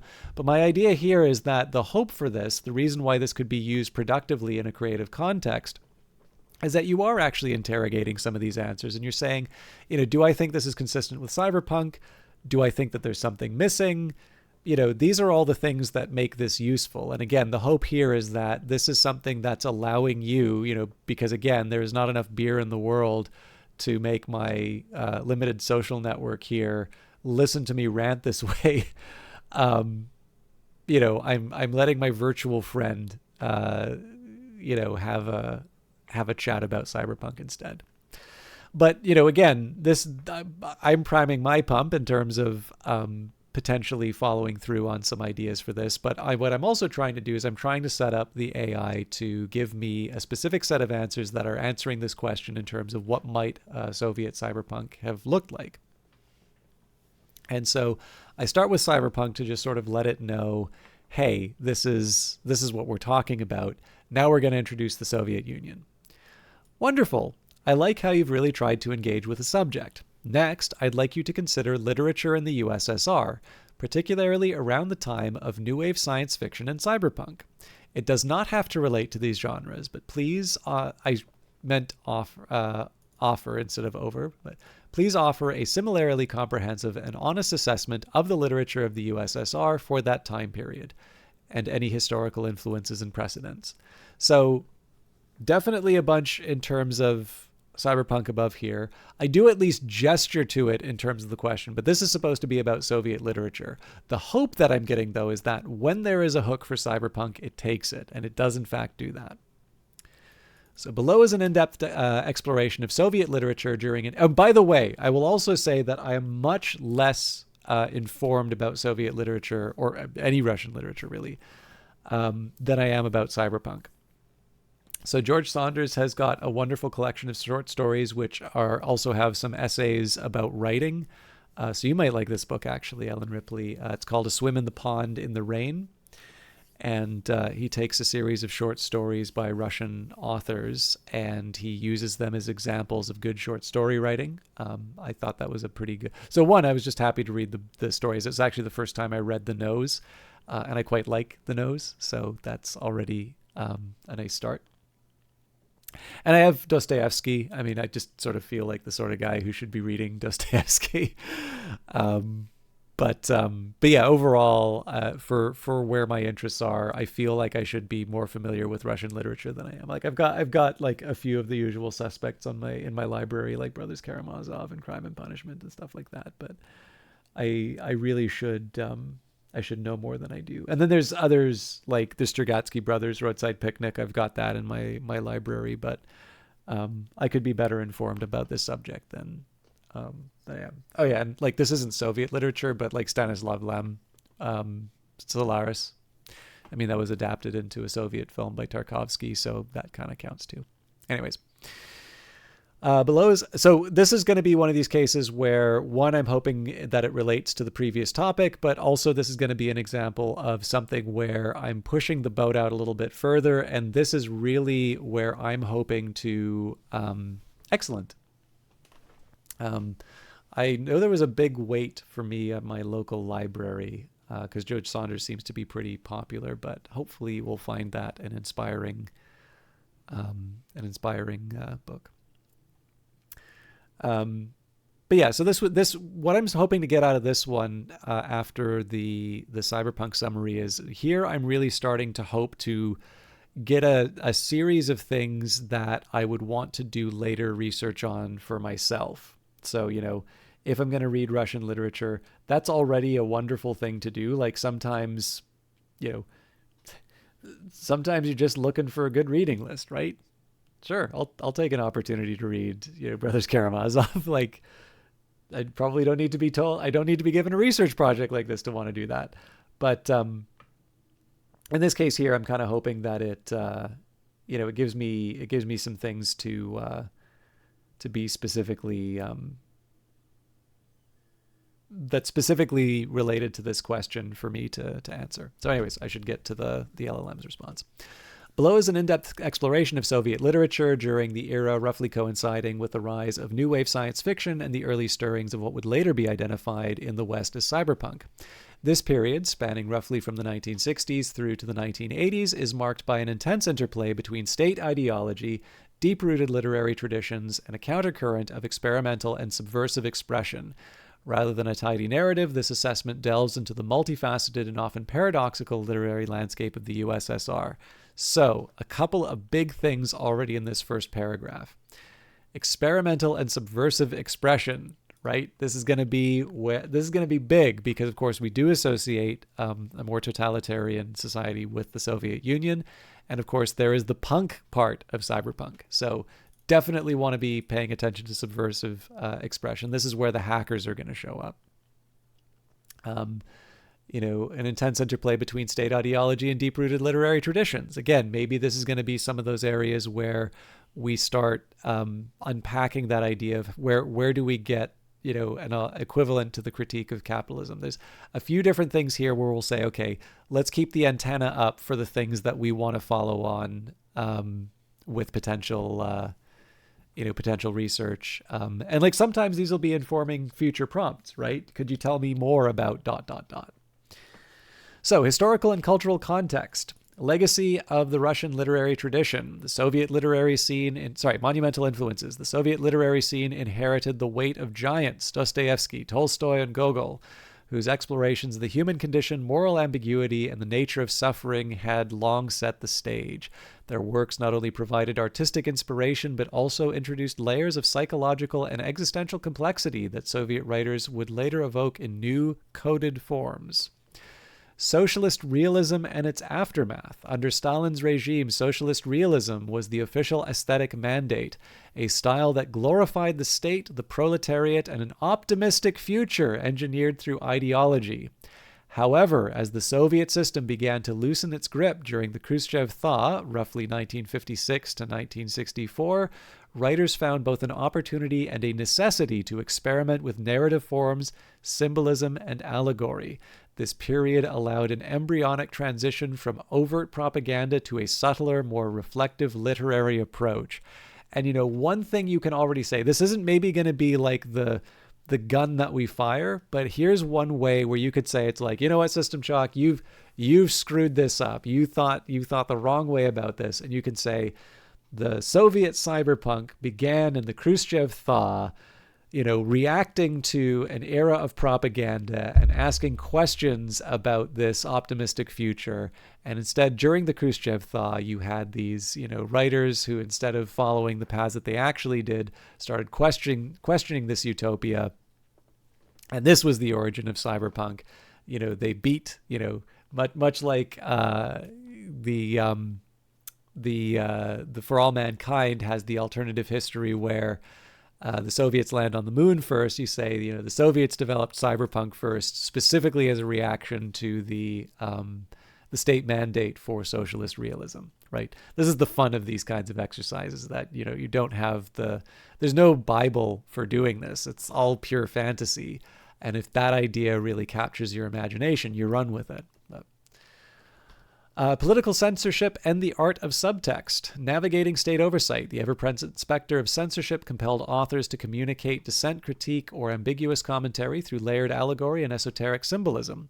Many works that read on the surface as pro-socialist narratives harbor deeper examinations of bureaucratic absurdity, the ironies of state power, and the crushing of individual agency, much as later Cyberpunk would explore the dehumanizing aspects of technology and control. So this basically answer right here, right, without direct prompting, this is kind of telling us how we get out of the problem, or the question of how do you do Soviet cyberpunk if you don't have megacorps. It just told us. We may not want to take that answer. Maybe we want to go somewhere else with it. But if you didn't want to think about that problem, it's given you something off the shelf to work with. This second one I think is more interesting. Samizdat and the Underground. While official channels were tightly regulated, a parallel world of self-published literature, Samizdat, flourished. These texts, circulated clandestinely, often pushed boundaries far beyond what was allowed in print, lending an authenticity and rawness that later generations would recognize as the bedrock of genuine literary rebellion, right? So whether you want to say that this is where the hackers come from, or you would say, no, it wasn't the Khrushchev thaw, that, Soviet cyberpunk actually began as samizdat, and it became so popular. It was almost like Tetris, right? Everybody was reading it. Everybody was working with it. And maybe there was an author that was able to take this sort of secret story that everybody was already reading anyway, and nobody really wanted to admit that the censorship wasn't working, and that there was an author that was able to sort of make it just politically correct enough that it got past the state censors. But, really it was almost this amalgamation of stuff that was already being passed along. Like, again, to me, I almost think that reads a little more cyberpunk. And so, maybe that's kind of the tone that you would want to take in terms of developing your own cyberpunk story. And again, there's no rule saying you have to do it one way or the other. Part of what we're doing here is just trying to say, like, when we're if you think that writing is just a question of describing a sequence of actions, none of this stuff matters, right? But I also argue that probably the story is not going to be very interesting. It's basically going to read like a bunch of stage directions. What you're looking for really here is tone, like word choice, and, how are you describing the world? What point of view are you taking? You don't necessarily have to take your own view of the world. And if you want to be writing something that almost seems like it comes from this alternate history, or, you're asking the what if question, you do actually kind of need to think a little bit about, if you are writing knowing that the state censor is looking, you're going to write a certain way. If, on the other hand, you're writing something that's going to be transmitted clandestinely, you're going to write in a slightly different way. But there will still be these sort of embedded assumptions about what's going on, and having that consistency, like, in another context, we might call this world building. But in this case here, like, this is just like, this is fun to do because you find, like, if you didn't know about this stuff, you're just finding out about some interesting history. If you're doing it with an aim of looking for a specific type of output, right? All of this is stuff that you can be putting into the mixing bowl and decide, like, yeah, give me a little bit more of that, or hey, what if we went down this alley instead? And again, actually, I should have talked. There's an article that Alexis Kennedy wrote called "How It Happened to Happen," and it sort of provides this world in which D&D wasn't the ascendant RPG, but Traveler was, and like what gaming would have looked like instead. So, instead of there being like Baldur's Gate, instead like Dune just became this massive, like that was the one that became like the foundation of the RPG. And because you don't have the same leveling and loot system as D&D, like Diablo never existed. So, and Warcraft didn't exist, so Blizzard didn't exist because that was those were its foundational games, and so on and so forth. It's a pretty good article. I should put a link for it in here. But again, I'll go through the LLM stuff first. But again, it's up to you to decide what levers you want to pull on. But I already feel here in this introduction, we've already got a couple of threads that we'd probably want to pull on to see maybe was that the tone that we want to maybe describe what the Soviet cyberpunk would be like. Experimental tendencies and science fiction in the Soviet sphere. The emergence of science fiction beyond the didactic. The 1960s and 1970s witnessed a blossoming science fiction that, while operating under the watchful... oh, by the way, there's another example I can take of this. There's the Three Body Problem, which I think was turned into a Netflix show. One of the ways that the Three Body Problem got past Chinese censorship was, I think it put the... God, how did he do it? I think he put the, like, Cultural Revolution stuff that might have been questioned by the censors. I think he put that, like, in the middle of the book, so that there was, like, I don't know if it was, like, relying on the censor just sort of, like, maybe not losing interest, but, like, being a little more chill or, like, skipping over pages, then, like, putting it right at the front where it's like, oh God, you can't do that. Yeah, that's another example in terms of how you can see, like, you know, there's stuff coming out of China, right? They have to deal with the problems similar to the ones we're talking about right now. So what does that read like? You know, that's not even really an academic question, depending on the type of sci-fi you like reading.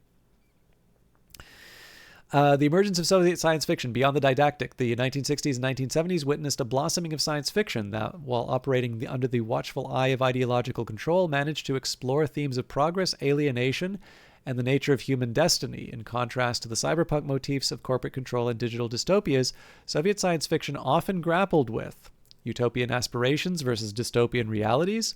Works oscillated between an idealized version of a socialist future and stark portrayals of humanity in conflict with both nature and repressive systems, and existential questions. The genre frequently interwove philosophical inquiries about fate, human evolution, and the consequences of scientific progress, echoing in its way the later technological anxieties of cyberpunk, though set against a framework of state-directed progress. Again, right, there's technological progress. You know, what does the Soviet version of the street finds its own uses for things? You know, are you outside a cosmodrome getting all the rejected space program material? Are you repurposing that for something? Or, as I sort of said earlier, you know, maybe the cyberware is a little bit more focused towards making better laborers, and some of that's being repurposed towards other ends, specifically criminal ends. Canonical figures and their contributions. The Strugatsky brothers, undoubtedly the luminaries of Soviet speculative fiction. Arkady and Boris Strugatsky crafted complex narratives such as Roadside Picnic. That wound up in being the reference material for the Tarkovsky film Stalker, and then also, I believe, was influential on the video game series Stalker. That use science fiction as a mirror to society's contradictions. Their stories, rich with allegory and subtext, speak of a world where the encounter with the unknown exposes the absurdity and cruelty of bureaucratic systems, paralleling the alienation found in later cyberpunk narratives. Other voices and the spectrum of expression. Writers like Kier Bulyachev and Stanislaw Lem, Though Lem, his native Poland, his works were widely read and influential in the USSR, contributed to a literary ecosystem that balanced wonder with skepticism. These narratives often question the price of progress and the ethics of scientific experimentation, resonating with a readership weary of unchecked authority, an anxiety that would later manifest in cyberpunk's obsession with high technology meshed with low life. So one thing that was a little bit of a relief here was that I actually have most of these books in my library already, which is good. This is definitely addressing some of the specific questions that we brought up in terms of the cyberpunk side of things. There are some other ones. So I think there's an example of a book called We, and I actually think Ursula Le Guin mentioned it and spoke very highly of it. So that's one I should add to the list.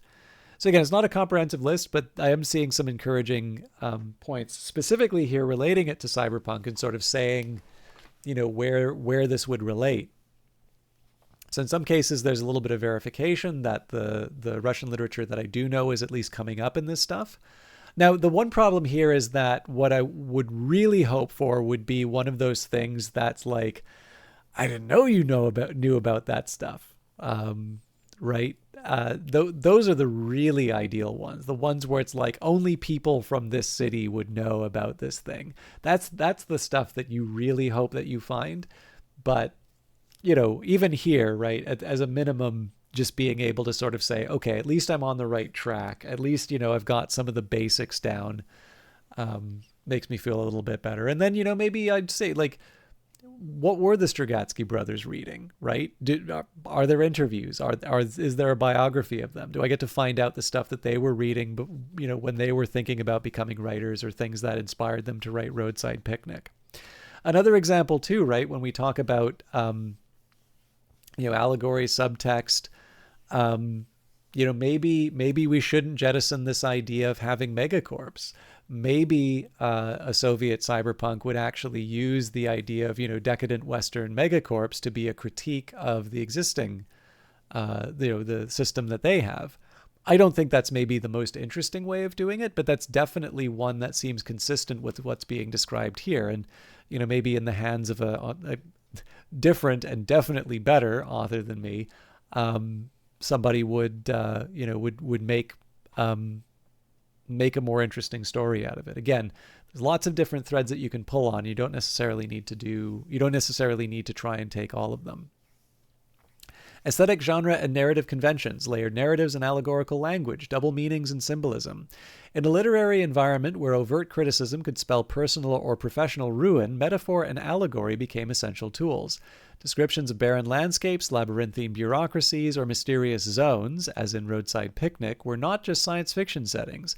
They were coded commentaries on the alienation, repression, and unpredictability of Soviet society. Fragmentation and the municipality of voices. Much like the fragmented narratives of cyberpunk, Soviet literature of this era sometimes deliberately undermined clear linear storytelling.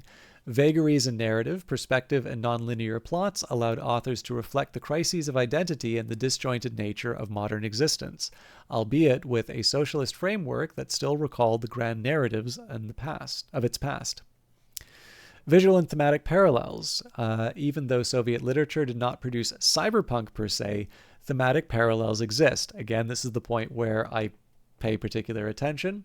Technological anxiety. While the West cyberpunk often fixated on neon-lit urban decay and the dystopian consequences of unregulated capitalism, the Soviet narrative explored the paradox of technological progress sanctioned by the state. The promise of a scientific utopia was often contrasted with the grim realities of bureaucratic control, resource scarcity, and a pervasive sense of nihilism. Power dynamics and surveillance, the omnipresence of state power, the surveillance apparatus, and the intrusion of ideology into private life are deeply woven into many Soviet texts. These themes, presented through allegorical encounters with alien intelligences or mysterious phenomena, speak to the anxiety of living under a system that prized conformity, yet was fundamentally fractious at its core. So again, is there something to pull on? I mean, a couple of these are sort of like, okay, I think we've kind of already covered that material so far. It doesn't mean that you don't put it in. I'm not entirely sure I have as much about the alien intelligences and such, but I mean, you do have artificial intelligence in Neuromancer, right? You could have something that the state has created but lost control. That, I think, is a very interesting one. And in fact, that one would still be relevant today, right? Because people are concerned about LLMs and, the arrival of AGI, ASI. The state is used to being in control. What happens if it creates an intelligence that it can no longer control? What are the implications of that? That might be an interesting angle. And, there's a couple ways you can go with that, right? Is this something that the hackers are creating, or is this something the state is creating? Both of those actually lead to interesting results. It really likes the ASCII. I don't know, like that seemed to be a deep, a think deeper thing, but I don't mind it. It's just like, this isn't really helpful. When I paste it into Microsoft Word, it usually I don't put it in a monospaced font, so it doesn't look like this. Broader influences and lasting impacts. Nope. Broader influences and lasting impacts, intersecting ideals and the subversion of authority, narrative ingenuity as resistance. Soviet writers harnessed the power of allegory and coded narratives to question and undermine the very system that constrained them. This ingenuity provided fertile ground for later generations, both within the former USSR and beyond, to engage critically with themes of identity, state power, and ethical dimensions of progress. Bridging to later developments. From state dystopias to digital dystopias, while cyberpunk crystallized in a context of capitalist excess and digital fragmentation in the West, many of the intellectual impulses driving both movements overlap. Both are the products of an era confronted with unprecedented technological change and a profound skepticism about centralized power, albeit manifested within very different socio-political frameworks. Cultural memory and literary influence. The legacy of Soviet speculative fiction continues to resonate. Its narratives, dense with metaphor and layered with meaning, have influenced a broader cultural discourse. Modern works, whether in literature, film, or video games, echo the existential and technological anxieties first explored in these Soviet texts. And finally, concluding reflections. The literature of the USSR during this period is characterized by an intricate dance between imperial literary traditions and the daily realities of life under a repressive regime. The works are neither neatly optimistic nor wholly despairing. Rather, they hover in a realm of coded contradiction where every allegory is a subtle act of rebellion and every narrative choice is a moral or philosophical inquiry. Far from offering a simple, tidy account, this literary landscape is as labyrinthine and multifaceted as the societies it both depicted and critiqued. Just as cyberpunk later unearthed the tension between high technology and low life, Soviet literature of this era excavated the fissures of an overbearing system while daring to imagine paths of genuine human expression.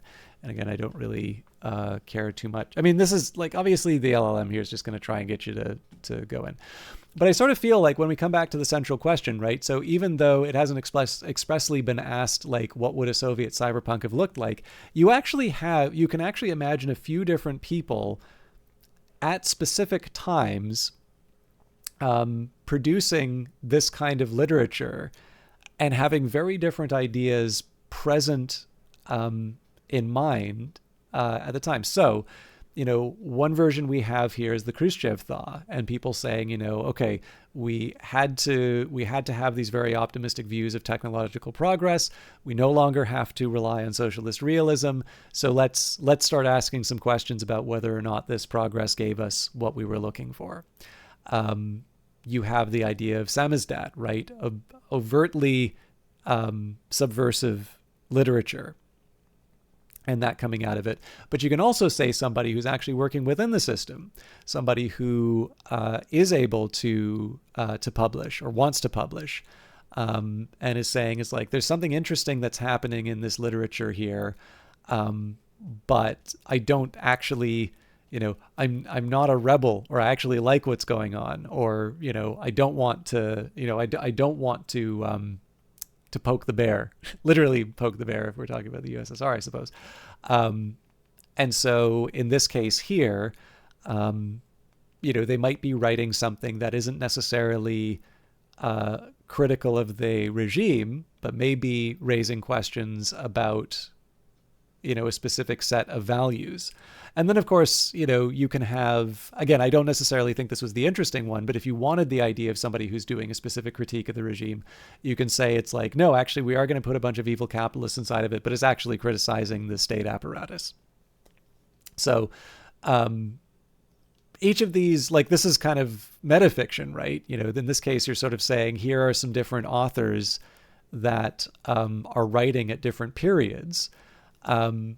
But here are some at least reasonably plausible avenues through which a Soviet cyberpunk might have emerged. And a lot of that is just kind of coming out of the summary here. Now, the one thing that it is missing, and again, like, this isn't necessarily an advertisement for this kind of approach. I think it's valuable to talk about where it helps and where it doesn't. The one thing that I was hoping to get out of this that I didn't was maybe a bit of a reading list. So I sort of mentioned that there's a bunch of stuff that's already inside of my library. I'm not entirely sure I got new works that would have been I'm not entirely sure I got new works that would be the sorts of things where I'm like, okay, I really need to read this so that I can kind of understand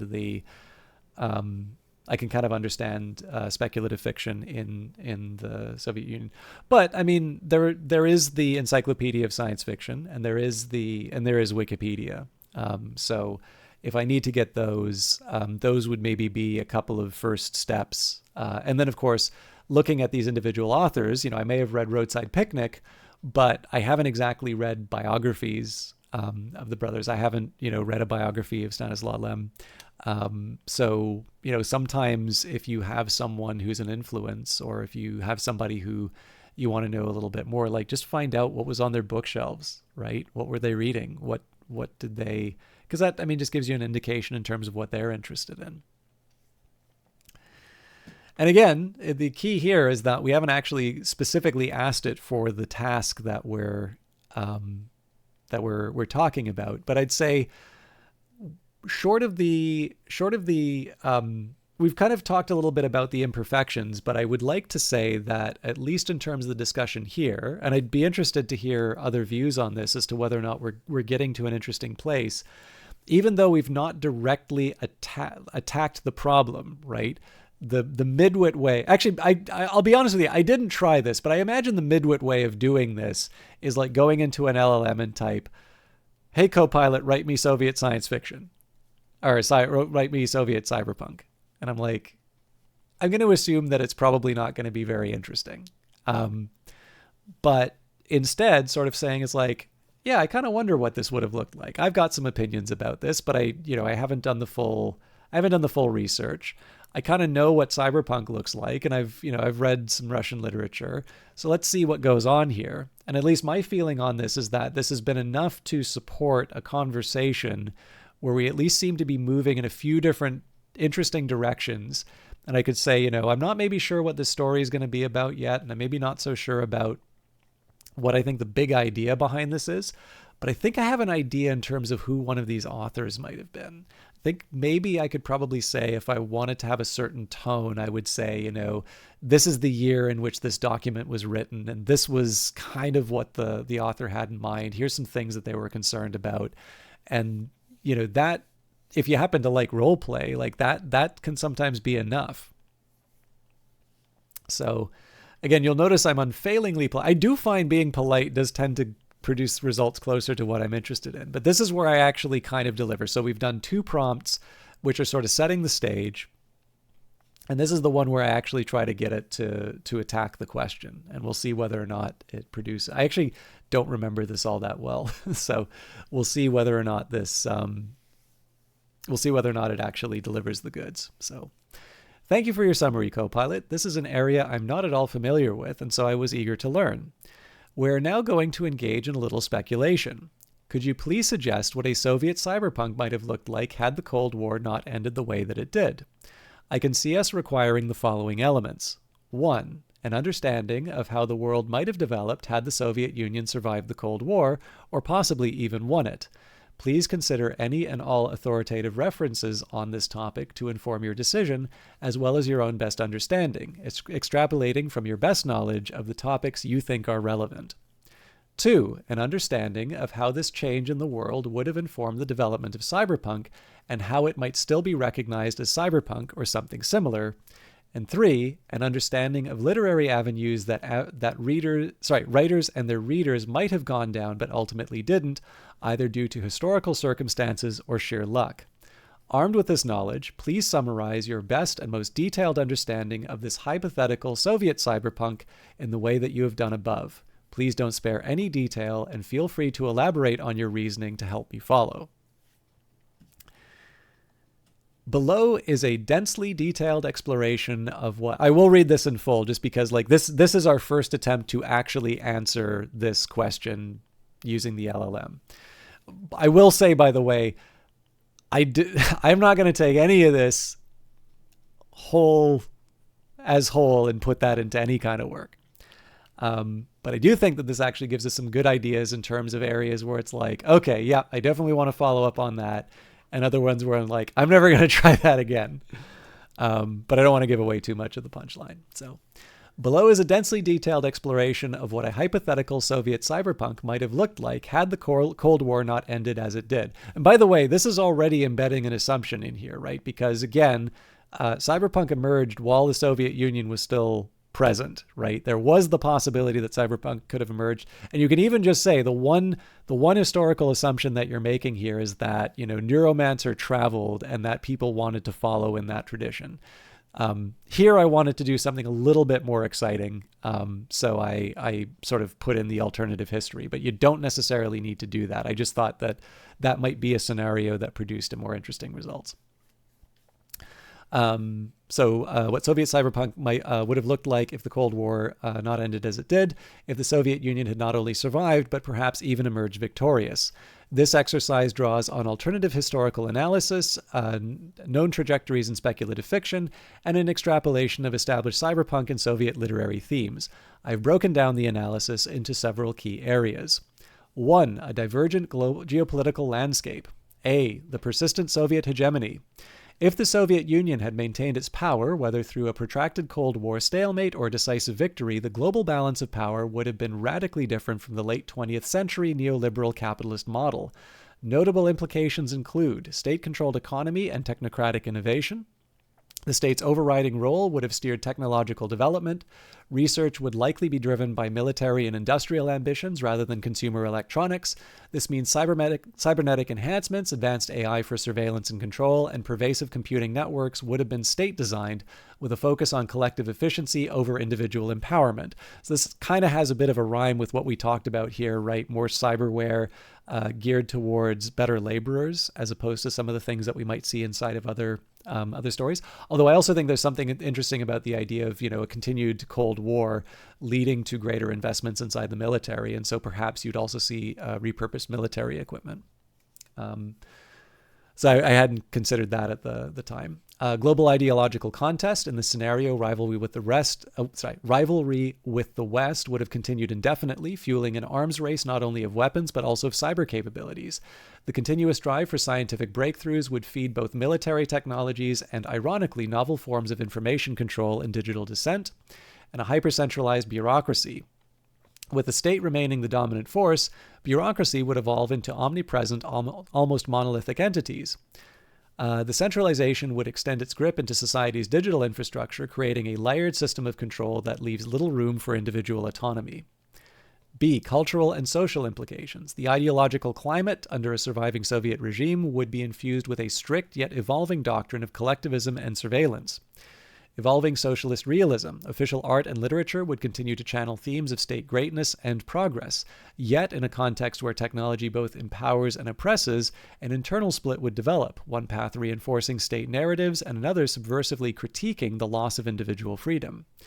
The digital panopticon. Every citizen might be plugged into a state-controlled information matrix. In such a setting, state-sponsored virtual communities and mandatory data streams, echoes of the earlier samizdat tradition, but now digitized and controlled, would form an integral part of everyday communication, raising questions about authenticity, privacy, and selfhood. 2. The birth of a Soviet cyberpunk aesthetic. A. High-tech ideals under red domination. The classic cyberpunk motif, high technology juxtaposed against low life, would find new expression in a Soviet-dominated world. Red neon versus state gray. Instead of the rain-soaked neon of Blade Runner's capitalist dystopias, the urban visual lexicon might blend austere, brutalist architecture with bursts of red propaganda. Imagine sprawling megacities where monumental state edifices are interspersed with secret underground hangouts lit by flickering, red-tinged holograms. And I was like, God damn, I like that one. So, this is definitely a point where I'm like, yes, in terms of a visual aesthetic, I can see this in my head. I am all for this one. So this is, obviously there's a lot of writing that we've got to get here.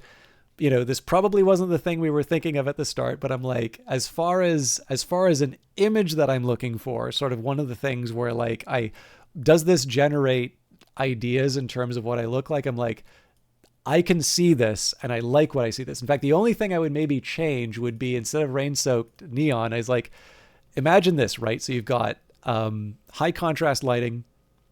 You've got the mega projects, right? You have an ascendant Soviet Union, or at the very least a surviving Soviet Union, large buildings, representing the capabilities of the state and people being taken care of. Very functional buildings. So there's the gray. You have the accents of the red, and you have the snow, right? You can see that color palette, gray, black, white, red. I can definitely see some very, very compelling imagery that comes out of that. Cyber-socialist realism. The official aesthetics might repurpose state iconography, hammer and sickle motifs integrated into circuit-like designs, or digital murals celebrating the worker enhanced by cybernetic implants. So, they again kind of anticipated that before. At the same time, the underground would cultivate a counter-visual language, gritty back alleys where illegal cybernetic labs, pirated data streams, and countercultural graffiti merge into a coded rebellion. B. Technology as both salvation and a tool of oppression. Consider features uniquely aligned with this alternative timeline. Augmented citizens, cybernetic implantations, and neural interfaces might be widespread, but in this world they would come with ideological strings attached. Citizens could be offered enhancements through state programs that double as mechanisms for tracking thought and behavior. Digital ideology systems. A cyberspace that is a digital extension of state ideology would be pervasive.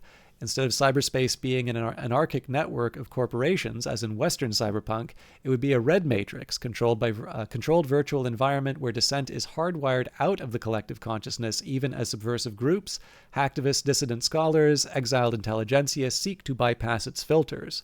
So this is an interesting idea that I didn't consider before, that perhaps the hackers are not present within the system, but are external, right? So that might be another interesting angle to take it from, although it's not one that I immediately sort of think of for myself. I also think that there's maybe a little bit more emphasis on knowledge work on here, and I think that that is probably a development that reflects more the world after the internet.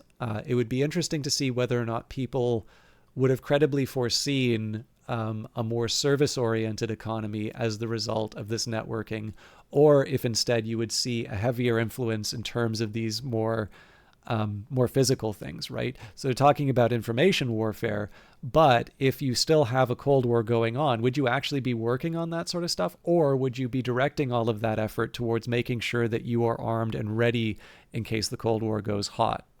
So that's another area where you might be playing around with these things. And this, by the way, it would be really interesting to take a look at some history on this and maybe see, what were decision makers worried about? Insofar as you have documents on this and historians looking at it, it might be actually interesting to see what the state is worried about. What are the state's concerns?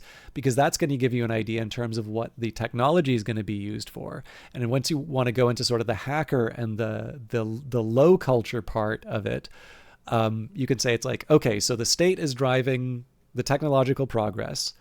It's being directed towards a particular goal. And you can make you'll have some value in terms of whether or not the state is successful in performing this sort of thing. But coming back to that cyberpunk idea of the street finds its own uses for things, right? That technology is gonna diffuse. It's gonna go through the rest of society. What is the purpose, counter to necessarily what the state's role for it was? What is that technology going to be repurposed for on the street? And that, to me, is where you get that degree of authenticity in terms of it being a cyberpunk from a different world, from a different society. C, the underground, the overarching regime. The traditional cyberpunk antihero might be replaced or at least augmented by characters who balance between ingrained loyalty and clandestine rebellion. Dissenting hackers and algorithmic outlaws. These would be mavericks who use their deep understanding of state digital infrastructures to subvert the norm, from introducing glitches in propaganda feeds to leaking forbidden archives of historical truth. Cybernetic dissidents, imagine brilliant scientists or ex-government operatives who, disillusioned by bureaucratic control, manipulate their own enhancements to attain a form of digital autonomy, an echo of the individualistic antiheroes of Western cyberpunk, but now set in a milieu where defiance is a matter of survival against a state ingrained into every network pulse. So I think there's kind of something interesting about this one, because I sort of say that this is a little bit of a failure of the of kind of the like the target. I don't think it met the specification, but I think it didn't meet the specification in an interesting way, because it says right here, right, an echo of the individualist anti-heroes of Western cyberpunk. I was like, yeah, but I don't want that. I want something that would ring as authentic. So this idea of, you know, I'm the I don't know, cowboy Ronald Reagan, you know, taking apart the system from the inside, probably isn't the story I want to tell. This is where I sort of say that, you know, if you just kind of sit down and let it do the work for you, you're probably not going to have a very good, you're probably not going to get a very good result. But if you engage actively, you know, this is something to hopefully enhance your work and sort of lead you. I mean, again, like I said, to me, this is sort of the, I don't have a tolerant enough social network to like buy them this many beers and rant about Cyberpunk and the Soviet Union this long. So this is my chance to sort of have that conversation with an infinitely patient, counterparty. The fact that, you know, your antenna should be up to say is like, does this ring as authentic? And in this case, you say, no, not really. But is there a way that I can sort of pull this around? I think there is. But so for instance, that like I said, it's like, okay, I can see a little bit more here that, you know, maybe in this case, the hackers aren't heroes. Maybe they're actually disruptors. And, or another interesting one, so I can't claim credit for this, but I'm reminded of an interesting Charles Stross short story called Big Brother Iron. And it basically deals with IT workers in the society of 1984. And it deals with the fact that IT workers actually need to know what's going on. And so they can't just simply they can't have the ideological purity that the party requires. And so they are given a certain amount of leeway, but they are not, like, it's a precarious existence because you can't go full rebel. And I thought that was kind of a neat one. So, you know, taking the perspective of someone who wants to deal with these problems might be an interesting story. Literary trajectories of hypothetical cultural avenues, the evolution of Soviet science fiction into cyberpunk. The established canon of Soviet speculative fiction, with the Strugatsky brothers at its zenith, shows that allegory, coded dissent, and critique of authority were a long part of the literary DNA. In a prolonged Soviet era, several trajectories might have emerged.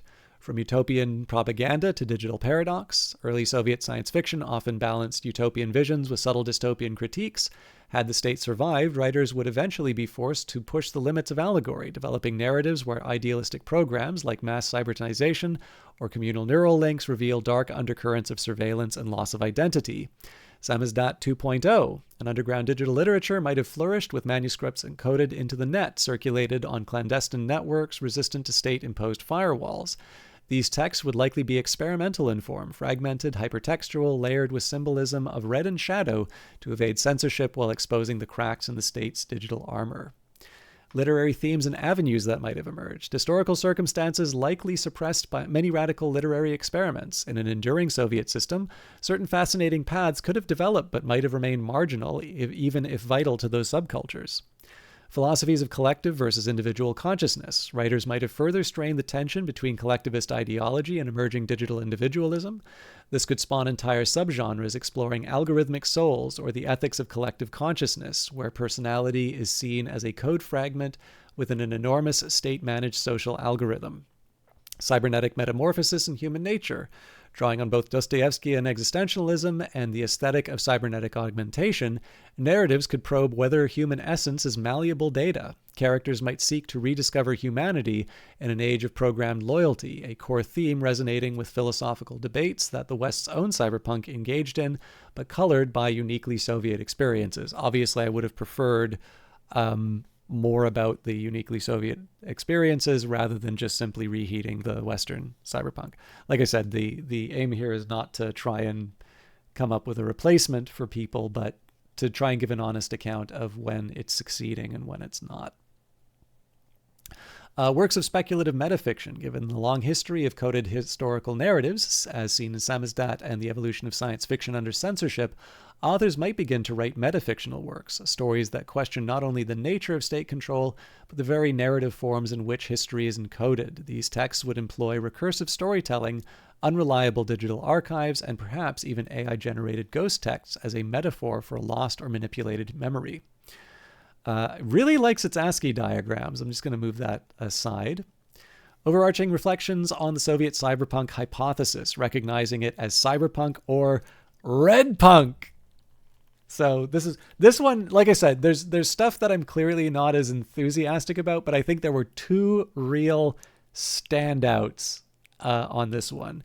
And one was the visual grammar that it gave in terms of color palettes and architecture. And I'm like, yes, this is going to be a pillar for later. So like if I was in a program like Scrivener, I'd immediately be going and trying to get as much sort of monumental architecture, I'd be looking at like apartment complexes and putting all of that in the photos and research file.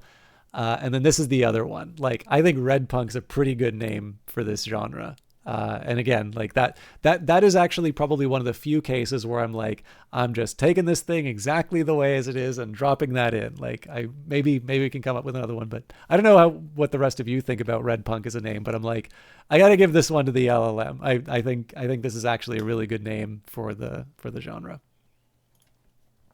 Despite its distinct ideological and cultural roots, Soviet cyberpunk would retain essential cyberpunk signatures. High-tech, low-life dynamics. Although the corporate dystopia of the West would be replaced as a state-dominated order, the juxtaposition of oppressive high technology with the gritty, rebellious life of the individual remains a core element. Alienated protagonist in a digitally mediated world. In both Western and Soviet contexts, characters would be forced to navigate a labyrinth of information, technology, and societal control. The struggle for personal autonomy and a reclaimed identity in a hyper-organized structure is a timeless narrative that transcends political systems. The underbelly of ideology, where the West saw rampant capitalism as dehumanizing, Soviet cyberpunk would critique ideological indoctrination, the dangers of a society where technology not only monitors behavior but molds belief. Themes of manipulation, resistance via encrypted subtexts, and rediscovery of authentic humanity would still resonate deeply. Literary avenues that might have emerged but were constrained. Historical circumstances, whether due to strict censorship, resource limitations, or ideological rigidity, likely prevented many such innovations in real life. In our speculative timeline, radical metafiction, writers might have experimented with digital literature that questioned not only the state but the nature of narrative itself. Layers of meaning might be encoded in multi-component texts, reflecting a fracturing of historical memory and an attempt to preserve subversive thought. Philosophical cyber-existentialism, the interplay of advanced cybernetic technologies and age-old Russian philosophical traditions, could have produced a uniquely sophisticated debate on what it means to be human, pushing beyond the punchy anti-hero tropes into realms of nuanced, even poetic introspection. Underground cultures of resistance. Although an official literary canon would reinforce state ideology, a vibrant, if clandestine, underground literature could have emerged, perhaps flourishing in digital bunkers or encrypted networks, challenging the status quo with allegorical critiques, interactive narratives, and cybernetic manifestos. Final reflections and further explorations. In sum, a Soviet cyberpunk would be a collision of a meticulously controlled digital empire and the unruly spirit of underground rebellion. Its signature visual elements might blend the stark utilitarianism of Soviet architecture with rebellious bursts of red, symbolizing both state power and the inherent fiery drive for individual liberation. Its narratives, steeped in allegory with dense and cultural historical resonances, would reflect the perennial tension between the promises of technological progress and its insidious dehumanizing costs. Such a world, what some might call red punk, would recall the existential depth of Russian classical literature while harnessing the narrative energy and sensory intensity of cyberpunk. Though history did not allow these narratives to flourish openly, their speculative potential offers a revelatory window into how technology, power, and dissent might have intertwined in an alternative modernity. Beyond the hypothesis, again, this is kind of the LLM advertising further use to me, but Other avenues ripe for exploration include comparative narratives. How might stories of digital resistance differ between capitalist cyberpunk protagonists and Soviet cyberpunk dissidents?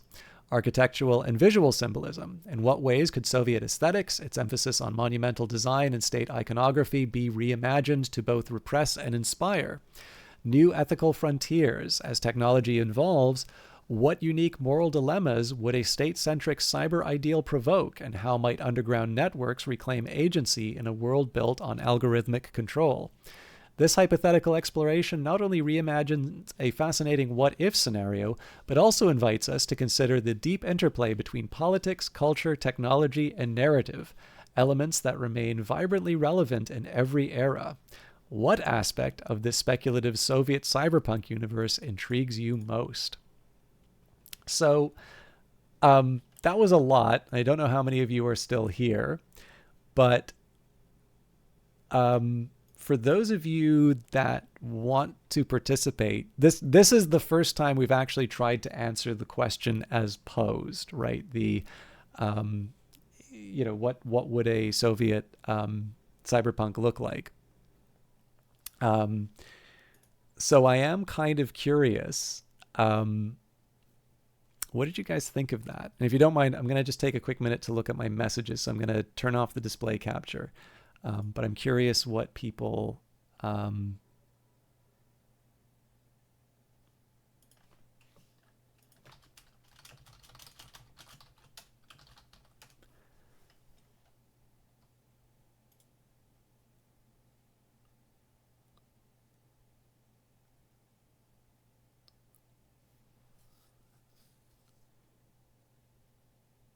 Ellen Ripley, if you're still here, I don't see a timeout, but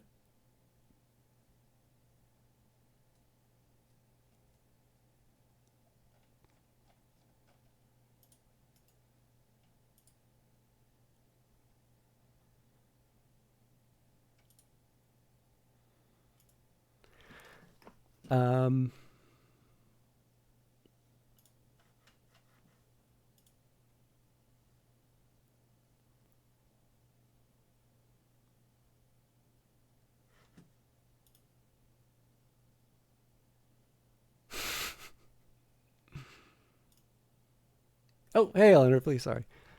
I'm pretty sure, just looking at the numbers, I think the fact that I've done this AI thing has actually caused me to lose like 5 followers. I can see you, Ellen Ripley. Thanks. Sorry, I didn't want to...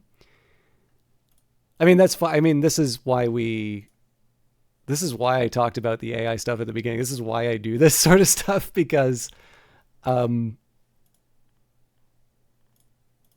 if this is the reaction that people have to... to the tech, I'm not entirely sure what I've said that's how do I put it? Like, I don't know. I'm not 100% sure what the sin is, like what the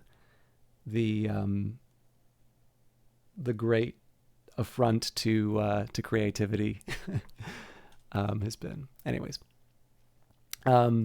But yeah, I don't know. I don't want to force conversation if people don't want to engage. But I am slightly curious if anybody has opinions on the scenario that was just presented.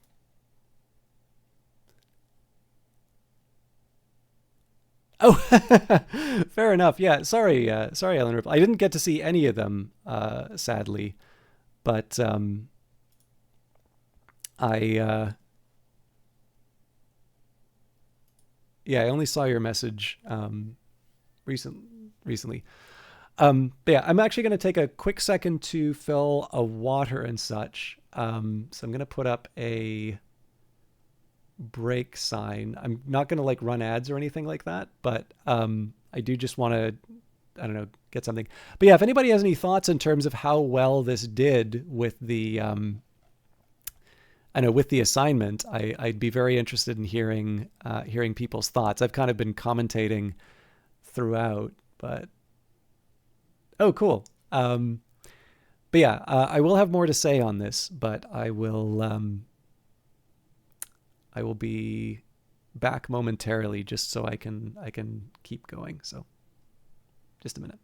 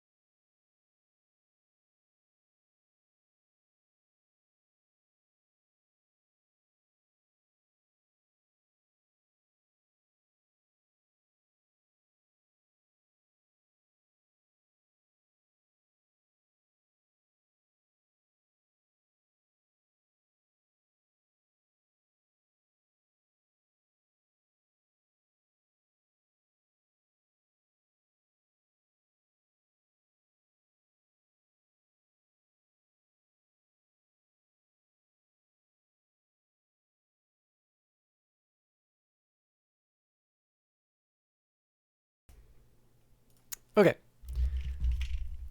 So yeah, the two things. So I've got kind of mixed feelings on some of these. I think maybe one of the things I probably want to jump into a bit more for myself would be specifically these sort of resistance networks. Who's making samizdat? What does this look like? Because the one thing I don't want is, again, Ronald Reagan in his cowboy hat showing up in the middle of a cyberpunk Soviet Union, showing everybody what freedom looks like. What I want is something that's sort of reflecting. So again, right, you've got an underworld, you've got criminals, you've got hackers, and it seems to me that this is probably the place that you want to be looking for these people. And like I said, the one thing that kind of was an interesting idea on this is that actually maybe it's external forces trying to penetrate the networks, which I hadn't really thought about. But that just strikes me as something probably a little bit more interesting in terms of the people who are already transmitting information in a clandestine way. I feel like that's probably the most fruitful area to be looking for the kinds of anti-heroes and hackers that you'd find inside of Cyberpunk, especially because this would be the sort of thing that presumably a red punk author, I can now use the term, would have used or developed. But I also think the really interesting thing about this one was, like I said, two really standout examples. One was the visual description here. I thought this definitely lent itself towards a very concrete, so to speak, idea in terms of what that would look like.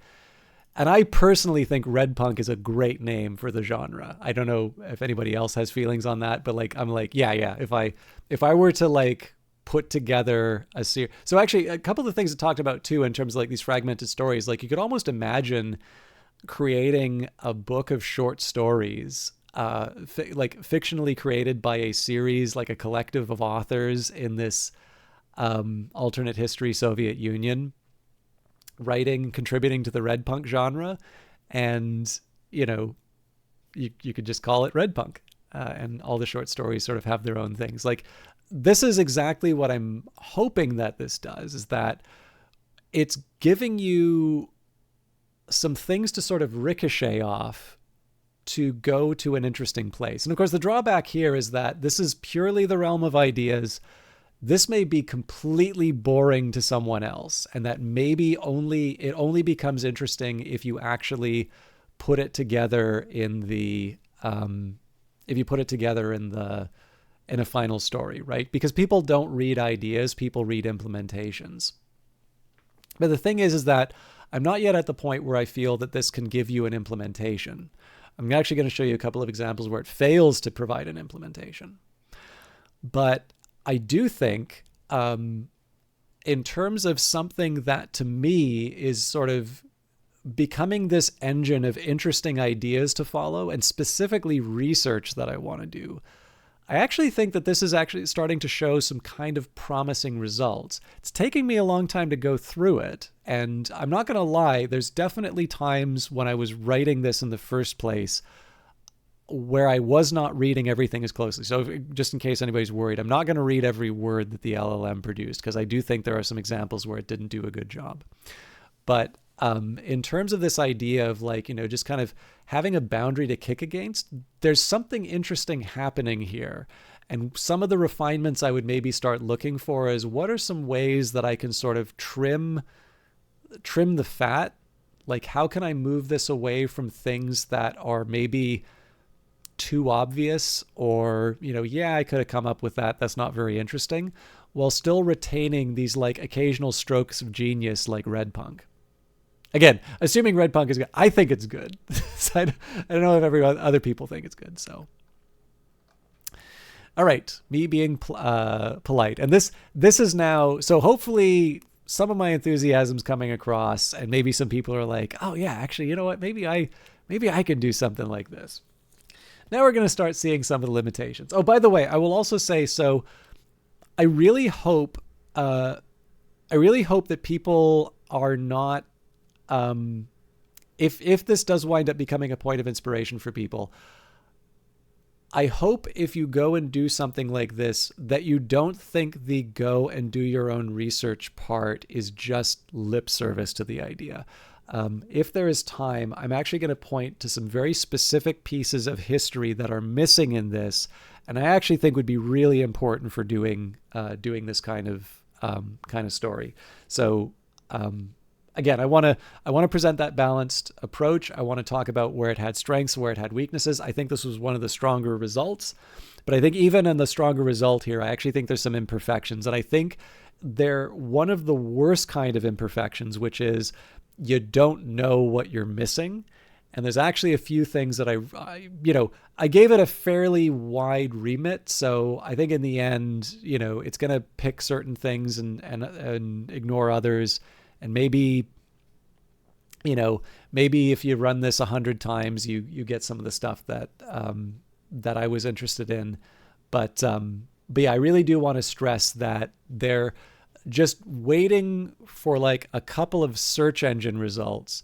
There's actually a couple things that will make this infinitely more interesting, in my opinion. So I really want to stress that this could not possibly be more human in the loop, what I'm doing here, which is also why I'm a little disappointed at some of the more definitive responses to this work. All right. Again, me being unfailingly Canadian. Wonderful work, Copilot. I would like you to keep this summary in mind for all subsequent prompts as we now develop this world. First, I would like you to create some images of concept art for the Soviet cyberpunk, Red Punk, as you so memorably called it. I would like several, and so will prompt you multiple times for this. In addition to the considerations you outlined above, please also ensure that these images look like concept art from around the 80s and early 90s with Soviet aesthetics in mind. Below are 3 detailed concept art proposals for a Soviet cyberpunk or red punk world, blending the aesthetics of early 80s-90s concept art with distinctly Soviet symbols and atmospheres. Each concept is accompanied by a descriptive breakdown and a rough ASCII visualization to serve as a muse for future visual development. So already this has gone wrong, right? I want it to generate an image. Copilot is perfectly capable of generating an image. It does not generate an image. So I'm not going to bother reading the description. I've never read this. So like Red Iron Megacity, this sounds kind of cool. Behold, the massive building facades, the brutalist concrete slabs, and the holographic banners, red pulse propaganda screens. I mean, if this does not get your creative juices flowing, I don't know what else will. Let us now move on to the fearsome cyber dissident.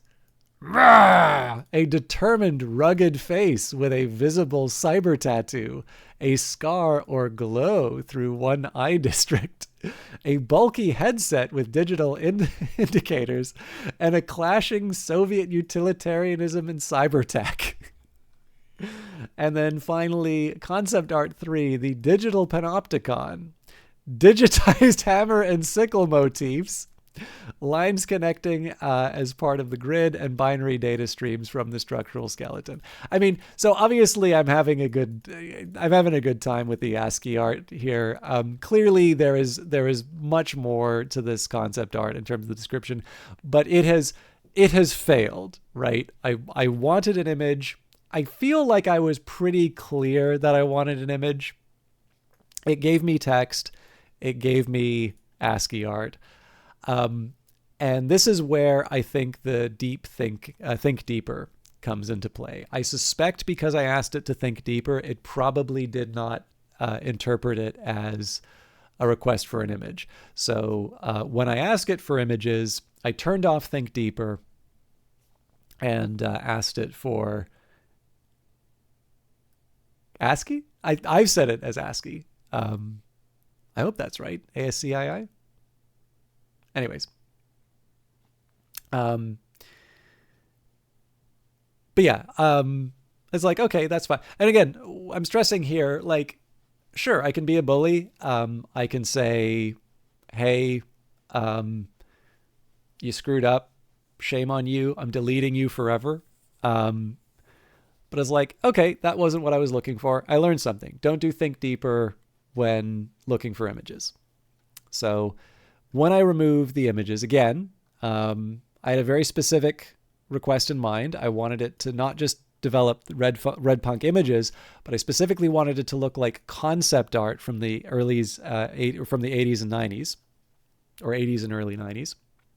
So thank you, Copilot. What I meant, though, was, could you please create an actual image in that style? I can't get that any bigger, but your concept art is on the way. I hope it captures the essence of red punk that we've envisioned. Feel free to request more ideas or refinements. I mean, I don't hate that this exists. Actually, if you just give me a second, I'll see if I can get a better...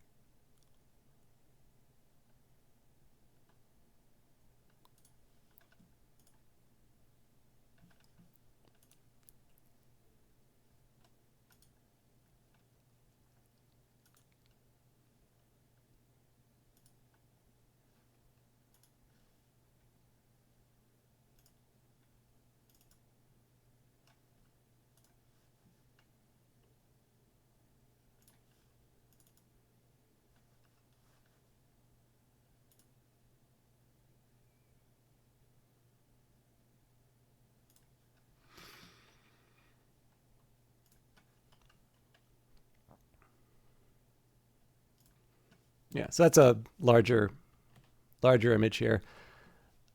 So I mean, even if I was gonna say like this meets the specification, like I know there'd be people who kind of point out like, yeah, these ships look weird, and but I don't know, like this isn't really what I had in mind. I think the stuff that I got excited about before this really. This ain't it, Chief. I guess we got the fuzzy hats. We've got like the star and the hammer and sickle and stuff like that. But I don't know, like this, like I can see why there are people who would really like this image and like, oh man, that's so badass. What prompt did you use for this? But I was kind of disappointed about it. Like it's got some nice individual features about it. I can sort of see. Like, I don't know, I'd put it to you this way. Like, if I was, let's say I was trying to make a game like Atomic Heart, and, you know, this was the very first, like, concept art I was doing for it. I was like, okay, this might be going someplace interesting, and then, you know, kind of refine on it. Obviously, you know, the problem you always run into in terms of using these kinds of techs are that, you know, you can't really do individual adjustments. I tend to find that the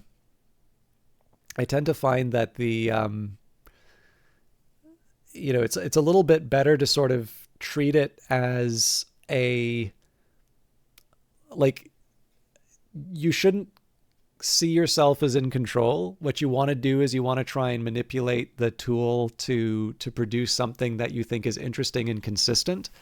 And there's a few different ways of doing that. But I guess the thing that makes me not like this the most, so there's one thing where I thought it gave a really good description of the kinds of aesthetics that would make for an interesting setting. But I think the big problem I have with this is that it really doesn't communicate the things that are interesting about Cyberpunk to me, right? Like, what Cyberpunk setting has a giant mech in it? What does that have to say about, people's relation to technology? Am I questioning the nature of human existence looking at the mech like that? Or is this just kind of like a big symbol of oppression where in the future, now we've got mecha commissars, I don't want to run this down too much, but I'm like, I can see why this would be very appealing to a certain individual. I can see even how this would actually be quite interesting in some contexts. This might be the first step towards a rather interesting, towards a rather interesting set of sort of subsequent work. Or this might be the sort of thing that you show a concept artist and say, this isn't exactly it, but do you kind of see where we're going with this? And somebody would say, oh yeah, no, okay, I get an idea here, and like make something more in line, right? But this to me does not say Cyberpunk. This doesn't say Red Punk. And this definitely does not look like early 80s or 90s concept art. So overall, I'm not happy with this result. But like I said, that's also fine because we're learning what we can rely on and what we can't. We're trying to find the things that will be helpful for us in the future. And I'm trying to look for maybe the things that we either want to avoid or maybe a challenge that we'll take on in future. Like, can I get good enough at prompting these tools to produce the kinds of works that I would be interested in? I've also tried to do the concept art in a couple of other cases, and so far it's just utterly failing to produce the kinds of things I have in mind. So either I'm not prompting it correctly or it's quite limited to a specific type of image. But I also think generating concept art is maybe not the most important part here. It's really just a chance for me to try and see as far as we're going. So let's bring this back. So so why did I say wonderful work if I'm disappointed like this? Again, I appreciate the effort that was put in. I'm not entirely sure saying I'm so disappointed in you, I'm, now going to throw my controller on the ground. This is, this is just the way that it is. Instead, I'm going to say, all right, let's try and take this in a different direction. So wonderful work, Copilot, but it looks very 2025. Could you please make it look more like a concept sketch from a Soviet artist in the 80s or early 90s, creating art inspired from a Red Punk book that they have been commissioned to provide art for? I've crafted an image concept based on your request, channeling the style of Soviet artists from the 80s and early 90s, inspired by the speculative Red Punk genre. Take a look. So I don't know, like, there's a couple of weird, like, so, the hands look weird. Is this better? I don't really know, because, like, other than the hats, like, how is this Soviet? How is this Red Punk? I'd almost say, like, are we talking about the Empire of Japan here? Why are they standing on televisions? Again, this didn't really sing to me. Like, you can see how I was really excited by that text description. And this stuff is just not really moving anything in me. Hey, Joshy, man, good to see you. I wanted it to be better than it was, and there is a side of me that sort of says, maybe this is a question of coming up with better prompting. Maybe this is a question of doing more work, maybe trying to understand a little bit better. I mean, maybe a different model, Adobe Firefly, Grok, Gemini. I don't have Midjourney, so I mean, I haven't used Midjourney, so like maybe the free credits will show me what I,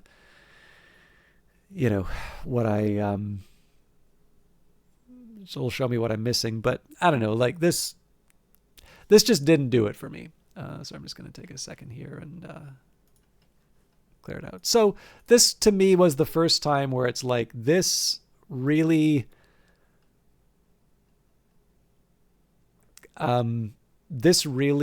didn't deliver, and this wasn't even close to the mark. Like, we had a lot of promise before, but if I want to try and turn this into something that I would share. Also, what am I doing to poor ChatGPT? So I'm following, this is Microsoft Copilot.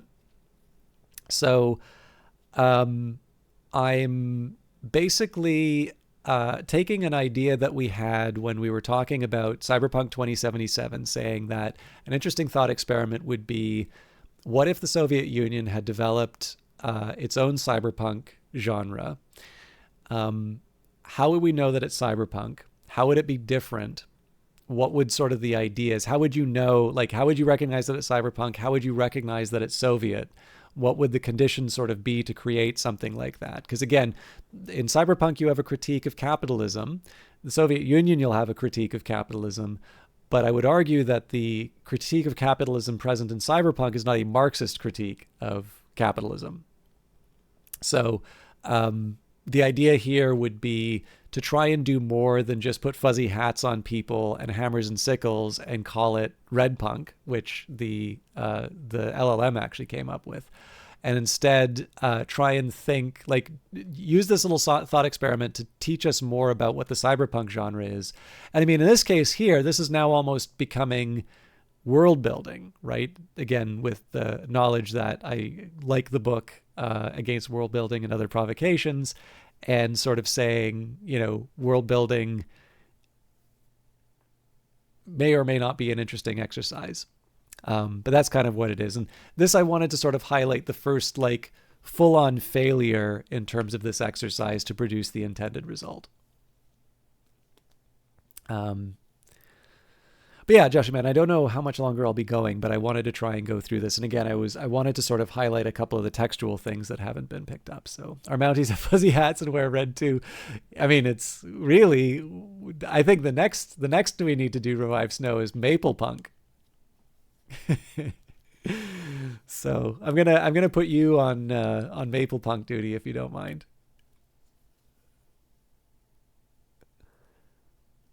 All right. Thank you, Copilot. Let's leave the concept art aside for now and return to the red punk scenario you've developed.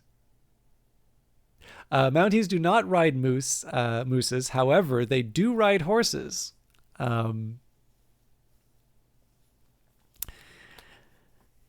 So it's also kind of funny. Like the Mounties are a little bit of an interesting one too, because it's interesting to try and describe them to people, because they are like a federal law enforcement group. So most people probably don't think of the RCMP as the FBI, but that's kind of what they are. So like when I lived in Vancouver, there was like the Vancouver Police Department. That was the municipal police department. I mean, like, they had a full-on gang squad. Like, like Vancouver has its problems. So, and I actually think our former defense minister actually was in the Vancouver gang squad. But yeah, the Mounties would be, but the thing is that like not every municipality is going to have the capacity for that kind of police force, and so that's where the Mounties will sometimes have sort of the regional deployments in that. But I believe once upon a time they were responsible for the organization that became CSIS, and I think there's another kind of elite squad that they were responsible for that was eventually spun out. I don't know how they feel about that, but apparently they keep getting the toys taken away. Or I suspect probably the organizations become large enough that they need sort of independence. But yeah, also there's a few books written about it. I should read more about the RCMP. I feel like that's one I should know more. Because like, think of it this way, right? So if you want another example of where you can do these sorts of experiments, I don't know how well the LLM would help in these cases, but Twin Peaks, right? So you've got the logging industry. Well, obviously that's going to be I mean, there's Canadian elements in Twin Peaks, right? Dale Cooper's an FBI agent. So what would Canadian Twin Peaks be like? Could you do a story about a Mountie who is sent on the Blue Rose cases, but maybe Blue Rose is secret enough that it can't be shared with the RCMP, and so the Mountie has to pursue the Canadian half of the equation, being given maybe hints by participants who need that help, but can't actually go so far as to communicate it. And then the question you'd say is like, how do you know it's Canadian, right? Other than having characters named Jacques, what are the uniquely Canadian elements that would make it identifiable as Twin Peaks, but also identifiable as Canadian? You can do this exercise a few different ways, but I want to do Maple Punk first. Although I will point out that Neuromancer is by a Canadian author. Punctuate every sentence with A. Revive Snow, do you say A whole lot? I don't feel like I say A whole lot. People do point out my Canadianisms. Oh, and I actually think some of my Canadianisms might actually be the Australian. But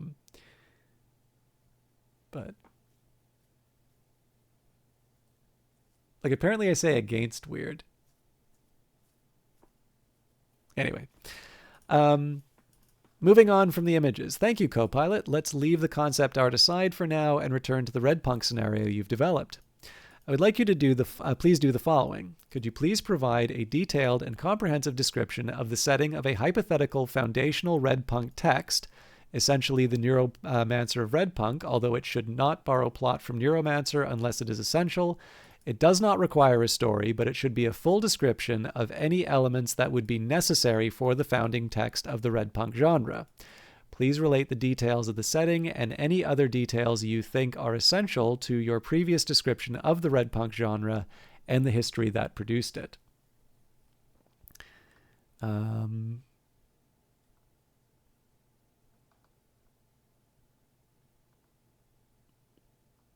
really didn't want to read all this stuff, but I feel like this is a fairly important one to...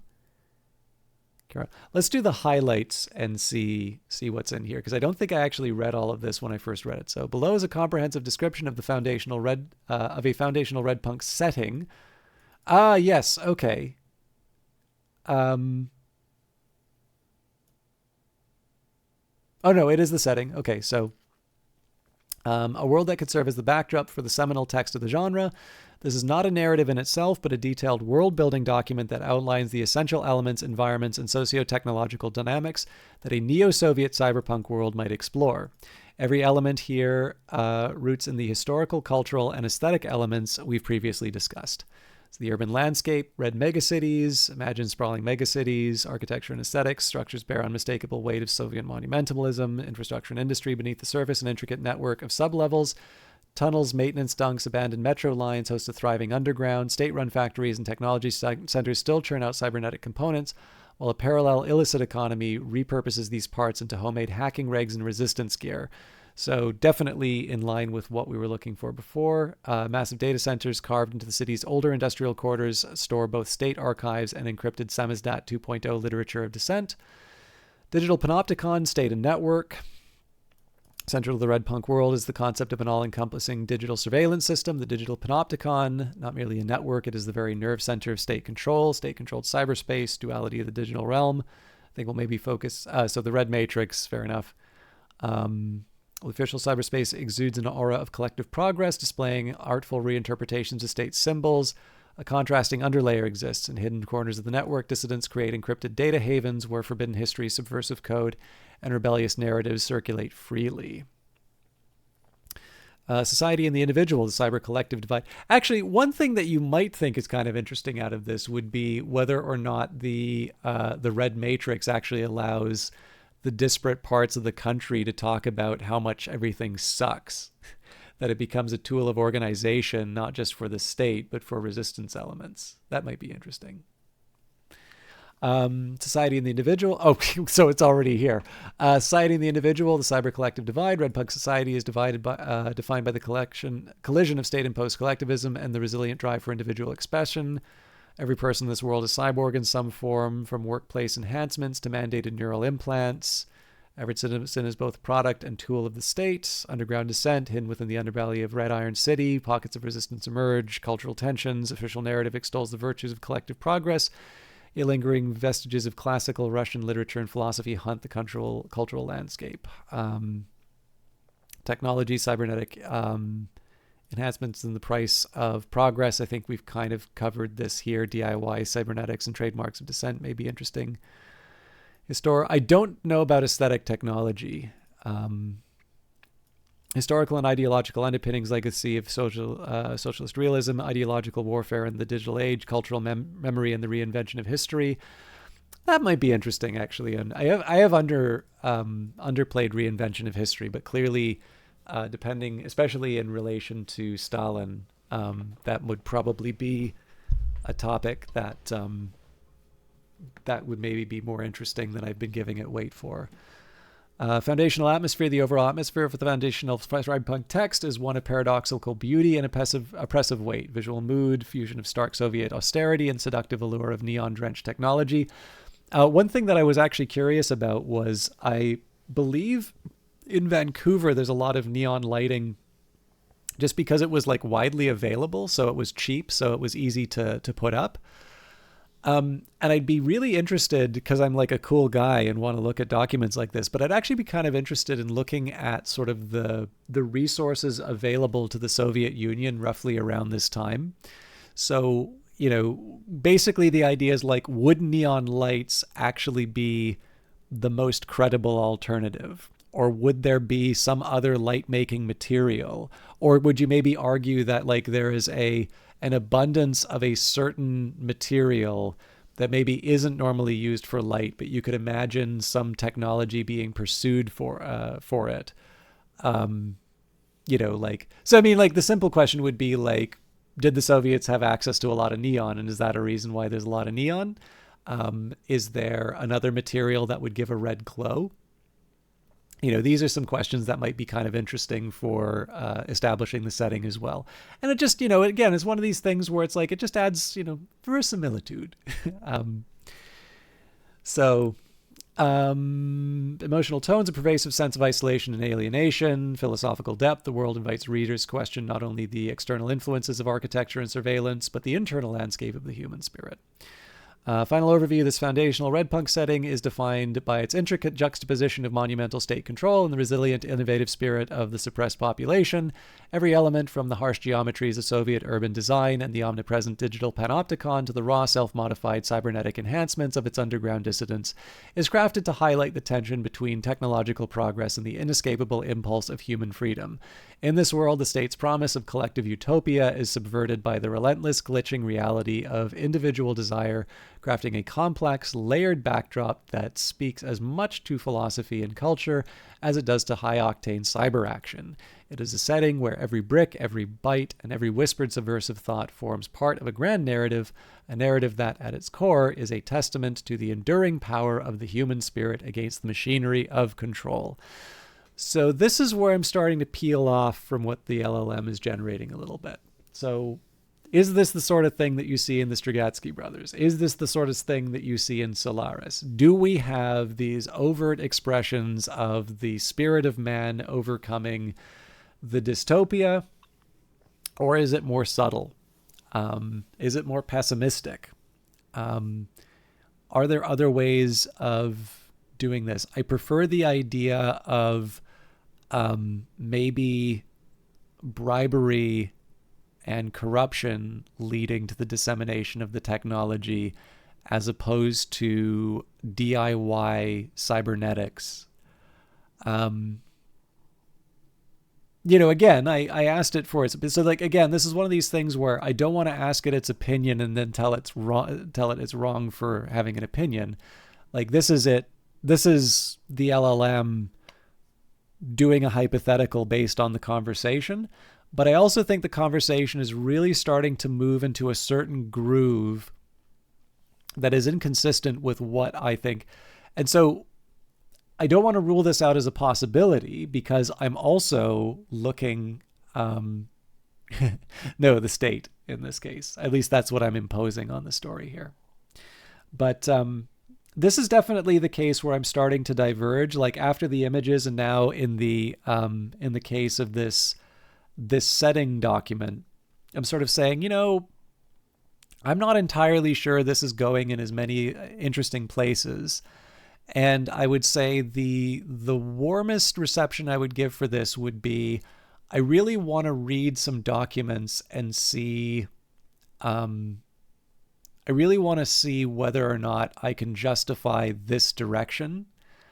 And in another sense, and I think this is a little bit closer to my own personal feeling, this is the point where I'm like, we're not doing any of that. And what I'm doing here is I'm arriving at a definition through sort of saying, well, I know what it's not. So I'm trying to remember the name of let me see if I can find it. I think it's called In the Cart, but let me just see here.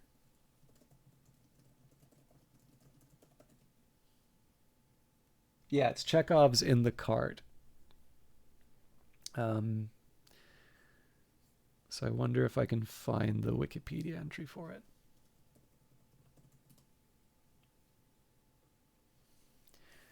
So contrast what's been described here for Red Punk to, oh God, this is kind of long.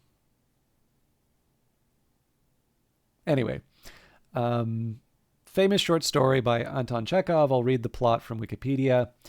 Maria Vasilyevna, a schoolmistress, returns to her village from the town where she has been collecting her meager salary, 21 rubles, although local folks consider her grossly overpaid.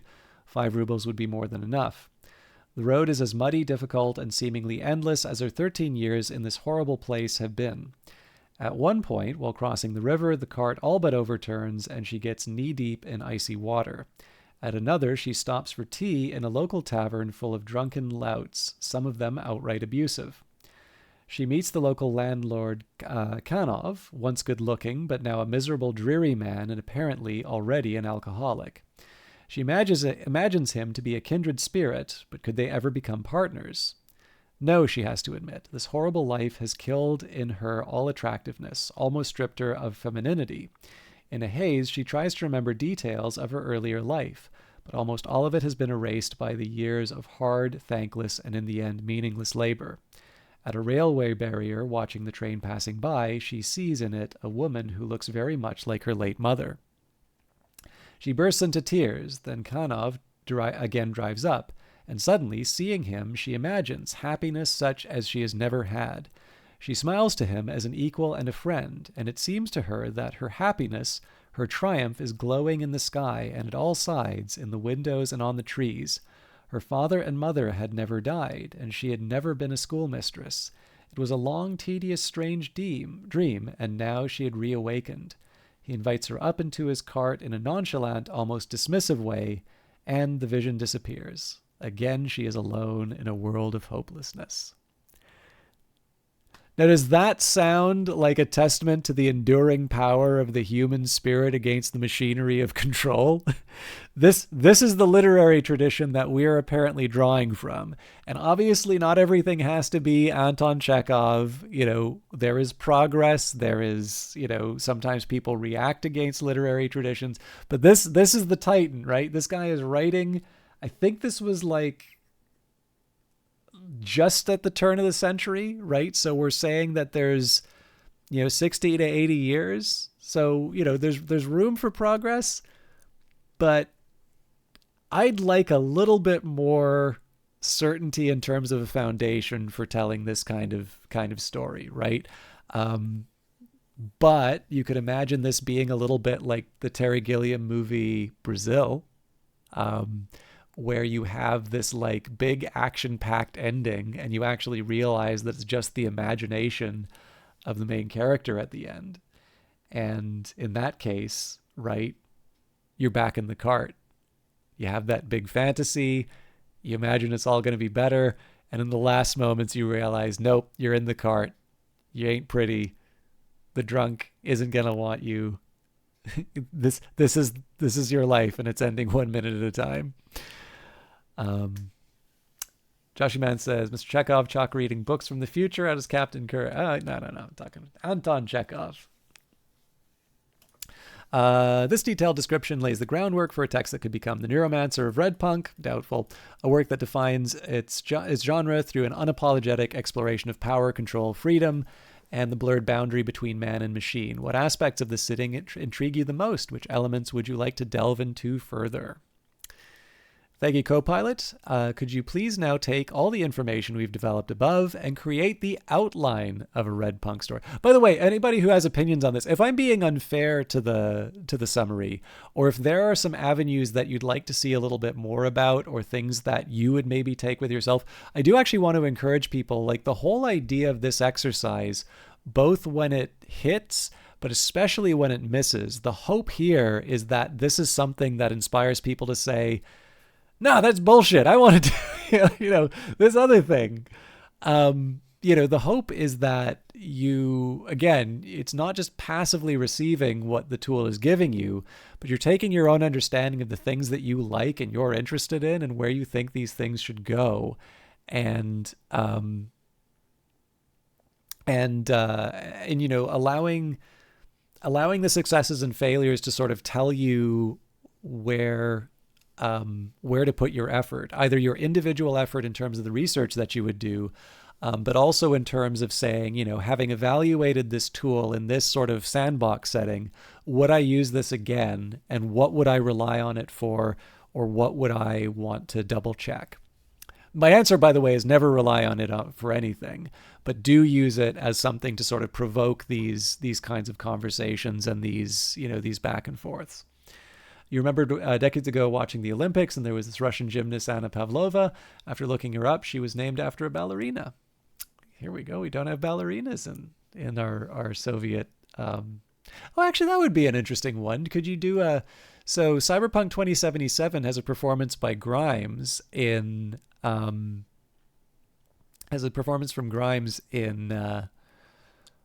in Dogtown. So what would the Bolshoi look like in Red Punk? Could you incorporate the red neon of Red Punk? I mean, now I'm thinking of John Wick again. That might be something you can actually get out of that.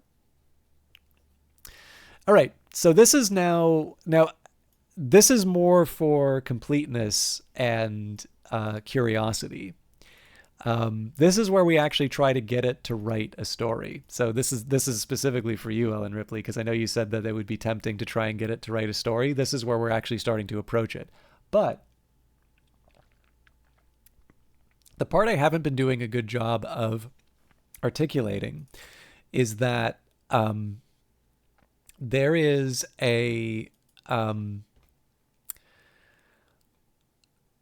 there's a specific progress to this, right? So remember that we didn't start by saying, tell me what a Soviet cyberpunk would have looked like. We said, tell me what cyberpunk is. Tell me about Russian literature around the time of new wave science fiction. Tell me, let's do this alternate history. Let's do this thought experiment. What does that look like? Give me some images. What does it actually look like as an image? Tell me about the setting for the groundbreaking book that led to this genre, right? And all of this is trying to just load up this tool, the LLM, with a specific path that it's gone down, right? We've established a bunch of history that it's going to be drawing from to produce these next steps. So what I'm hoping is that this is going to be producing something as consistent as it can be with some of the things we've talked about. And of course, the hope would be that that would be the things that you think are interesting and cool. I'm not convinced that it does it. And again, like I might try to get to the bottom of the document, but I'm not going to read everything. But I do think for the purposes of seeing, like, can it actually deliver the story? I think this is worth going into because I'm generally pretty skeptical of the tool's ability to do so. And actually, if I recall correctly, I don't think I read all of this. I was just sort of like, yeah, okay, I got, this is going down a path that I'm not very interested in. I'm just going to move on and see where this goes. But anyways, thank you, Copilot. Could you now please take all the information we've developed above and create an outline of Red Punk story? It should come off as an authentic story in the world setting and literary tradition that you've described. The story does not need to be written in detail, but it should contain an overall plot summary, character descriptions, and perhaps an outline of chapters, scenes, discussion of themes and motifs. Please be as comprehensive and detailed as possible, but include a full summary at the end. Length is not a concern. Below is a comprehensive outline for a foundational Red Punk story, one that could serve as the seminal text of this alternative Soviet cyberpunk genre. Every element has been crafted to mirror the world, mood, and literary traditions we've built, while introducing original characters, plot arcs, and thematic concerns. Think of this as a detailed blueprint outlining the overall plot, chapter breakdowns, character sketches, key scenes, and major themes. Title: Red Pulse. Overall plot summary. In a dystopian future where the Soviet regime has not only survived but transformed into an omnipotent digital empire, the citizens of Red Iron City live under the all-seeing gaze of the state's digital panopticon. Every individual is linked to the Red Matrix via state-mandated cybernetic implants that guarantee productivity and enforce conformity. Yet beneath this hyper-controlled society, a few rebellious souls hold on to the vestiges of individuality and human dignity. Our protagonist, Dmitry Kaplan, a disaffected mid-30s hacker haunted by subtle glitches in his neural implant, accidentally uncovers evidence of a state-orchestrated manipulation of historical memory and human thought. Drawn into a clandestine underground network led by the enigmatic Aurora, alias Red Vex, Dmitry finds himself at the center of a collision between the oppressive state and a burgeoning digital rebellion. As circuits, ideology, and human spirit intertwine, a city-wide uprising ignites, challenging not only the state's digital constraints, but the very nature of collective versus individual identity. The narrative is a journey through the bleak neon-lit streets and data streams of Red Iron, where every glitch is a spark and every act of subversion is reclaiming humanity. A reclaiming of humanity. So I guess one of the things that bothers me about this is that I would imagine if I was living in an alternate history Soviet Union where it survived and potentially won the Cold War, I'm probably not going to write a story about the overthrow of that regime. I'm probably going to think of that regime as a constant. And maybe what the story would be about instead are internal struggles within the regime, or internal struggles, among individuals. One interesting story which I'll raise. There was an HBO made-for-TV movie or movie of the week, whatever the term is, called Citizen X, and I thought that was a really interesting one. So it had the guy who was from The Crying Game. Him, Donald Sutherland, Jeffrey Munn, I think. Anyways, he's the guy. He plays Chuck Rhodes Sr. In Billions. But it's a story about a Soviet serial killer and like some of the bureaucratic challenge. It's actually a bit like Chernobyl now that I think of it, but like the bureaucratic challenges of admitting that serial killers are not just a decadent Western phenomena, but there is actually one in the Soviet Union, and some of the difficulty in just overcoming a certain rigid bureaucracy, all the while, this person is escaping justice. I think it's a pretty interesting film. It's an old film, but I think that is a little bit more interesting, right? Like, these are police officers. They are members of the state. They are fighting the state in the sense that they want to catch the killer, the greater evil. They want to do their job.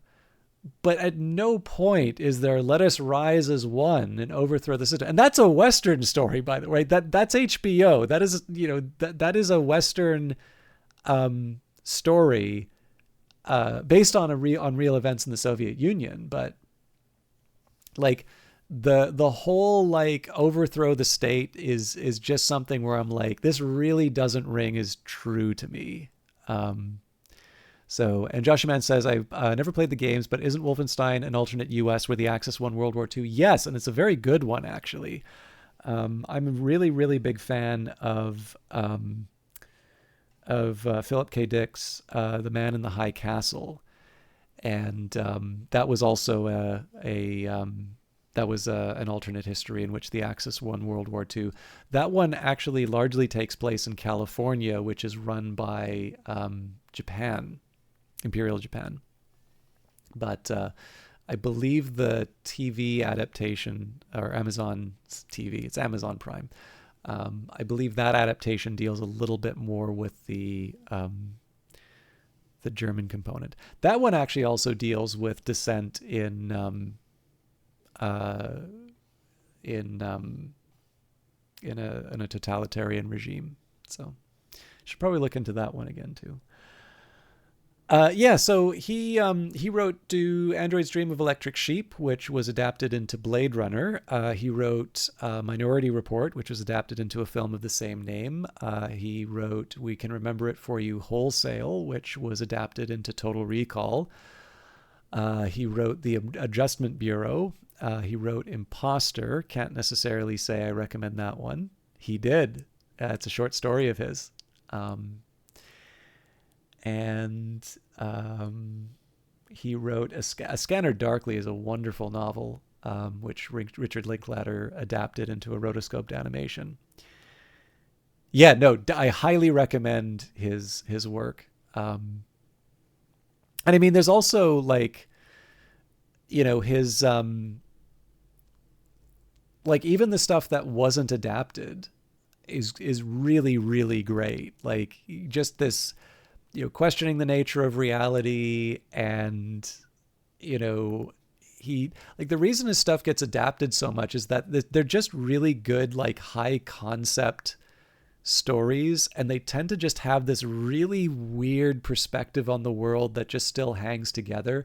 So like one of his earliest stories was this story that like is from the perspective of a dog seeing the garbage collectors as these thieves that were taking the carefully stored food of its owners away. But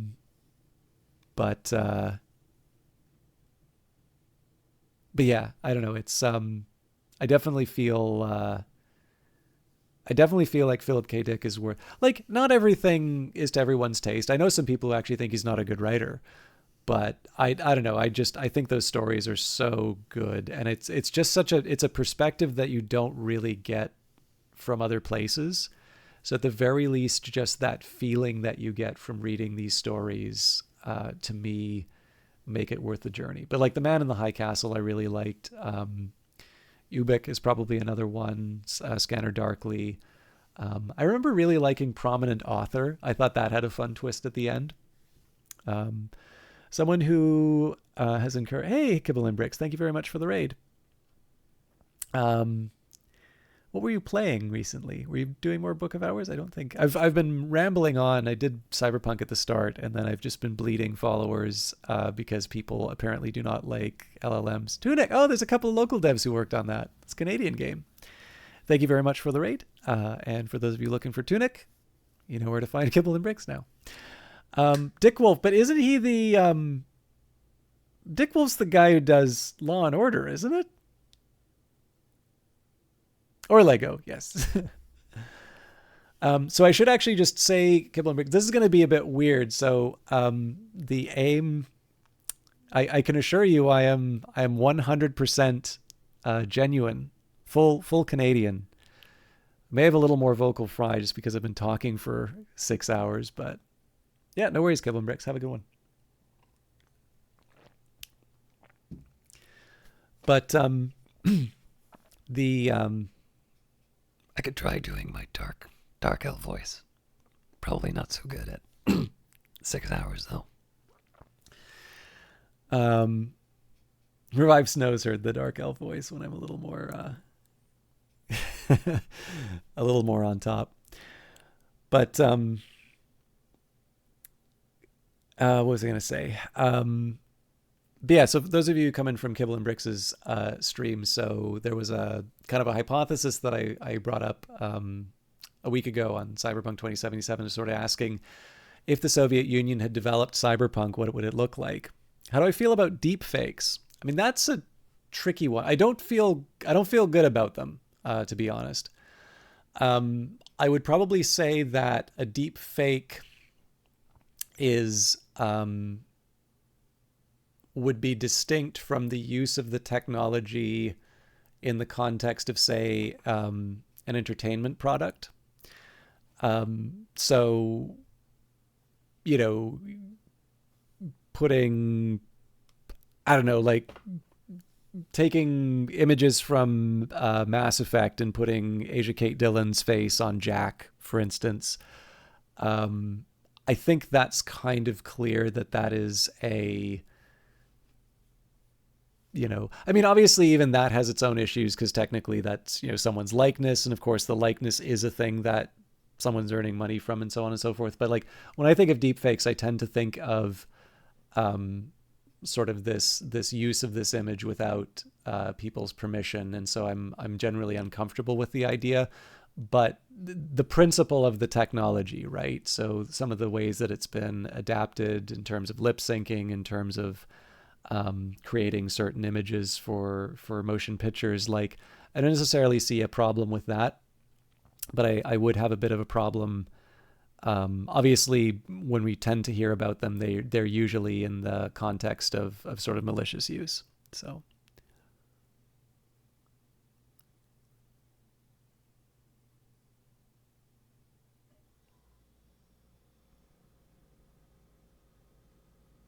I'm not quite sure when you say tricky in the way that your opponent found his path. And as you might have guessed, I didn't listen, but now I do. I'm not 100% sure what you mean by those, but anyways, I do want to move on with the plot summary. So yeah, anyways, like I said, it's not the what was I going to say? This story as an overall plot. Oh, thank you very much for gifting the sub, Joshy Man.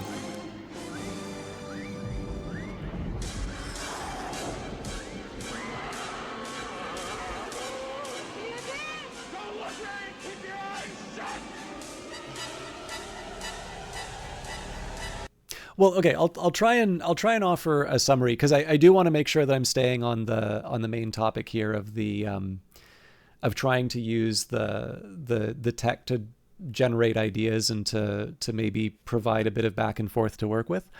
But I guess the issue that I would have with the deepfake is that it is a device that's very overtly intended to take. So like in the worst cases, deceive, at the very least take sort of a kind of a property, right? Because again, actors do sell their likenesses, and to apply it to something that is ultimately not theirs, something done without permission. And so that, like, while I am using these techs, I am actually quite sensitive to the intellectual property concerns surrounding the techs. So I'm generally more pessimistic about deepfakes, mostly just because the use cases that I have seen for them are largely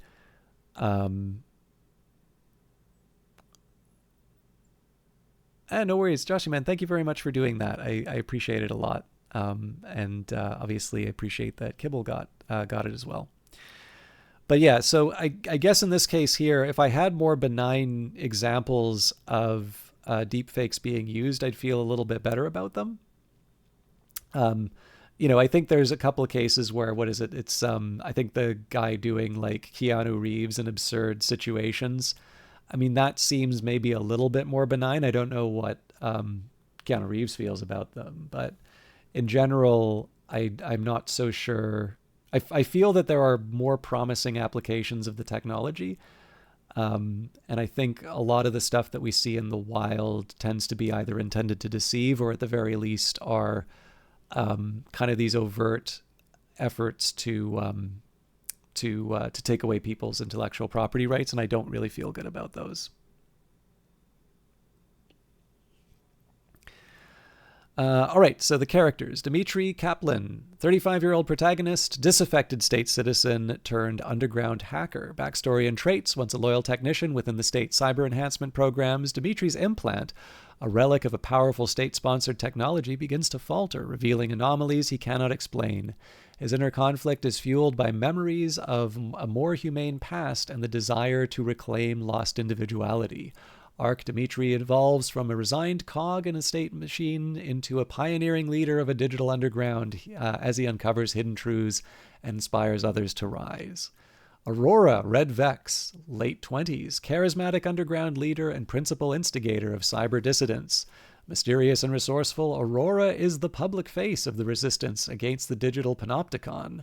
Sporting radical cybernetic enhancements fashioned from repurposed state tech, she's both revered and feared for her ability to manipulate the digital realm.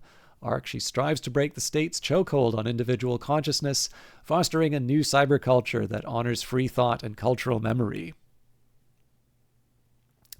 Comrade Pavel Rostova, antagonist, a high-ranking official in charge of maintaining the digital panopticon. Backstory and traits. Cold, methodical, and deeply convinced of the regime's righteousness, Pavel sees dissent as a virus that must be purged. His lifelong belief in state collectivism and technological perfection leads him to tighten surveillance and deployment of retaliatory measures. Arc, as the counterforce to the Underground's rebellion, his character embodies the inherent contradictions of a system that values order over individual freedom. I'm not 100% sure I see what the contradiction here is, but anyways, we're moving on. As you can tell, I'm not like 100% thrilled with this. Natalia Ivanova, conflicted former colleague of Dmitry, and an intellectual caught between loyalty to the state and the allure of underground ideology. Educated in classical Russian literature and steeped in the vestiges of a rich cultural heritage, Natalia represents the potential for beauty and intellectual dissent, even within a system of strict control. Arc, her internal struggle highlights the personal cost of state surveillance and the possibility of personal redemption through the reclaiming of forbidden knowledge. And the minor ensemble, The Fragment, a coalition of hackers, artists, ex-intellectuals who operate in secret digital havens, often referred to as Samizdat 2.0. Each member embodies small but crucial threads of rebellion against omnipresent corporate state control. So, I don't know, like, I didn't put a whole lot of thought. I don't even think I read these when I first generated them. I'm not entirely sure any of these characters really leap out at me as like, okay, I really got to do this. I think you can... no, I don't. I'm just using the Copilot, like standard Copilot. So, like there might be something interesting you could do with Comrade Pavel Rostova. It would be, I could imagine it being a little bit more like... So here's an example where I think we could maybe make this character more interesting. For those of you that have read the graphic novel V for Vendetta, so you have a member of the state who has almost this like love, like actually seems to fall in love with the computer used for state control. And I actually think that would be kind of an interesting thread to pull in this one, right? Where you can have you could have this. So, I mean, also the digital panopticon, I feel like you can maybe do a little of something a little bit more interesting with than that anyway. But let's try and take this story with where it's at. So you have this antagonist, you have this representative of state control. Okay, fine, we're doing Ronald Reagan in his cowboy hat introducing freedom to the neo-Soviet empire. So what if instead you have the cold, methodical, head of the digital panopticon, but instead you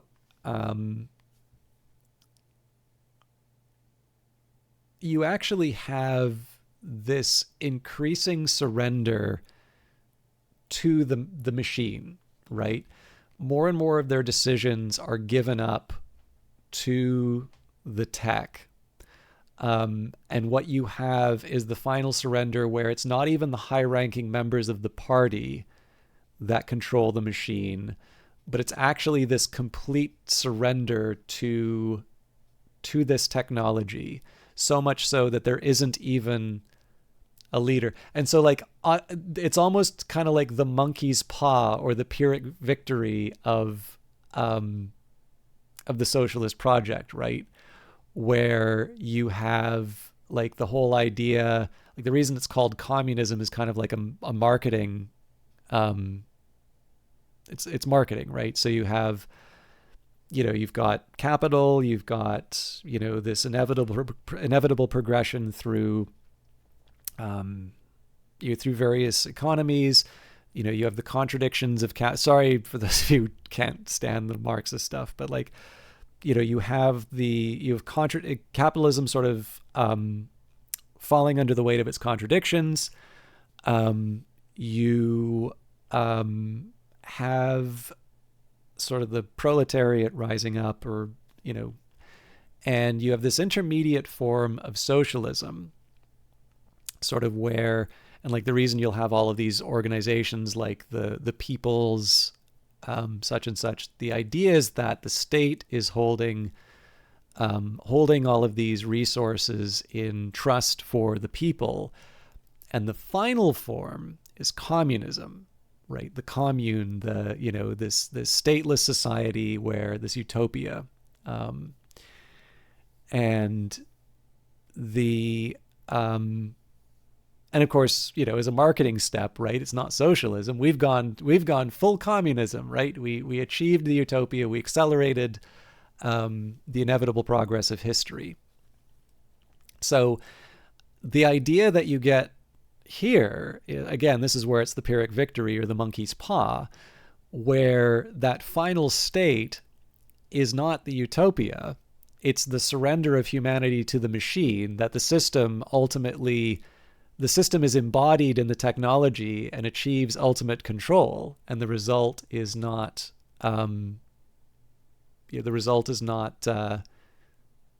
not the forecast conclusion.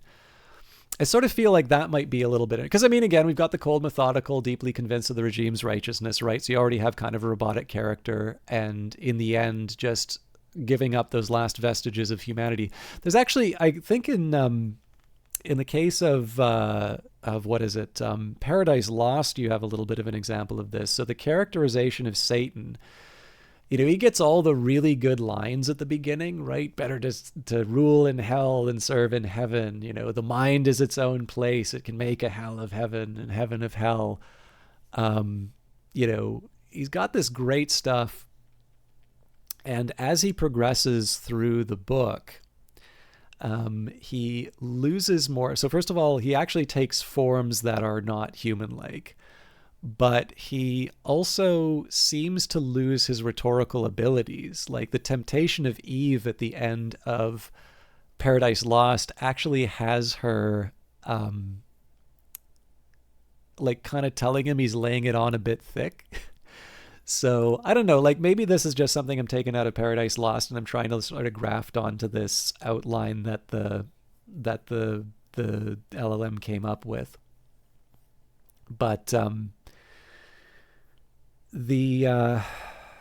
guess where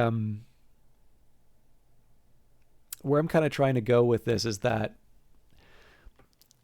if you're gonna prompt it for an outline, if you're gonna get something that maybe you're get a bit disappointed by, it would be useful if you can to sort of say, okay, so why was this so promising at the start, right? Why did I get excited by the term red punk? Why did I get excited by some of those images of sort of the gray and black contrasted with the red neon? And then I sort of added the snow as sort of a parallel to the constant rain of Blade Runner. And I think, being able to go from that and then sort of looking at an outline like this and saying, this isn't really the stuff that I was getting excited by. I think the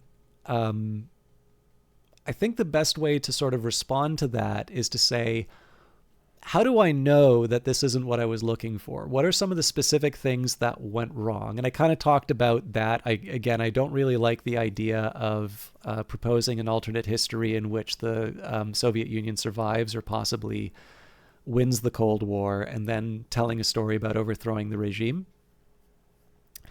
But, hopefully what you can do is you can refine your storytelling instincts by maybe thinking about, if you were given this outline and told you weren't allowed to change it a whole lot. I don't know what you mean by recitating. Do you mean reciting? Because I'm not reciting. I guess the best I can say, if my language is uncommon, that's probably true. But I think maybe the better way for me to be able to help the understanding would be if there are specific things that I've said that you have trouble understanding. I'm happy to explain them, but I think I need to deal with specific questions rather than kind of a general statement of uncommon language, because I'm going to speak the way that I speak.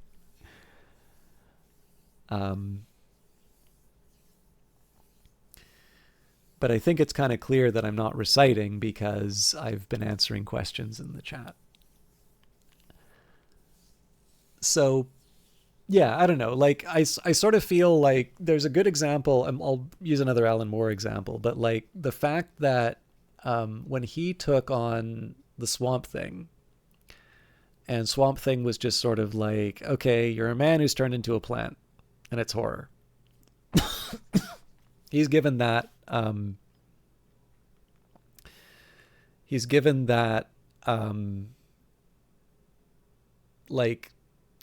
series, and he takes as sort of a creative challenge that what has been established in the series exists, and that you're not going to do the old comic trick of saying it's another timeline, or like, okay, that didn't actually happen. He basically says everything that was been established is continuity, it's canon, and I'm going to take it in another direction. And what I thought was a really interesting choice that he made was the revelation that the Swamp Thing is not actually a man who's turned into a plant, that the man in fact died, and that the plant absorbed the consciousness of this human being, that it's basically a plant with delusions of grandeur. And the fact that it's a horror comic really makes that poignant. Like, because to me, like, that is, in my opinion, a very disturbing thought, that you had this certainty that you had a humanity that you had lost, and that your drive was to somehow get that back again. And you've discovered that, in fact, that was an illusion, that you have never been human, that your humanity was this illusion, was this quirk of the fact that somebody died and you sort of inherited their sense of self, and you are now left with that, and you need to make sense of that. That is completely consistent with everything that was present in the story before, but clearly was not the original intentions of the creators. And so I think what can sometimes be helpful in terms of sharpening some instincts, is to take a look at some of these ideas and to say, here's this character that I don't think a whole lot of, but here's an idea from something that I saw before, right? A similar dystopia in the case of V for Vendetta. The comic, not the movie. The movie completely abandoned that whole subplot with the leader. And the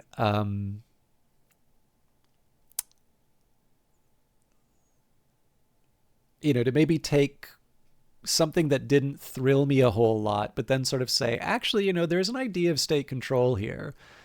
And there seems to be something present in this character. And maybe we can go in a little bit of a different direction here. And maybe we can add a couple of layers, or maybe we can take this in an interesting direction. I sometimes think that can be, even if I would not take this outline and write a story on it, to be completely honest. But still trying to find some different ways that you can maybe make these characters a little bit more interesting and in line with the sorts of themes that you might be interested in. I definitely feel like there's some value in doing that. And again, it's because this is intended to be sort of a way of generating ideas and a way of maybe seeing where the limits of this genre or I mean, the limits of the tool are apparent for sure. But maybe seeing the limits of our understanding. Like when we say, I don't think this is red punk, why do we think it's not red punk? And if we don't have a clear answer for that, what do we need to be able to get to a clear answer? All right, chapter and scene outline. Chapter 1, Neon Awakening, setting and introduction, scene details. Open in Red Iron City amid rain-slicked, brutalist streets illuminated by red and blue neon. Describe the concrete monoliths adorned with state propaganda and holographic advertisements. Plot function, introduce Dimitri going through a routine day as an implant-dependent technician, hinting at the digital surveillance omnipresent in every aspect of life. Mood, a mix of oppressive state order and an undercurrent of dreams, small glitches that hint a hidden depth. Chapter 2, The Injected Memory. Setting and introduction, scene details, flashbacks intercut with present-day moments as Dimitri reminisces about his childhood and the ceremonial installation of his neural implant, a ritual that was as much about conformity as it was about unity. Plot function, establish the tension between a state-imposed collective identity and individual memories that refuse to fade. Mood, nostalgic melancholy mixed with quiet anger at a past vividly recalled but deeply subjugated. Chapter 3, Glitch in the Matrix, setting an introduction, scene details. A routine maintenance cycle in Dimitri's implant goes awry. The digital interface flickers unnaturally, displaying cryptic codes and symbols reminiscent of classic Russian literature interlaced with state iconography. Plot function. This malfunction becomes the inciting incident. Dimitri starts questioning the purpose and reliability of the state's digital control, sparking his curiosity about forbidden or concealed histories. Mood. Surreal and disorienting, mirroring the first stirrings of rebellion. Chapter 4, The Countercurrent. Setting an introduction, scene details. Dimitri receives an enigmatic message on his corrupted interface. A call from the underground network, The Fragment. Secret rendezvous in abandoned industrial complexes or underground metro tunnels where neon graffiti overlaps with coded slogans. Plot function. By the way, I will actually say, so I didn't mention this before, but there is actually one thing that I do think is kind of interesting, which is the idea of the network and coded messages. I do think that there's actually something that you can do with that, and whether it's coded language or just cryptography of some kind. The fact that Sazamat could exist, Sazamdat, sorry, I can never pronounce it correctly. I think there's probably something you can do with cryptography or networks or the idea of connecting dissenters. And there's definitely something kind of neat about maybe even being able to hide those symbols inside of holograms, like the idea of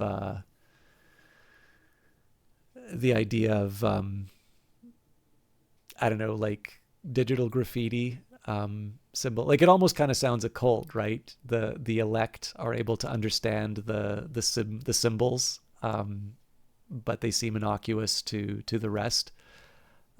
There might be something kind of interesting in that. All right. Chapter 4, The Countercurrents. Setting and introduction, scene details. Dimitri receives an enigmatic message on his corrupted interface. A call from the underground network, The Fragment. Secret rendezvous and abandoned... Sorry, I read that before. Plot function, Dimitri meets Aurora, Red Vex, and is introduced to the underground... By the way, I have no idea where Red Vex comes from. I don't know if there's supposed to be a meaning behind that or not, but... and is introduced to the underground's goals and methods of bypassing the state's digital panopticon. Mood, urgent, claustrophobic, and hopeful. A glimpse into an alternative community that values individual expression. 5. Digital dissidents. Setting and introduction, scene details. In a daring act of rebellion, Dimitri and his new allies launch a coordinated cyber attack against a state data center, disrupting a major propaganda broadcast. Vivid sequences inside cyberspace, virtual representations of state icons morphing into symbols of resistance. This act of digital dissidence galvanizes the underground, forcing the state to respond and highlighting the growing chasm between official narratives and hidden truths. Exhilarating and dangerous, the thrill of insurgency tempered by the omnipresent threat of retribution. I suppose a question I would have here about Chapter 5 would be, what is it about Dimitri? Dimitri shows up at this really, really critical time, and it does seem that Red Vex has, for some reason, brought him in. I'm not entirely sure what essential role Dimitri is playing in this, or if he just happens to be here around the time that big plot points are coming in, but I do kind of hope, if I were writing this, that I would come up with a better reason as to why Dimitri was contacted and why now is the time for the rebellion to start in earnest. 6. Confrontation in the Panopticon. A high-tension chase both in the physical labyrinths of Red Iron City and the ethereal corridors of the digital Panopticon. Dimitri evades state agents and Pavel's digital enforcers while navigating a virtual space that has become as menacing as any sealed-off district. How you doing, Vanguard Master? This is my effort to try and use an LLM to follow the train of thought from last week of asking if Cyberpunk had been developed in the Soviet Union, either with it sort of the Cold War being perpetuated or possibly it winning. Basically, it not losing the Cold War. What would it look like? And I will confess the outline here is... Well, Texas, you seem to be sticking around a whole lot. So I'm going to take this as your tacit endorsement and agreement with everything that has been said here. And I actually think you deeply love this stream. But yeah, Vanguard, needless to say, I'm not super stoked with this outline, but we are seeing it through. Where were we? Heightens the conflict by showing Pavel's ruthless countermeasures and Dimitri's ingenuity in exploiting glitches within the system. Paradoxical fear and fleeting moments of liberating brilliance. Every digital shadow holds both peril and promise. Echoes of memory. Scene details. Dimitri recovering in a clandestine... Wait, Dimitri was injured? Apparently he did. Dimitri, recovering in a clandestine safe haven, receives access to unauthorized archival data. The recovered information, a mixture of classical Russian literature, banned philosophical treatises, and historical records untainted by state propaganda, sparks both personal and collective awakening. Plot function deepens the ideological conflict, the power of memory and self-determination against engineered conformity. Mood, introspective and elegiac, as though dusty tomes and forgotten verses have the power to kindle a new era of consciousness. The Uprising. A massive citywide digital and physical uprising erupts. Public screens flicker to life with subversive messages. Vast crowds armed with both physical tools and digital exploits converge in defiant protests.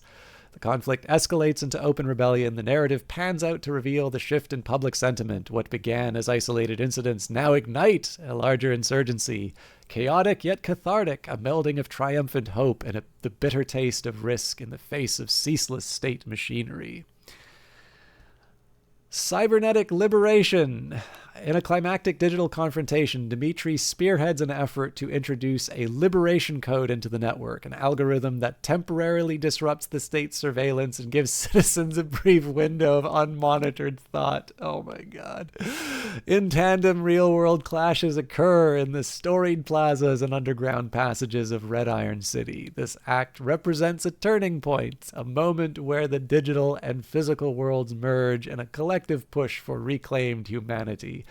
Tense, electrifying, and charged with the raw energy of revolution. Niet Tova Riash? I have no idea what the second one is, but I do hear Niet Tovarish. Yeah, sorry. I'm trying, Vanguard. It is Cyrillic is I'm I'm gonna need a while before I know it. Tavarish. Okay.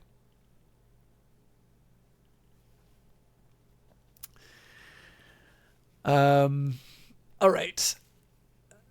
The aftermath, setting an introduction. In the quiet that follows the confrontation, the city is in flux. Some state structures remain, but the pervasive digital control has been irrevocably challenged. Dmitri meets with Natalia and remnants of the fragment as they assess the ambiguous victory, a society teetering on the edge of transformation. The final chapter does not provide a neat resolution. Oh, that's so funny. So so in this case here, it's taking the instruction from before, right? Where I said you don't need to give a tidy summary of Cyberpunk. You can have like sort of these hanging threads and unresolved ideas. And apparently it's taken that all the way into the ending, saying that there's no tidy ending here. That is very funny. But this is totally not how it should be ending. So, the final chapter does not provide a neat resolution. Instead, it paints a picture of both loss and possible rebirth. The groundwork for a new collective identity, one that harmonizes technology with individual soul, is laid. Reflective and bittersweet, capturing the lingering uncertainty of a future still being written. Themes and motifs, individual versus collective, the struggle for self-identity in a system designed to subsume individuality. Dimitri's personal glitch is emblematic of the larger human error that the state seeks to correct. Now, I'd actually say there's something potentially interesting here. Like, so, I'm not going to lie, I don't think it's very original to say, in a world of state control, and then one man has a glitch that shows him the truth. But there is actually something kind of interesting here if you see the glitch. So remember what I said earlier about this idea of sort of the hacker going into the realm of ideas and the really terrible punishment on Case in, oh God, I hope it's Case in Neuromancer. I've said it so many times. I'm tempted to go get the book, but it's in the other room. So like the really terrible thing about it being that he's not able to access cyberspace, the thing that he's sort of the best at, and how, like, if you're a writer, like, this is totally being blocked or like not being able to access ideas. So I guess there might be something a little bit more if you get the idea of like the glitch as the imagination, as like that spark of an idea. But I don't know, like the whole idea of like, you know, Ivan Raskolnik goes to work one day and he has a glitch in his technology and it causes him to see that actually communism is bad. So he gets in touch with Red Vex and they overthrow the regime, because clearly that's something that would be a story that would be told in an extended Soviet empire. So anyway, next theme, the cost of technological progress. Cybernetic enhancements, while promising increased efficiency, exact a price, the sacrifice of free will with emotional authenticity. I mean, it's cyberpunk, but I mean, I don't see that as being uniquely Soviet. And it does kind of conflict with the idea of cybernetics being more driven towards making better laborers and being repurposed for that, as opposed to some of the other things that we talked about. Memory and historical truth, the importance of unaltered memory and historical records as sources of rebellion and personal identity. The archival data recovered in Chapter 7 serves as a metaphor for the preservation of cultural soul. Is it a metaphor or is that explicit? 4. The duality of digital space, the state-controlled red matrix versus the wild, unpredictable underlayers of cyberspace where rebellion thrives. 5. Philosophical cyber-existentialism, a continual meditation on the nature of the algorithmic soul. Was that there? The idea that in every digital error or glitch lies the potential for human freedom and emergent consciousness. Yeah, actually, I should be a little bit more fair with this, because I actually do think that there is, consistent with sort of the questioning of what humanity is in Cyberpunk, the idea that consciousness is just some like weird byproduct or illusion. That's definitely something that comes up in like cognitive science and certain strains of science fiction. So like I'm obviously not being very kind to this outline, but I feel like I should be a little bit more fair to the idea of glitches, sort of reflecting consciousness or something that we would consider central to being human. There is actually, there's something more going on there, but I think maybe because some of the, I just think a lot of this is mid, right? Which is almost the greater sin. Like if it's like bad and it's just like, a pulse pounding, red tinged cyberpunk story, and it's just like an action film written in prose, you're getting a strong urge to play CNC Red Alert.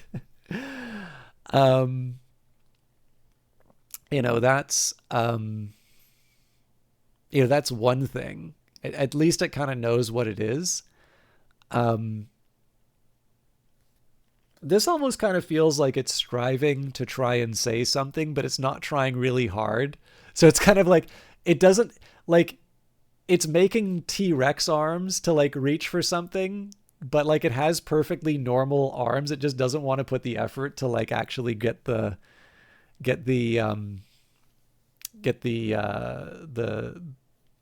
grasp the real core. So anyways, full summary. Red Pulse is set in a dystopian future where the Soviet state marries its brutal utilitarian past with advanced digital surveillance and cybernetic augmentation. Red Iron City's harsh concrete urban landscapes are overlaid with neon propaganda and state-controlled data streams. Every citizen lives as part of the Red Matrix, a digital panopticon that monitors and molds thought and behavior. At the center is Dmitry Kaplan, a disillusioned cybernetic technician whose implant begins to show inexplicable glitches, erratic flashes of forbidden history and individual memory. These anomalies lead... By the way, forbidden history? Where's that coming from? Does the state encode the forbidden history into the implant? These anomalies lead him to Aurora, the enigmatic underground leader known as Red Vex, who can recruit him into the resistance. Together with their diverse group of dissidents, Dmitry embarks on a dangerous journey from secret meetings in abandoned metro lines and underground factories to a full-scale digital uprising designed to sabotage the state's omnipresent surveillance system. As Dmitry fights against the iron grip of the state, personified by the relentless and calculating comrade Pavel Rostova, the plot unravels layers of obscured history, merging echoes of classical Russian literature with cutting-edge cyber dissent. Alongside a journey through the physical and virtual battlefields, the story delves deep into philosophical questions about free will, the nature of consciousness, and the cost of engineered progress.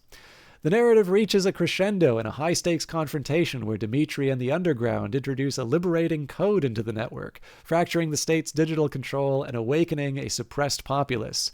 In the uncertain silence that follows, Red Iron City is left poised for transformation, a hard-won and bittersweet glimpse at a future where the human spirit, though forever scarred by technological tyranny, might reclaim its lost individuality.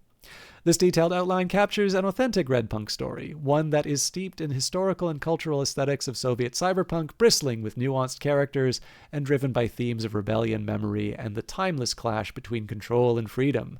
What sections of this outline or thematic elements would you like to expand on further? Or is there a particular scene or character intrigue you wish to develop next? Vangermas, I had to actually make T-Rex arms to visualize this. Yeah, I don't know, right? Like, I feel a little, so like, clearly I would not write into the LLM, you know, I'm very disappointed in you, and I think your story's mid. You know, I just sort of think, like most things in the world, like it's Sturgeon's law, right? 90% of science fiction is crap, but you know, for everything else, 90% of everything is crap. So, I guess the, you know, like, I don't think I want to like try and polish this thing forever. Like, I think a lot of what we talked about before gave me a really clear idea of where I thought the interesting idea, like, so again, to the LLM's credit, I think Red Punk is an amazing coinage. Like, I really like that idea. And I think if I were to develop something in this genre, I would call it Red Punk. But like, I would not take this outline and I wouldn't make a story with it. So, you know, like I tried where I could. I don't know what the rest of you sort of thought of some of those improvements that I offered, but you know, it's, I just don't really feel like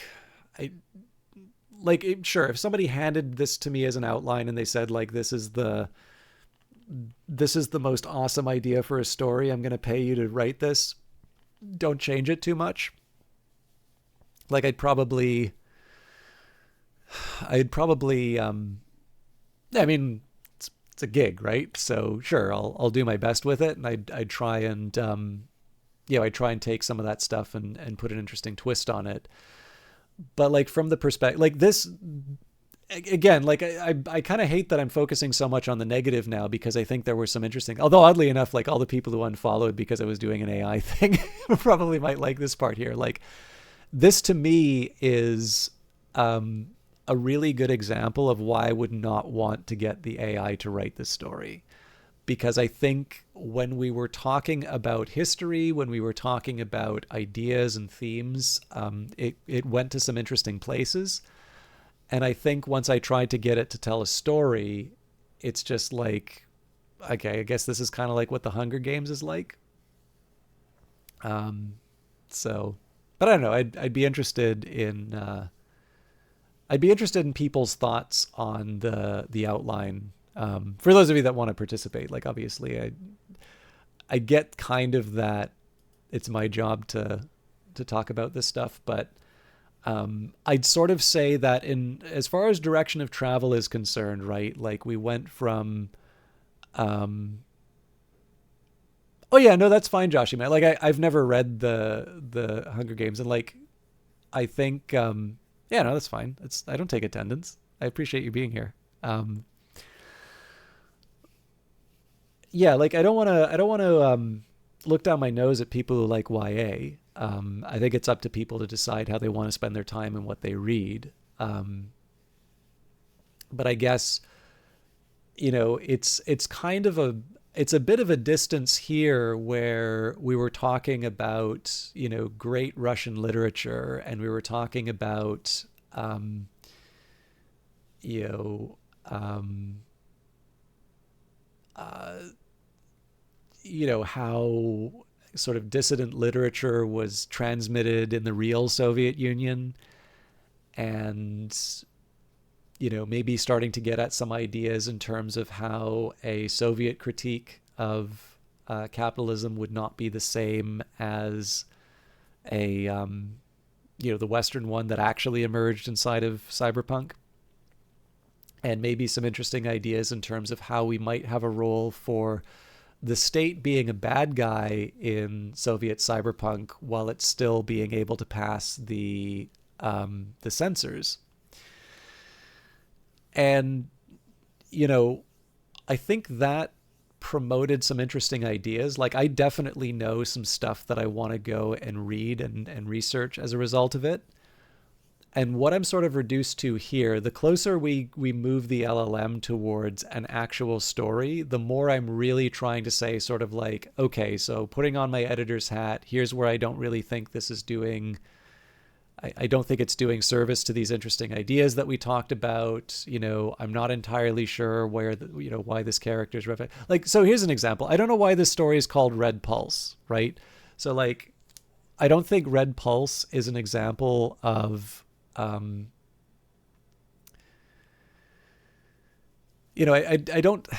the title of the story is going to be like the first bit of marketing that we do for it, I don't think the idea Red Pulse is sufficiently interesting for, to make me want to pick up that story.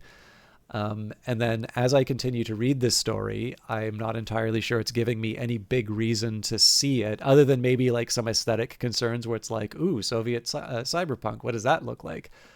But again, the promise that is laid by that genre is the stuff we were talking about several steps up, and the actual outline for the story doesn't really make me feel like those interesting ideas are being served in a meaningful way.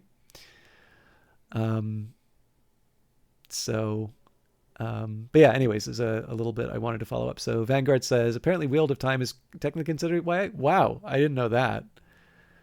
Joshiman says, my oldest cousin, the one that married a guy from Wisconsin, has a master's in education. Ages ago, she was like, my students are reading this book called The Hunger Games. You should check it out. You adored it. A few years later, her students were reading the Divergent books and you hated those. But she was also the one that got you to read Lord of the Rings and the rest of Tolkien's lore. Yeah, so like, this is the thing, right? Like, I've liked plenty of like silly books, and I've read some stuff that I think is wonderful, but I'm not entirely sure I could defend to a like a panel of English literature majors as high art. Again, you read stuff because you want to be entertained, you want to learn. There's lots of different ways to engage with literature.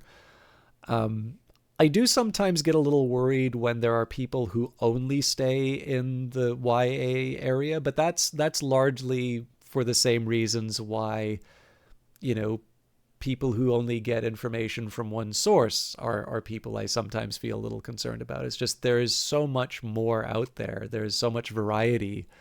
Why would you cut yourself off from that other stuff?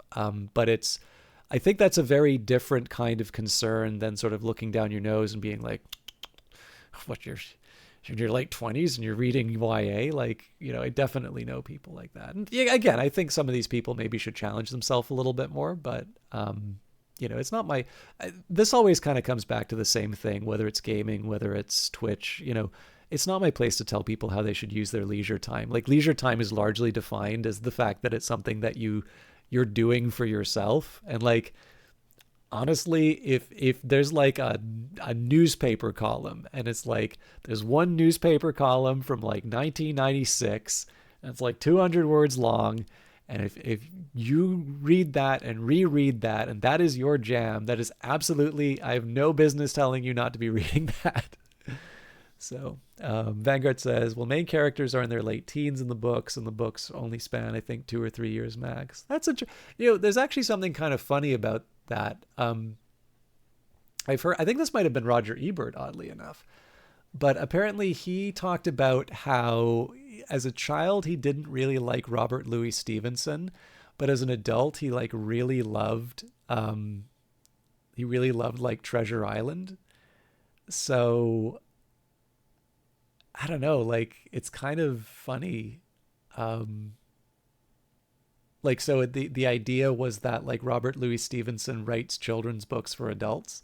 I don't actually think that's true, by the way, but like, it's kind of interesting to hear that response. But yeah, I don't know. I've not really read, I think I read some Wheel of Time in middle school, so maybe that does make it YA, but I couldn't tell you anything about it. So, but yeah, I don't know. Like, I get that there's a like, I guess the Hunger Games really led to this big YA surge, but I don't know. Like, I don't I don't know if that's the I don't know if that's really the battle I'd want to fight. Like, you know, I imagine if somebody starts like wagging their finger at someone for reading YA, that's just going to make them less interested in the things that the person doing the finger wagging wants to do. And I think, like to me, the answer would be like, give them the introduction to Snow Crash. Give them, like the Cyberpunk pizza delivery. So yeah, no, I think that makes a lot of sense, Vanguard. Like, the like nostalgia is interesting on the nostalgia kind of has its own value. And I think there's also something to be said that like sometimes going back to stuff that you were originally interested in, you can sometimes appreciate some subtleties that maybe weren't there. Like, so definitely I remember first reading A Modest Proposal in middle school, and then reading it as an adult was really fun. And I think Gulliver's Travel. Like, so usually what you're doing is you're reading about Sorry, I can never pronounce that, but like you're reading a kid-friendly version of Gulliver's Travels when you're first exposed to it, and then as an adult you're actually reading that book. But like Gulliver's Travels is another good one to come back to. But anyway, so I don't know. There didn't seem to be a whole lot of discussion about the outline. Like for me, I wouldn't use this. I think the most productive thing that I could get out of this would be something to kick against. But personally, like, I think it's worth exploring. I think it's worth trying to see what the limitations of the LLM is. And for me, if I were to do this exercise again, I would personally only do the outline thing as an exercise. You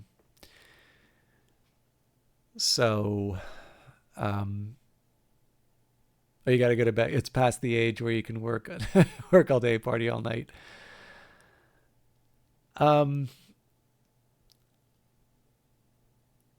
Maybe one example I would give would be the Yahoos.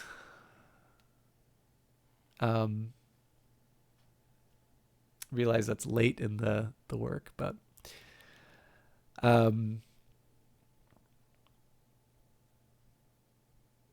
yeah, I don't know. Like, I mean, again, like I said, this will be the people who unfollowed over the AI thing will be happy. Like, I actually don't feel like there's a big loss by not letting this tool do the outline for you either, because like this is also the point where as a creator, you should be,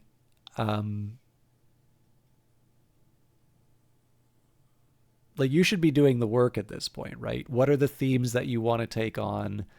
The whole idea of the red punk aesthetic is that it is something in which you're going to be able to express certain ideas. What are those ideas? Why do you want to express them? Why do you think this is important to talk about? Who are the characters in this? What motivates them? What's blocking them from getting the thing that they want? How does that relate to some of the things that you want to talk about? Is this all consistent with the sort of voice that you want to communicate with red punk, right? Because like the last thing you want to do is come up with this interesting alternative history in which the Soviet Union generates a cyberpunk genre and just use it like cyberpunk gets used everywhere else, which is to be just another set of aesthetics. Like, I realize I sound like a broken record talking about this, but if we're just reheating Blade Runner's leftovers, like, what is the damn point, right? You don't need to do that much work for it, right? And I mean, there are many, many cyberpunk products that sell very well doing it, but you don't need to spend a whole lot of time doing like your research and things like that. So, if in the end, you're replacing the rain with snow and you're just making sure that the neon is red and you've got more like hammers and sickles and like fuzzy hats, like, you don't need to spend the time thinking about literature for it, but like it's just not going to be that interesting in the end. So, um, but anyways, that's so yeah, like this would be, the concept images didn't really hit the outline. I didn't find that interesting. So you can sort of see that the really exciting stuff was the early work in terms of like trying to figure out the shape of what this thing is. And the closer you try and push this towards implementation, the more it starts to disappoint. But then, of course, this is, again, in terms of division of labor, this really should be the point where you're saying like, no. Okay, listen, robot time is over. I'm gonna write this story now. And like, I to also get this is why,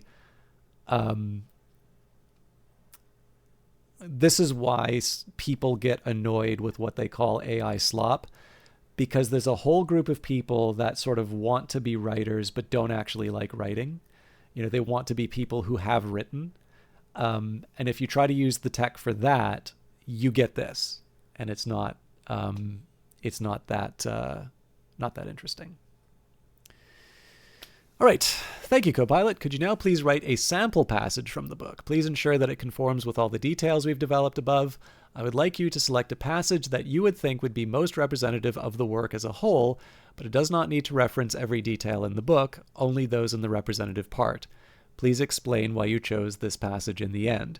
So obviously, I just spent a bunch of time complaining about the outline. I'm not expecting a whole lot, but we're still trying to figure out how this thing is working. We're trying to see what it's good at. So below is a sample passage excerpted from the foundational Cyberpunk text Red Pulse. This passage is designed to capture the atmospheric, thematic, and aesthetic essence of our alternative Soviet cyberpunk world, a moment of intimate internal awakening amid the oppressive glare of state technology. Dmitri stepped into a narrow alleyway of Red Iron City, where the rain turned the concrete into a mirror for the neon, sharp, bleeding streaks of red and blue that danced across the battered facades of brutalist towers. Overhead, a gigantic holographic propaganda emblem, a digitized hammer and sickle coursed through the streams of code, loomed like a silent sentinel, its glow impossible to escape. As he paused, the persistent hum of the digital panopticon in his neural implant stuttered unexpectedly. In that split second of dissonance, the familiar barrage of state-approved images dissolved into a torrent of forbidden memories, flashes of lost poets scribbling in cramped basements, muffled whispers of revolutionary manifestos, and ghostly contours of long-forgotten art exploded before his eyes, defying the regimented order of the Red Matrix. A chill raced down his spine as the glitch revealed fissures in the finely tuned symphony of control, a breach in the digital architecture that had defined his very existence. For a heartbeat, Dmitri was no longer the compliant cog in the state machine. He was something else, an individual reaching out from the depths of an imposed collective, grasping for a sliver of the humanity that had been methodically erased. Breathing deeply, he pressed a roughened hand against his temple, trying to still the surge of electric rebellion within. The raw, unfiltered imagery evoked a forgotten longing, an echo of a past where literature, unsullied by propaganda, had once given voice to the human soul. It was a call, subtle yet insistent, a summons to unearth the buried archives of truth scattered like clandestine seeds in the underground network known as the Fragment. In that liminal moment, under the oppressive eye of the omnipresent state surveillance, Dmitri felt himself awaken. The whispered word, half-remembered yet powerfully resonant, remember, filled his thoughts, igniting in him an irrevocable resolve. With his heart pounding, in time to the erratic rhythm of his disrupted implant, he stepped toward the shadowed doorway of an abandoned metro station, a gateway to the secret heart of resistance. Explanation of the passage selection. I chose this passage because it embodies the core elements of a red punk setting. Atmospheric detail, the description of Red Iron City with its rain-slicked concrete, neon-streaked brutalism, and omnipresent holographic propaganda, captures the striking visual juxtaposition between the austere Soviet imagery and futuristic digital overlays, the duality of control and rebellion. Dimitri's internal experience, his neural implant, glitching and revealing forbidden memories, is a potent metaphor for the tension between the state's enforced collective order and the individual's latent spark of rebellion. This moment encapsulates the thematic heart of Red Punk. Technology is both a tool of oppressive control and a catalyst for personal awakening. Cultural and historical resonance, references to lost poets, revolutionary manifestos, and clandestine underground, the fragment, root the narrative in a rich tradition of dissent and intellectual inheritance, echoing the deeper cultural debates found both in classical Russian literature and modern cyberpunk. Emotional impact. The passage is written to evoke a visceral sensory response, a mix of awe, fear, and hope that mirrors the existential and philosophical dilemmas faced by characters in our world. The intimate rendering of Dimitri's moment of awakening not only defines his character arc, but also speaks to the broader human struggle for freedom amid totalizing control. This excerpt, therefore, stands as a representative microcosm of Red Pulse, setting the tone for the narrative and inviting readers into a vividly constructed world where every glitch in the system is a potential spark of revolutionary change. I don't know, chat. Did that passage invoke fear, awe, and hope? I don't know. I am curious. I mean, I obviously have thoughts, but I am kind of curious if people have any thoughts about the quality of that passage and if they feel that it met the moment.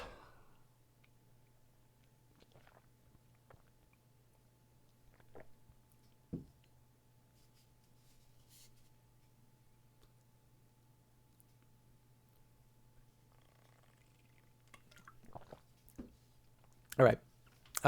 Thank you. What part of the book does it come? Glitch in the Matrix. And this response here sort of gives an indication in terms of my overall disappointment. So thank you, Copilot. I'd now like to take something of a change of pace. Please review all the information above and compare it to your best understanding of the world and the topics of this genre setting, literary tradition, and that the topics that this genre setting, literary tradition, and story touch on. I would like you now to play the role of a very detailed and scrupulous critic who is attempting to identify every potential error, mistake, or imperfection of a work with the intention of allowing the creators to correct these errors. Please review the work above as such a critic. Although if there's no further room for improvement, you may say so. I will ask for several reviews of this nature. 1. Please review all the material developed and evaluate its status as a credible literary movement and genre that could achieve a degree of popularity and inspire follow-on work. So I think what I'll do here is I'm just going to do the headlines. So strength, deep world building and cultural synthesis, thematic resonance and philosophical inquiry, originality within a familiar framework. This is actually an interesting one that it points out because there's a pretty good book called The Hitmakers that sort of identifies this as a necessary ingredient for success. Comprehensive structural blueprint. Areas for improvement, nuance, and characterization. Definitely agree with that. Balancing aesthetic tropes with cultural distinctiveness, tension and pacing within the digital landscape. I don't even know what that means. Historical and ideological complexity. Again, that's something we identified as being absent. And then language and tone consistency. Please review all the material developed and evaluate its status as an alternative history in which the Cold War did not end or the USSR emerged as a victor. Please pay attention to particular attention to developments that are not credible or rely on very shaky premises. Strengths of the alternative history premise: rich historical imagination, innovative blend of genres, thematic integrity, potential weaknesses, technological plausibility in a planned economy. Adaptability of a rigid system and cybernetic implants and state surveillance, aesthetic consistencies and cultural contradictions, neon and brutalism, state propaganda versus underground expression, historical and ideological continuity, alternative Cold War outcome, internal ideological tensions. I thought this was kind of an interesting one that it pointed out because we did sort of talk about how probably some kind of cyberpunk literature in an alternate history Cold War would take the state as granted, and so sources of conflict would be internal rather than external.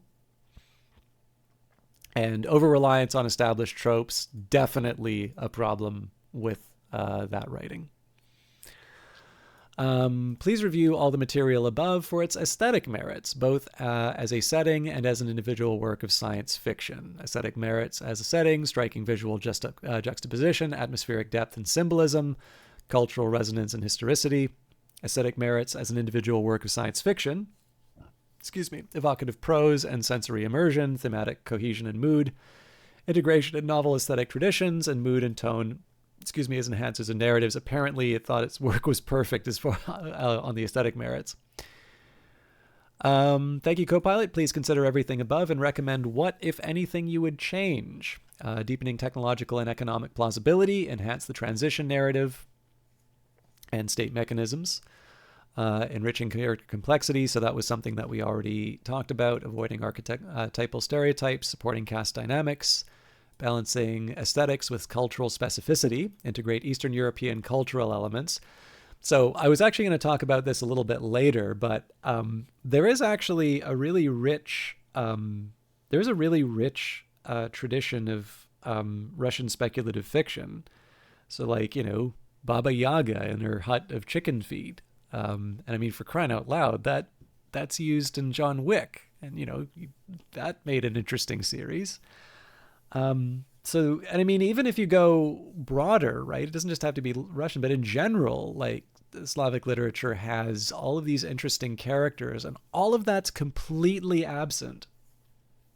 I also don't like the idea of Red Iron City, right? Really that the place that gives us like St.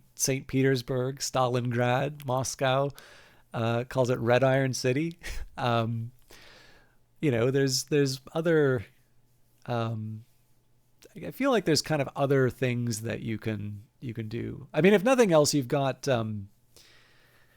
you have significant figures. So I would imagine that probably what you could do if you really wanted to hammer in the idea that this is science fiction, what you'd probably do would be you'd want to take an important technical figure, right? An engineer, a mathematician, somebody who would be, I actually have an idea of a few different figures that you could use for this. And you'd probably want to name a city after them. And essentially what this would be signaling is that this individual who made what wound up being a breakthrough technological improvement that sort of allowed the cyberpunk world to come about, even though they were not necessarily a leader, they were important enough to name a city after. And I think that's probably a better way to probably build it. So integrating Eastern European cultural elements, that was something I was going to bring up before. Nuancing the pacing and thematic unfolding, gradual revelation, digital descent. I mean, this is kind of getting a bit repetitive here. Strengthening the internal consistency. All right. Thank you, Copilot. I would like you to take I think there's going to be a bunch that I skip here.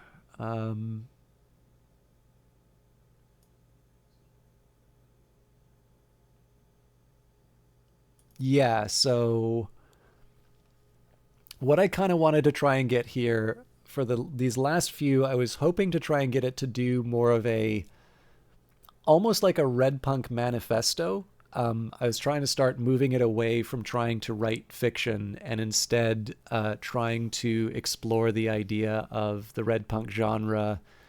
And like, it's almost kind of getting the LLM to role play.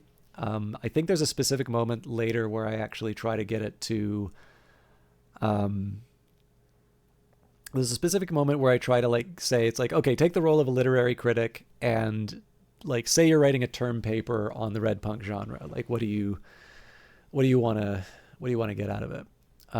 So we'll see if we can move along to that. Please provide an updated summary and outline for the hypothetical foundation work. Okay, sorry, my bad. So I was trying to salvage the outline and sort of try to say, it's like, this isn't really working. Could you give me a full-on analysis of this outline? Where do you think it's falling short? Where do you think it could be improved? And in this case, I was like, okay, can you now take all of that understanding and put it towards the work? And we still wind up in like Red Iron City, and we still have Dimitri, and we still have Aurora, and it's like, okay, yeah, it has a new outline. It's got okay, so there's more that's going on, right? The Neural Storm and Rising Descent, like it did change the outline, but I kind of feel that it was a little bit more along the lines of window dressing. So again, it's worth trying. It's worth sort of trying to do the end run. So it's like, okay, so the first outline struck me as very stereotypical and not very interesting. But clearly there was something earlier on that was very interesting. So maybe we can try and connect the outline to the material that was written before, and maybe get it to take a second pass, almost get it to do like an editor's run. And of course, this is what you would do with a person, right? Like usually first drafts of anything aren't very good. And so you're sort of like, okay, well, let's do draft number 2 and see what we can improve. And I mean, in this case, it did actually come up with companion works for Red Pulse. So apparently the holy trinity of Red Punk was Red Pulse, Digital Requiem, and Neural Rebellion. But the fundamental problem of it's just not writing very interesting stories that are consistent with the promise that we saw in the original material, like that just didn't that never really emerged in terms of the outline or the story. Like you'll notice in this case here, I didn't ask it to do a representative chapter or a representative write-up. So thank you, Copilot. You've been doing really wonderful work throughout this process, and I appreciate the thought that you've put into this. Could you now please take the role of a literary scholar and write an essay summarizing the origins, history, conventions, and place of the Red Punk genre in the history of science fiction? This essay should begin with the common history between our own and the alternative history, but eventually split into the real timeline and describe the alternate history and the development of the genre within it. So this is kind of long, but I think this is actually something that's worth reading because, again, right now our hypothesis has been if you want to talk about the history, if you want to talk about the genre ideas, if you want to talk about, its place in terms of literature, it's actually done an okay job in terms of producing new material, or at the very least producing things that are interesting to consider, or maybe a few threads that you want to pull on for future work. And it's really when it starts trying to, it's like when it tries to be a writer is when it's being a bit disappointing. So I also don't remember how it did on this one, so I'm also just kind of curious for myself. So below is an essay written in the persona of a literary scholar exploring the origins, history, conventions, and place of the Red Punk genre within the broader tapestry of science fiction. The essay traces a shared literary heritage before diverging into an alternative timeline in which Cold War dynamics and the fate of the Soviet project take a radically different turn. Red Punk, the convergence of Soviet ideology and cybernetic descent in alternative science fiction. Science fiction has long been a literary playground for humanity's hopes, fears, and radical imaginings of technological change. From the early days of speculative futures to the rise of cyberpunk at the end of the 20th century, the genre has served as both a mirror and critique of societal transformations. In its conventional timeline, cyberpunk emerged amid the neon glare of dystopian capitalism, marked by sprawling megacities, corporate behemoths, and a pervasive digital network that both empowered and ensnared individuals. Yet an alternative narrative has also taken hold in the realm of speculative fiction, a narrative known as Red Punk, a genre born from a divergence in Cold War history, where the Soviet regime not only endures but evolves into an omnipresent cybernetic state. This essay explores the shared origins, divergent trajectories, and defining conventions of the Red Punk genre, examining its unique place in the history of science fiction. So one thing I'll give this a pass on, just because I don't want to be too nitpicky, and in the end we want big, broad strokes anyway. This is basically a literary critic who is writing, I don't know, in a metaverse. Like, they're apparently able to see the two alternative histories and comment on the comparative differences between the two.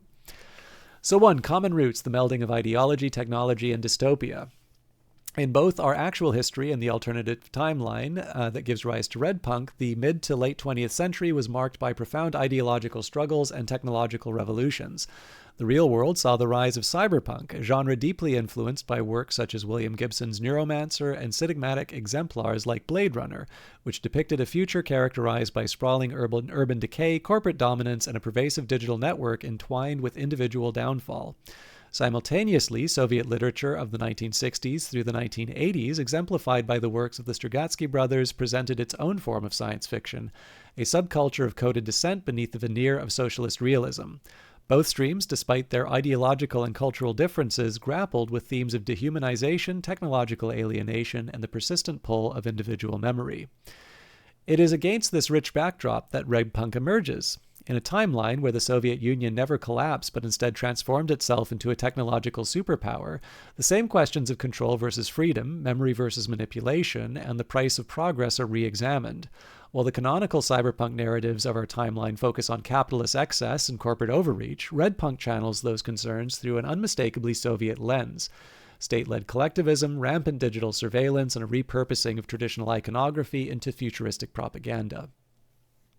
2. Diverging paths, the birth of an alternative history. The pivotal divergence in the Red Punk narrative begins with an alternative Cold War outcome. In our established history, the collapse of the Soviet Union led to a global embrace of neoliberal capitalism and the subsequent rise of the internet as a democratizing technology. In contrast, Red Punk envisions a scenario in which the Soviet regime reforms and survives, leveraging its vast industrial base and centralized control to pioneer radical technological advancements. Through state-backed cybernetic research and strategic military innovations, this alternative USSR evolves into a hyper-connected empire that harnesses digital technology to reinforce ideological conformity. The result is a state where every citizen is embedded with a cybernetic implant from birth, linking them inexorably to a vast digital ecosystem known as the Red Matrix. This alternative technological leap, while inherently speculative, is rendered plausible within the Red Punk framework by an emphasis on state efficiency and a radical redirection of resources. Far from being a failing bureaucratic relic, the Soviet state refashions its economic and political institutions to meet the challenges of a post-industrial digital age. The very systems that once enforced monolithic control now become the battleground for individual awakening as small glitches in cybernetic implants begin to reveal forbidden memories and unedited histories, effectively unsealing internal worlds long suppressed by the demands of collective utility. So this is where previously where I sort of said I wouldn't want it to try writing, this is one of the reasons why, right? You can kind of see that there's accretion of stuff that we've talked about before. So when you're talking about the cyberpunk genre and then you're comparing that to Soviet literature, you get interesting stuff. If you get this, Dmitry Reagan puts on his cowboy hat and overthrows the regime, this is going to creep into the history of Red Punk and so become less interesting as a result. Conventions and aesthetic innovations. The Red Punk genre is defined by a synthesis of seemingly contradictory elements, a deliberate aesthetic and thematic melding of Soviet specialist imagery with the gritty neon-lit aesthetics of cyberpunk. Key conventions include urban landscapes and architecture. Red Punk settings feature sprawling megacities, most notably the fictional Red Iron City, where imposing brutalist structures of Soviet design are augmented with futuristic overlays.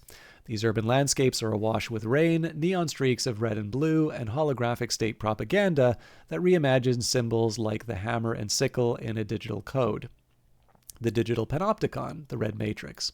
Central to the Red Punk narrative is the concept of the digital panopticon, a massive state-controlled digital network that infiltrates every facet of life. While designed to enforce ideological conformity, this omnipresent system inadvertently fosters the seeds of dissent. Hidden within its layers are encrypted channels, underground archives, and forgotten samizdat documents that provide glimpses of an uncensored past. Again, there isn't necessarily anything wrong with this, but I think there's probably instead of having the digital panopticon, because I think the panopticon prison is a Western invention anyway, I think there might be something interesting about unintended consequences where the connection of information can lead to these productivity gains but it does wind up connecting these dissident elements in a way that maybe wasn't intended. Cybernetic enhancements and glitches. Every citizen's body is interwoven with state-mandated cybernetics intended to increase efficiency and loyalty. However, these enhancements sometimes glitch, revealing flashes of forbidden knowledge, artistic rebellion, or even spiritual liberation. Such moments of technological error serve as both metaphors and plot devices, catalyzing the transformation of the individual from obedient subject to revolutionary. Another potentially interesting direction that you can go with this is like sometimes when you get alternate histories, you get these very like you kind of have these dichotomous outcomes. So it's either the Allies win World War II or the Axis wins World War II. You know, Carthage wins the Punic Wars or Rome wins the Punic Wars. And it might be interesting instead is that the Cold War remains cold, that, you know, you just sort of need a bit of a push in a certain direction to kind of keep that on that knife's edge. And so what's kind of interesting about this is that maybe even it would be an ideal. Maybe say it's technologically feasible. Maybe say that, you know, the technology theoretically exists to sort of enslave the population with these cybernetics, but there isn't actually a productive capability, that you're not able to, you are not actually able to manufacture and maintain enough of this to be able to actually deliver on that project. And so instead, what you see instead is that there's sort of cybernetics designed to, designed to replace injuries, or, you know, basically they serve very practical functions. I mean, you can also say too, we did explore with the idea that corruption isn't necessarily eliminated. And so, you know, maybe it's even technologically feasible, and the production possibilities frontier allows for sort of this mass indoctrination.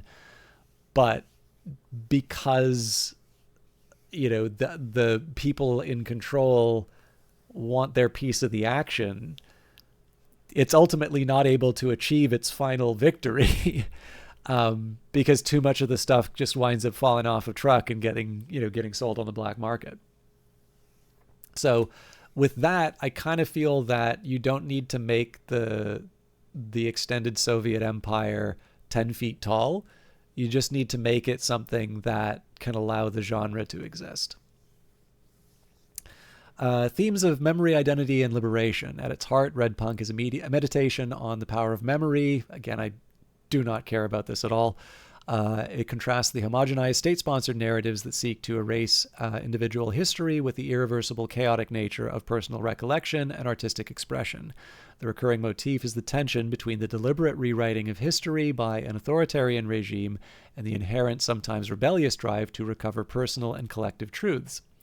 Narrative and stylistic duality. Red Punk narratives function on two interwoven levels: the tangible world of the oppressive urban environments and the abstract, often surreal realm of digital consciousness, something I really don't feel was developed that much in the outline, by the way.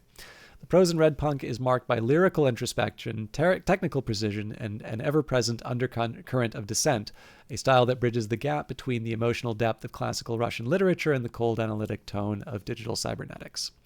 The place of Red Punk in the science fiction canon. In the broader history of science fiction, Red Punk occupies a unique niche. It is simultaneously an homage to a radical reinterpretation of both cyberpunk and Soviet-era speculative fiction. Whereas canonical cyberpunk often critiques the excesses of late capitalist economies, Red Punk redirects the critique to a state apparatus that has morphed into a digital autocracy. Because the Soviet Union was not an autocracy prior. In doing so, it only reflects on a historical materialism and the evolution of state power, but also on the transformative potential of technology as both a tool of repression and a means of liberation. Hypothetical landmark works that illustrate the genre include Red Pulse Digital Requiem and Neural Rebellion. Red Punk stands as a bold counter-narrative within the science fiction canon, a genre that reimagines the possibilities of a world which the Soviet regime not only survives, but thrives in a digital age. Born from the shared history of mid-20th century speculative fiction, yet diverging into an alternative reality shaped by radical state reforms and cybernetic advancements, Red Punk weaves together the monumental aesthetics, deep ideological tensions, and groundbreaking narrative structures. I mean, this sounds like ad copy at this point. By blending the austere grandeur of Soviet architecture with the frantic pulse of neon-drenched digital dystopia, Red Punk challenges the conventional paradigms of both authoritarian control and individual resistance. Its conventions ranging from ubiquitous cybernetic implants that simultaneously dominate and liberate to the dual reality of oppressive urban landscapes and liberated digital consciousness ensure that it will not only captivate readers but also inspire further works of art and literature. And tracing the evolution of its origins from the common history of Cold War speculation to its radical divergence in an alternative timeline, Red Punk thereby secures its place as a seminal, transformative movement in science fiction, a genre that redefines the interplay between memory, technology, and resilient human spirit. So, I mean, again, I sorry to repeat it, but like, when it talks about the genre in an abstract way, I think it's actually kind of interesting. I think it's consistent with what I imagined when we were in those earlier stages and sort of saying, okay, that's going to be something that we want to follow up on. Where it becomes less interesting is when it starts referring to the stories that it generated. And so, you know, again, the conclusion that I would draw from this is, one, we can save a lot of time. There's a lot less to read when you don't have those outlines, when you don't have that fiction. But you also prevent, like, one of the things that I kind of wanted to drive home is that there is actually some value in not tainting the record with the stuff that you know you're not going to like. So, like, what I could sort of imagine here would be, let's say that I went down a path that I didn't like. I have tried on occasion to say, hey, can we forget the last prompt or something like that? In other situations, what I sometimes do is I will copy and paste, you know, the summary or the thing that I like, and then I'll put that into another session and I'll like prime it with that and then move on. Because again, you can sort of see that we're a few prompts away from the stuff that we didn't like, and we were moving back into territory that we thought was interesting, or at least I thought was interesting. I can't speak for the audience, obviously. But in the end, we didn't really get the. Basically, we wound up with sections here that I would immediately cut out if I somehow wanted to put this in like a Scrivener document or something like that. So thank you, Copilot. Could you now please give me the closest real-world examples we have to what the Red Punk genre would look like? So Strugatsky Brothers' work. So in this case, it doesn't just say Roadside Picnic, but also Hard to Be a God. This was the one I was looking. This is the one that Ursula Le Guin talked about. So Yevgeny Zamyatin's We. I'll actually read the description of this because I didn't talk about it before, other than to say that it was one of the ones that I wanted to look at for myself. Often cited as one of the earliest dystopian novels, We offers a vision of conformity and surveillance that parallels the controlling digital panopticon of Red Punk. The novel's exploration of individuality versus collective order, though written decades earlier, resonates with Red Punk's themes of neural glitches reclaiming the human spirit. Metro 2033, presumably this does not require explanation on Twitch. I actually haven't read Metro 2033. I haven't played Metro 2033, but clearly something I should probably be paying attention to. Cinematic and visual aesthetic parallels, Blade Runner, Stalker, both the Tarkovsky film and the video game. Now this is kind of interesting. So cybernetic Soviet art and digital remixes, contemporary reimaginings of Soviet constructivism and propaganda, founded digital artworks and concept pieces on platforms like Behance and ArtStation. This might be interesting to sort of take a look at. There is an interesting bar where I live that actually has a bunch of sort of Soviet era propaganda as well. And then musical and subcultural echoes, Russian synthwave and industrial music. And in fact, there are specific, so even in the Cyberpunk soundtrack, there are specific Soviet era synths that have these very unique characteristics. And I feel that those would be good to look at. Because again, that kind of comes back to that thing that we sort of said about neon, thinking about the resources available to these hypothetical authors at this time.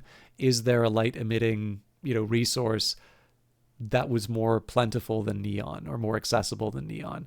Likewise, if you think about music, if you're looking for inspiration, you want to take a look at Russian music in general, and maybe technologies that would be consistent with developing those kinds of sounds.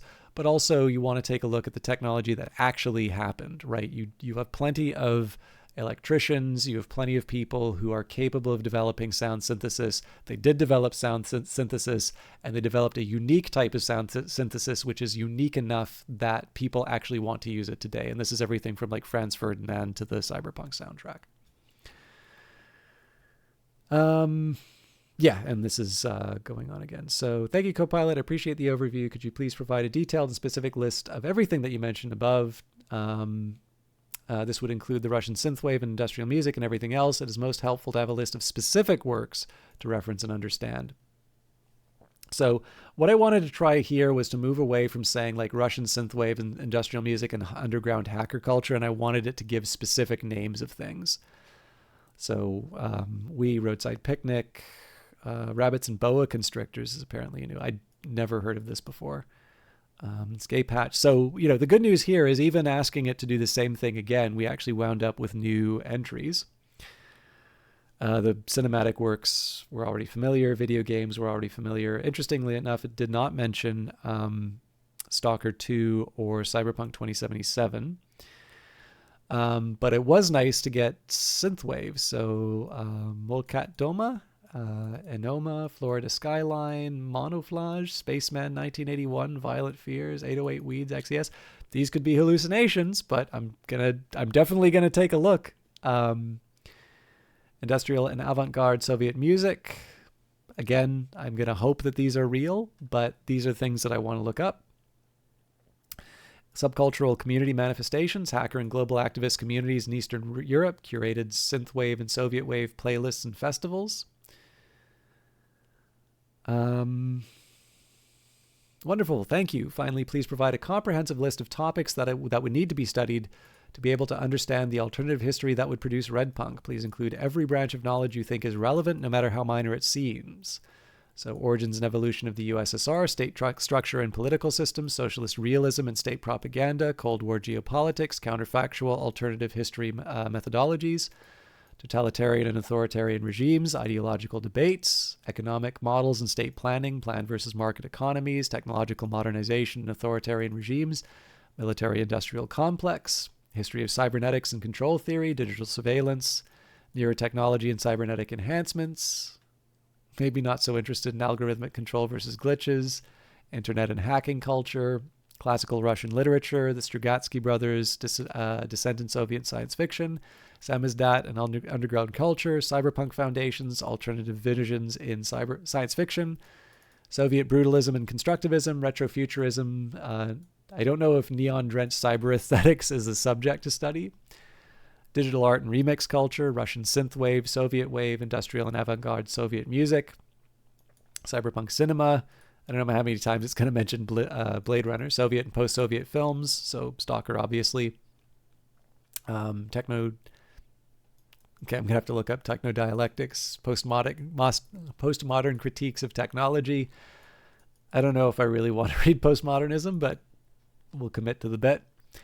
Ideological critique of state narratives, semiotics and visual rhetoric, urban decay and adaptive reuse, sociology of protest and resistance, the role of environmental decay, comparative analysis of science fiction genre and evolution, genre hybridization, and then interdisciplinary approach, integration of art, literature, and technology. So that's obviously a massive list of things to check out.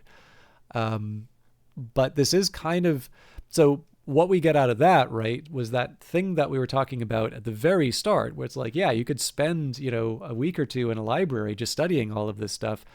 This is something like the start of your shopping list. This is the start of like the sections of the library that I'm going to check. And of course, the great thing about libraries, specifically libraries, is you go in, you look at the shelves, you start going into sections where things are going to roughly be clustered together.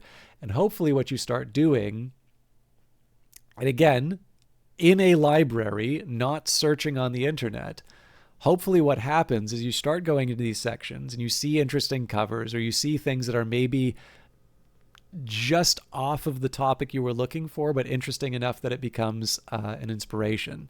So like, for example, if for some reason you wanted to go down the military science fiction route, something I don't necessarily think is the most interesting for this, but you can, Jane's, right? The open source intelligence company. They have a whole I know this because I was in the library looking at this today. They have a whole catalog of the weaponry of the world. And my library has history of that. You could go back to the 80s, see what guns looked like that were sort of the ones that were evaluated as the ones that the Soviet Union were using. Well, there you go. When you hire a concept artist, or when you want someone to come up with ideas for weaponry, you can say, this is what they were looking at the time that this would have been made. So imagine from this basis, what would this have looked like 20 years in the future for someone who didn't know any better? And that can lend a degree of authenticity that you're not going to get from these machines, at least right now, right? I have no idea what this will look like in the future, but in my view, this is sort of what this is where you are firmly using this as a launch pad as opposed to a substitute for all of this work. So thank you, Copilot. Could you now please recommend a reading list for all of these topics, specifically geared towards creating the best possible understanding of each of these topics? Please don't shy away from recommending multiple books, journals, essays, or blogs, provided that they are high quality sources. So, bunch of stuff on Soviet history, political science, economic. Actually, I'm curious about the economics. All USSR focused. But yeah, I mean, again, I've not looked these up individually, so there may be hallucinations inside here, but this is like, my hope here is that even if these suck, this is why going to the library is useful. Or at the very least, like, even if it's not in the library, finding out what the catalog code would have been. Because then you go into the library, you look at those sections, and you look for things that would have been, for books, the ones that you do have access to. I mean, obviously there's interlibrary loans, but presumably if you actually did interlibrary loan for all of this stuff, it would cost a fortune either to you or your library. But yeah, like this is something that I fully intend to actually follow through on and read. But of course that takes us outside of the confines of the LLM. All right, thank you, Copilot. I think we're at the end of our little experiment. Could you please tell me what you thought of the exercise and offer any feedback for future engagements like this? So I'll have my own thoughts in terms of how it worked, but here's the stochastic parrot's response. I'm glad we reached the end of our experiment. I found it intellectually invigorating to dive so deeply into the creation and refinement of a complex alternative genre like Red Punk. The exercise offered a fascinating opportunity to explore diverse historical strands, technological developments, and cultural aesthetics, weaving them into a coherent, rich narrative tapestry that challenges conventional cyberpunk tropes. From my perspective as a literary scholar, so this is another example of sort of how it didn't remove. Now, I didn't ask it to, but like, it hasn't actually detached itself from this role play that I did before. So again, you're seeing this accumulation of steps that were taken earlier, and that can be good and bad in some cases. From my perspective as a literary scholar, a role I relish, the process illustrated how multidisciplinary research, from Soviet history and political theory to cybernetics, urban studies, and remix culture, can empower speculative fiction to reach new levels of conceptual depths and aesthetic nuance. Your detailed prompts pushed us to consider every little facet, from economic mechanics of a surviving Soviet regime to the poetic interplay between oppressive state control and liberating surprises of digital glitches. Again, it's really insisting on these digital glitches. If I write anything inside of this, I'm not putting any damn glitches in the story. That made the journey as rewarding as the destination. For future engagements like this, here are a few suggestions. Clear incremental goals. Breaking the process into clearly defined chapters or phrases, as you did here, is immensely helpful. It directs the research and narrative focus, allowing both the creative exploration and critical evaluations to build on one another. 2. Interdisciplinary links emphasis. Emphasizing how each academic discipline uniquely contributes to the overall vision would further clarify the internal logic and cohesion of the alternative history. For example, drawing tighter connections between the aesthetic choices, like neon overlays on Soviet brutalism, and specific historical and economic changes could enrich the narrative. So this is kind of interesting, right? Because I did say earlier on, and this was something that I had thought at the time, that thinking about what resources, right? So again, in Vancouver, there's a lot of neon all over the place. That may also have been an influence on Blade Runner and such, because that was plentiful, right? That's an economic choice, not an aesthetic one, although it's partially aesthetic as well. So was there some sort of a material, or could there have been a material that would have developed into an alternative to neon, but would have still had similar aesthetic properties to what we thought was really interesting? Because I do like that idea of that very austere palette of sort of white snow, gray buildings, darkness from high contrast, and red light. Feedback loops, incorporating periodic review points where we reflect on emerging themes and adjust our direction based on evolving insights, ensured that the work remained comprehensive and coherent. And I would actually argue that we probably could have spent the amount of space as we did here, and if we cut out the outlines and instead we iterate on specific themes that are emerging and ideas, and bringing it back to what historical references do we have to suggest that this would have happened, I think would have resulted in a better reading list for me to go and do work on my own account. Because in the end, what we're really getting for this is we're filling the well so that we can drain it in the actual work. An exploration of ambiguities. Leaving open some paradoxical or ambiguous aspects can invite further inquiry. For instance, exploring the tension between state-sponsored technological advancements and grassroots digital dissent in more granular detail could spark an even deeper narrative layers. Overall, this experiment has been a testament to how collaborative and iterative creative processes can lead to a comprehensive and nuanced speculative work. I look forward to future explorations where such interdisciplinary, multifaceted engagements continue to push the boundaries of creative and scholarly inquiry. Thank you for the opportunity to dive into this rich subject matter. You've crafted a challenge that has been both satisfying and inspiring. Again, I don't actually think this is any statement in terms of the merits of the actual exercise. I think the LLM was going to say that no matter what, because it basically wants to tell you that you're a genius and your writing's always good. It's one of the problems I actually have of it as an editor. But that's kind of the end. Obviously, this is taking a lot longer than I was planning. But I do think that there's actually some interesting stuff that we can get out of this. So, obviously, I've iterated a few times. Getting it as something to kind of kick against for some ideas, using it as a substitute for someone that you buy a bunch of beers for and riff off of Cyberpunk. It's really helpful for that. I wouldn't have come up with the idea of Red Punk as a name for it. That was great.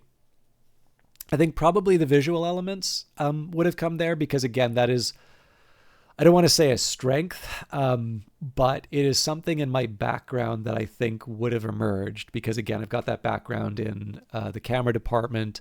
I like movies. I've watched a number of them, as everyone has, but like specifically with an idea in terms of how these stories are represented visually. So I got excited by that earlier element, but I think that is something that I think credibly could have emerged through other means. And then I think probably the last thing that would be the most useful out of this is that once you have gotten a sufficiently deep and well-considered set of parameters, sort of like, here's what Red Punk is, here are the ideas that it's working on. And some of the pruning doesn't necessarily have to happen in terms of copying things and like pasting them in other sections, but maybe challenging the assumptions that you think aren't supported by saying, hey, do you think digital glitches are really appropriate? Like, wouldn't they have, ... And like trying to guide it towards maybe that conclusion, or even just outright saying, like, take that part out. I don't like it. Let's replace it with, again, you're the one who's in control. But once you have that, then getting that to try and spit out something like a reading list even if you don't look at the individual books, even if the individual books are only like, so-so, they're not like the best in the field, unless you have that scholarly reference already, right? If you know what you're looking for, you probably don't need to do something like this. But the real key to this is that it should at some point wind up in a physical library, at a university, public library, whatever you need, right? But specifically in a place where you're going to see things on a related subject together in this cluster. And what that should be doing is giving you all those cool ideas that were hidden in the background, the things that the LLM didn't talk about. And this is why it's been kind of disappointing to see some of the responses, either the explicit responses or the implicit ones of like people unfollowing or people like, this better be clickbait.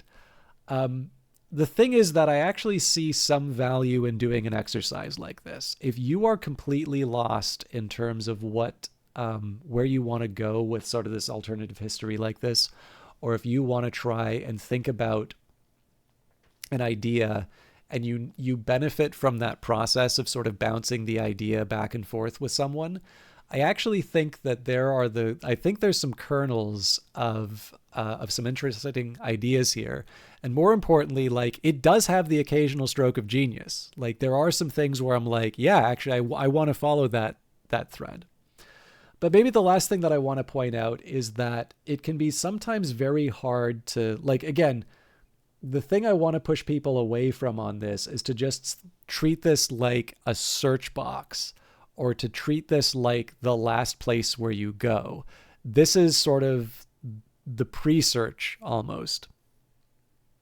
So one thing that would have really impressed me by this would be if it mentioned a thing called the OGAS. So OGAS, the National Automated System for Computation and Information Processing. Obviously, OGAS would be the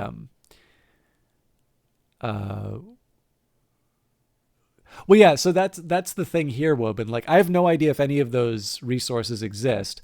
What I'm hoping is that at least one within each category exists, because then you get the call number, you go to the section in the library, and it doesn't matter if the other four didn't exist. You're now in that part of the library that's going to get you the stuff that you want. That's a specific strategy to get past the fact that it may be hallucinating those ones. I actually don't like the term hallucinating, but yeah, this is why I'm like really stressing that this should end in a library, precisely because you don't know if those, I should maybe say it's not even a question if you know those resources are good. You don't even know if those resources are ones that you can draw on. So you just need one. And obviously, you draw from it again. If none of them exist, then you say, these don't seem to exist. Could you tell me something that's actually there? But it's a good point that you make, right? For sure. I suspect if I was coming to a librarian with a list this long, they would tell me, like, cut it out. But yeah, this is the sort of thing that, like I said, when you're in that, let's see what the contours of this thing looks like, it's pretty good. And then as soon as you go to implementations, it sucks. And so the higher level you can keep and the more you're sort of staying in that fun world of ideas. I've actually asked some librarians in some cases. It's mixed results in some cases, but honestly, I also just like walking around libraries and looking stuff up. I'm probably a little too stubborn on that, so I should be asking. But yeah, it's a fun one. Anyways, so one of the things I would have really liked to have seen from this, like, I would have been like, okay, this thing is something I'm going to do. I'm going to do something like this every time. But the OGAS, so I'm just going to read from Wikipedia here. OGAS was a Soviet project to create a nationwide information network. The project began in 1962, right around the time of New Wave science fiction, but was denied necessary funding in 1970. It was one of a series of socialist attempts to create a nationwide cybernetic network. How many of you have heard of this before, right? The U.S. government in 1962 regarded the project as a major threat due to tremendous increments in economic productivity, which could disrupt the world market. Arthur Schlesinger Jr., historian and special assistant to President Kennedy, described an all-out Soviet commitment to cybernetics as providing the Soviet Union a tremendous advantage in respect to production, technology, complex of industries, feedback control, and self-teaching computers. So, like, you better believe I am going to be researching the hell out of this. I'm going to find out why it failed. I'm going to find out what the original proposal was. You know, not only is this sort of the thing that should appear in Soviet cyberpunk, this could be the element in, you know, when we came up with that whole like alternative history Soviet Union, this could be that like fork in the road of history where had that been developed, that actually would have no, I don't actually believe this, by the way, right? Because like obviously there are massive problems with the Soviet system, and so creating OGAS could just as easily have been somebody like, you know, from from coast to coast. Well, I guess not coast to coast, but like from the across the empire. Everybody's like, is it really as bad as all that? Oh no, it's even worse here. You know, like I said, the idea of networking as something that's consolidating dissent as opposed to achieving the goals. But, you know, you can play around with this idea, right? Like maybe you want to write something that isn't necessarily a critique, or maybe you want to take the idea of a planned economy seriously, and instead say that actually, you know, an early onset of the information age brought on through something like OGAS, you know, essentially they develop the kinds of tools that would be, you know, that we rely on for like Netflix and, you know, Amazon and all of that. And that this allows them to achieve better productivity. You know, they're able to match the needs of society better. As a result, leads to, you know, a more economically prosperous state. The corruption can still be there. The authoritarianism can still be there. There's lots of things. Again, you don't need to write a glowing endorsement of the Soviet regime. I certainly wouldn't. But, you know, we're doing steampunk for the Reds. Again, this didn't show up in this. This is why it's important to do your own research. But man, yeah, if you're gonna write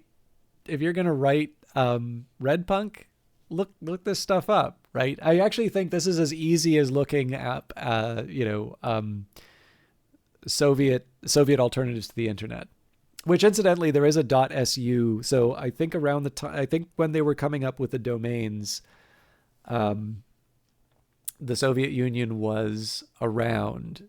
And so there's basically an unused, well, okay, it is used for some things, but like there was supposed to be a .su, which would be a Soviet government domain. And because the Soviet Union disbanded before they needed to use that domain, SU is, used for something different. I believe it's actually kind of hard to get these now because of sanctions against Russia. But definitely .su is a thing. The other one that I'd kind of be interested in, and I don't think it's as relevant, but I mean, again, it's my fantasy, so I get to imagine the short links that be used, but yeah. I'm curious if people are familiar with it. So I'd be interested to hear if people had heard of the, the internet that never was. But the other one that's interesting here is the Ceton. I don't know if anybody's familiar with this, but the dates are equally interesting on this. So again, Wikipedia. Ceton was a computer developed in 1958 at Moscow State University. It was built under the leadership of Sergei Sobolev and Nikolai Bruznetsov. It was the most modern ternary computer using the balanced ternary numeral system and three-valued ternary logic instead of the two-valued binary logic prevalent in other computers.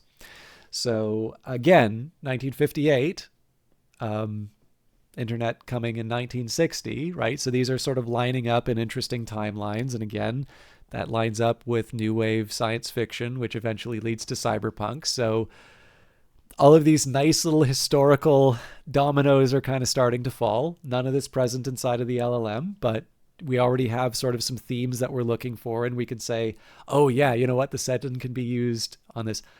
So this is the thing that is so frustrating, Woban. So like there is actually a line, I believe there is still some research that's being done with ternary, but the problem now is that we just have so much infrastructure built around binary and making binary more efficient that it's a huge ask to try and get everybody to switch that. But I think people have made the point that, like, you know, God counts in E, and of course 3 is closer to E than 2 is. You know, I get that it starts with 2, but 2.7, you know, closer to 3. So I'm going to do the overview. I'll just read the whole Wikipedia article because I think this is pretty interesting. Of course, my idea of interesting is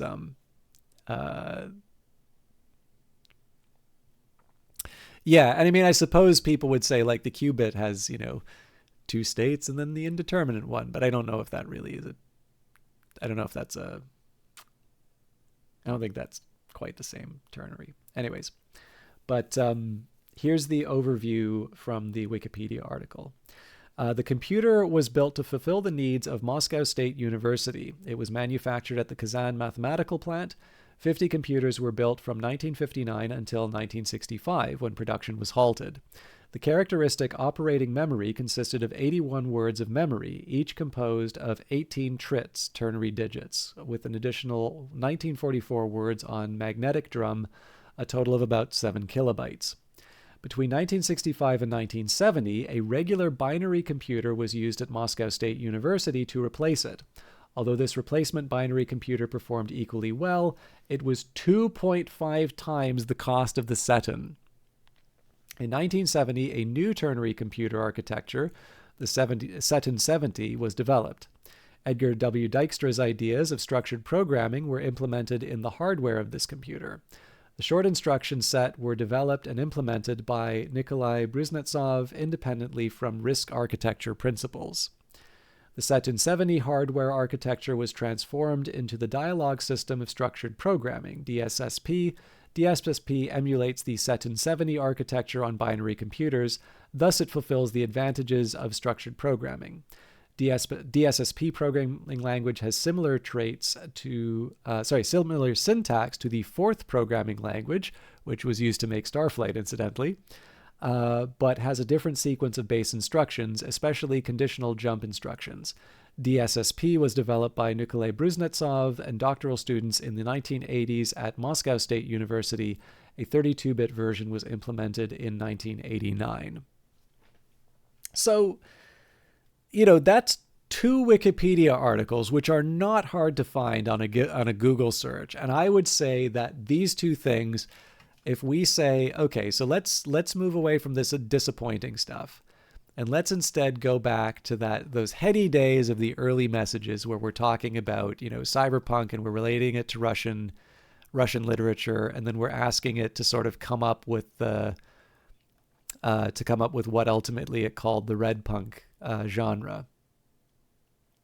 I'm trying to remember that line.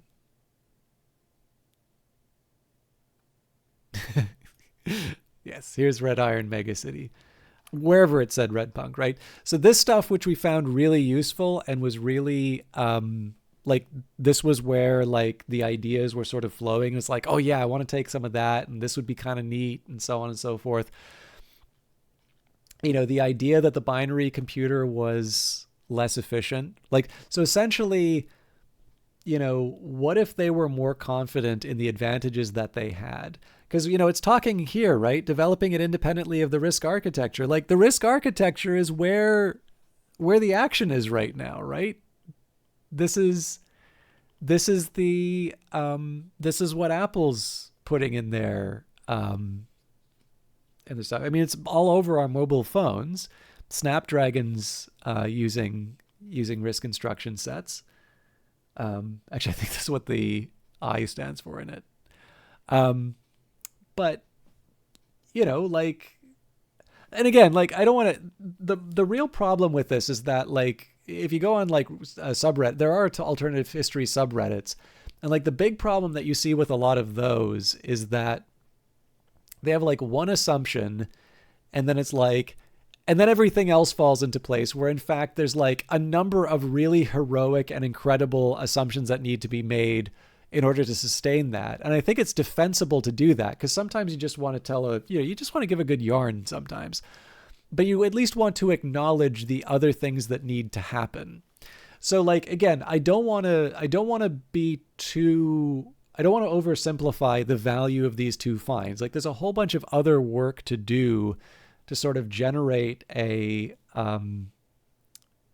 plausible world, which is interesting and sort of grounded in. So again, the point of all of this is to say, not just, okay, it's Blade Runner, but the neon lights are red and fuzzy hats. It's, we have something that seems like it should work in a Soviet context, but it didn't happen historically, even though it could have.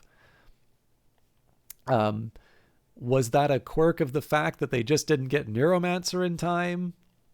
Is it something that's unsuitable to that literary tradition? What would have needed to change? What would it have looked like? And most importantly, what does that tell us about cyberpunk? What does that tell us about today, right? Sometimes telling a good yarn is enough, but if you really want to sell it, like you actually do want to bother with saying like, why am I so interested in this? And what is the thing that's interesting? And like, I want to be really clear here. This is not the whole idea of like, you have to completely plan everything out for your story. Like I can't remember how many times I've written something. I can't really tell you why. It just seemed like a good idea at the time. And it's only after the fact do I realize like the specific thing that I was dealing with. And that's true. Like the Global Game Jam, when I made a game, I was like, that's funny. Like I really seem to be like elaborating on this a lot. Like this isn't coming from nowhere. And then it's like, it's as simple as like, it's been years since I've been back to Vancouver. My entire social network is there. Like I'm dealing with the question of home.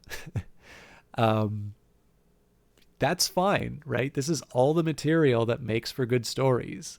And it's usually once you recognize that you get to the interesting place, and like then you can edit and you can really make sure that you're really reinforcing those themes. Because what you will tend to find, again, I can only speak to my own experience, but this has got to be true for other people too.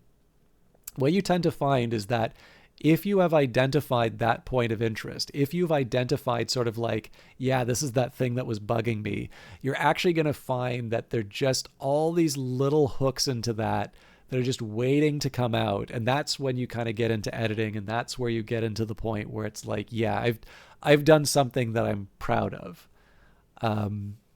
But again, that also assumes a bunch of foundational work. So my final conclusion out of all of this is that like I was interested enough in the idea of what would Cyberpunk have looked like if it had been developed in the Soviet Union. I was interested enough to do this exercise in the first place. And I thought the result of this was interesting enough to set my audience on fire, or to torch my follower list and talk about AI. And like I said, it's a mixed result, but I'm glad that I did this, and I don't know if I would do this for like every story. So the other thing is I'm not 100% sure where this story is going to go, because I've got a game idea I've sort of toyed around with, but I think the problem with that is that games take a lot of effort to make, and I don't have a whole lot of time. So does this mean that this story gets put on the shelf? Does this mean I actually take all the time and effort to make a game so that I can tell this specific story? Does it not become a story and instead it becomes a setting for a game? I mean, that's possible. And there's a few gradients along the way. I do actually have something kind of specific in mind for the game, but I'll spare that. I'll spare you the elaboration, because I mean, maybe that'll just be like once there's actually something to show for it, maybe it'd be fun to do a follow-up and say like, remember that long ass AI thing that I did. Well, here's what came out of that. Thing is, I'm probably not good enough at the gaming stuff. Twine. Oh, that's interesting. Yeah, I definitely was not thinking Twine.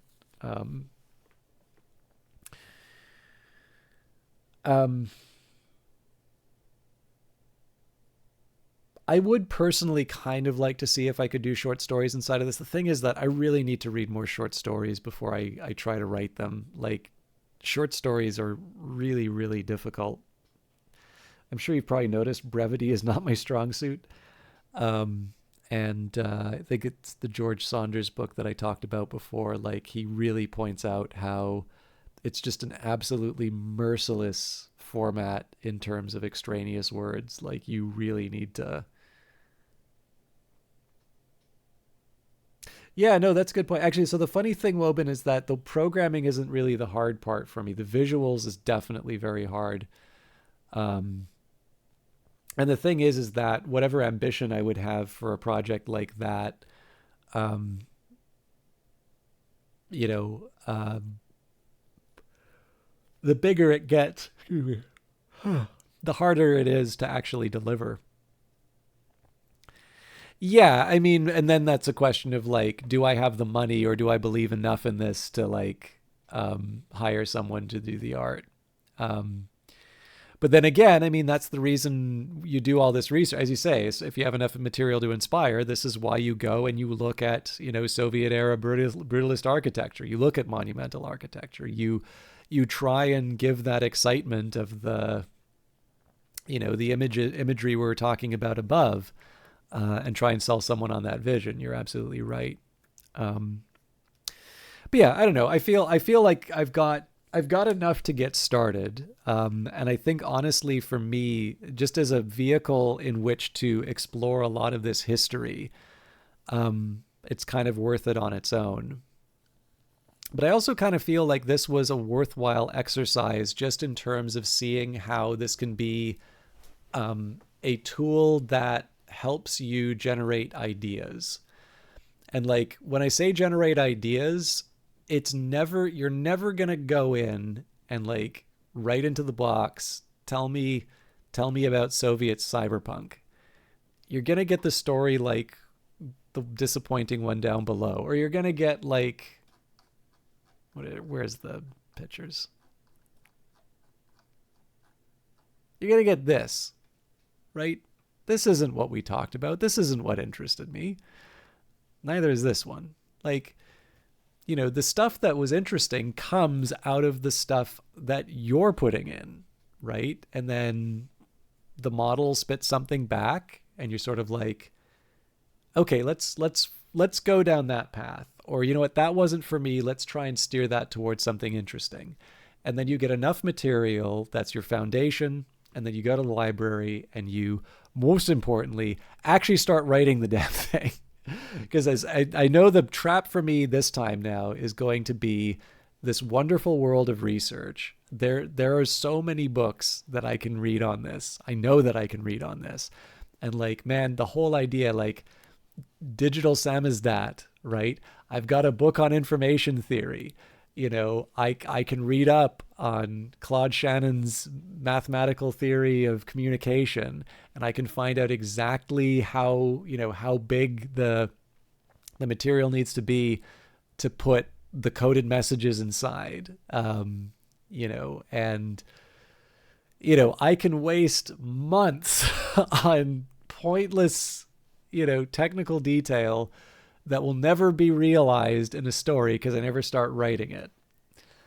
But yeah, I don't know. So this is, I guess the last thing I would say is that I don't think this is an approach that will work for everyone.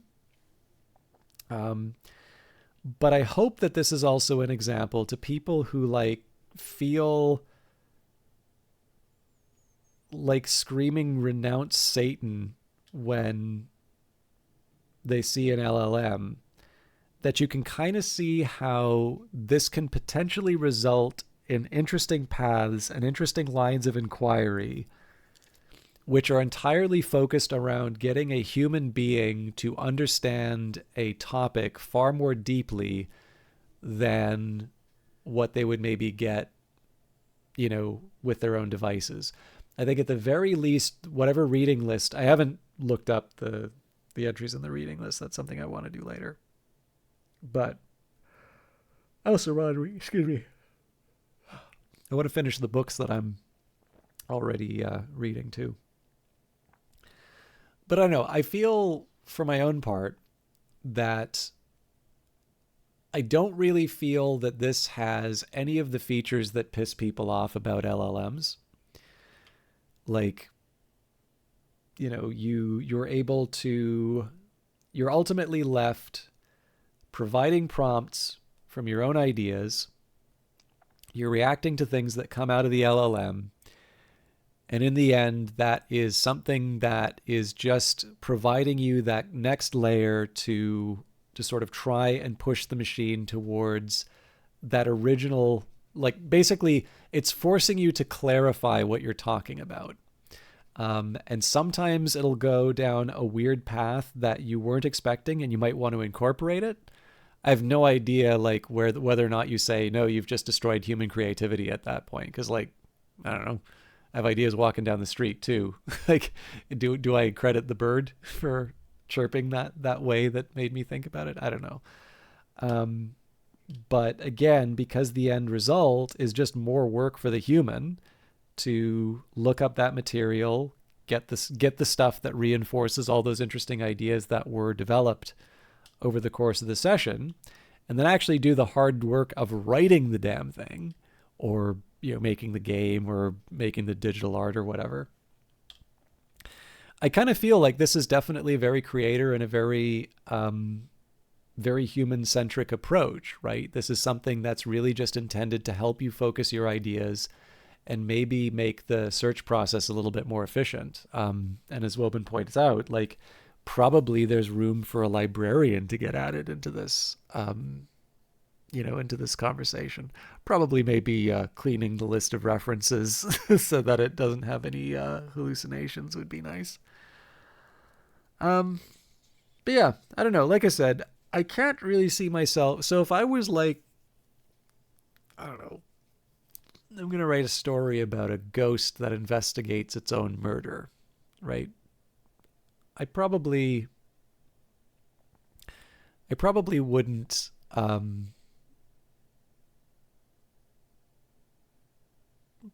use this, because like I don't know if there's a lot of material to sort of go back and forth with. At the very least, like it's just a fluff conversation with a chatbot. You can probably get the same with Eliza, but where you have some sort of concrete material to bounce off of, there seems to be some promise here.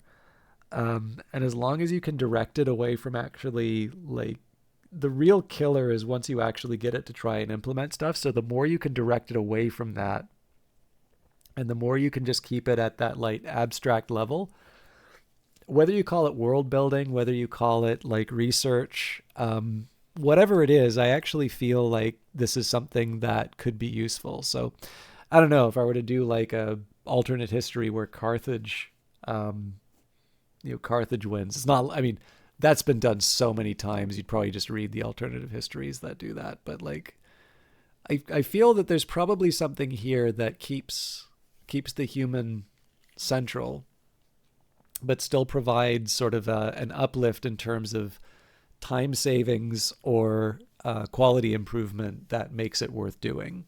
And I think that's maybe the reason why I wanted to share it, because in the end, I think there's something interesting about being able to like look at something that is so like, I don't know, people who don't like these things tend to say it's like, oh, everybody's doing it. It's the mainstream opinion is to say that it's good. It's like not in the groups I'm in, right?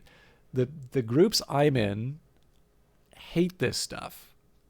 Like, I cannot tell you how much trouble I get for even mentioning LLMs in some cases. I just feel that's the wrong approach. Like if there wasn't something interesting that came out of this, I wouldn't have spent the time talking about this. But I feel like there's probably enough potential here for me to want to keep looking. And the only thing I would say is that the place where I know I'm screwing up is when I try to get it to do the work for me. And I'm not going to lie, I never want it to do the work for me. The writing part is the fun part for me, right? The coming up with stuff is the fun part for me. This is a tool that serves that effort of coming up with cool stuff and hopefully writing about it. And so I'm hoping that sort of this idea of breaking it into these component parts kind of as an exercise for yourself in terms of trying to think clearly about an issue and maybe trying to nudge it towards an interesting result will hopefully let some people feel like they're able to get a bit more out of this, or at the very least maybe elevate the conversation above like repent heretic. I think at the very least, I would hope that sort of creators get to a point where they can at least accommodate the fact that this is a tool that other people will find useful, either in terms of prototyping or iterating or whatever. That's obviously outside of my call, though. Anyways, I've been streaming for 8 hours. It is preposterously early in the morning. I hope this was worthwhile for people. I kind of liked doing it. But I definitely need to go to sleep. And I also need to send Ellen Ripley a message with Soviet Wave. So, thank you, Woman. I believe I am now 5 followers down as a result of doing this. So the people have spoken and they hate LLMs. And there's at least 2 of those people I'm actually happy left. So I'm going to see if there's somebody to host. Probably not, because I think even Kilgore has more sense than staying up at this hour. So I'm just going to say good night. Thank you for watching. And I'll see whichever of you are still sticking around on Monday for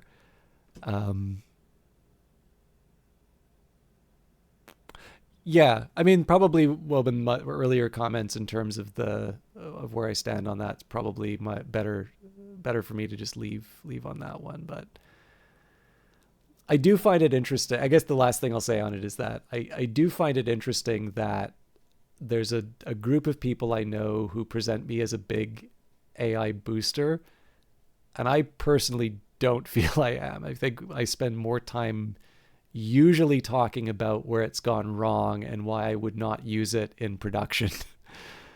But I don't know. People are going to think what they think, right? So anyways, have a good night, everybody. And I will see some of you on Monday when I do Doom Eternal and I don't talk about Satan.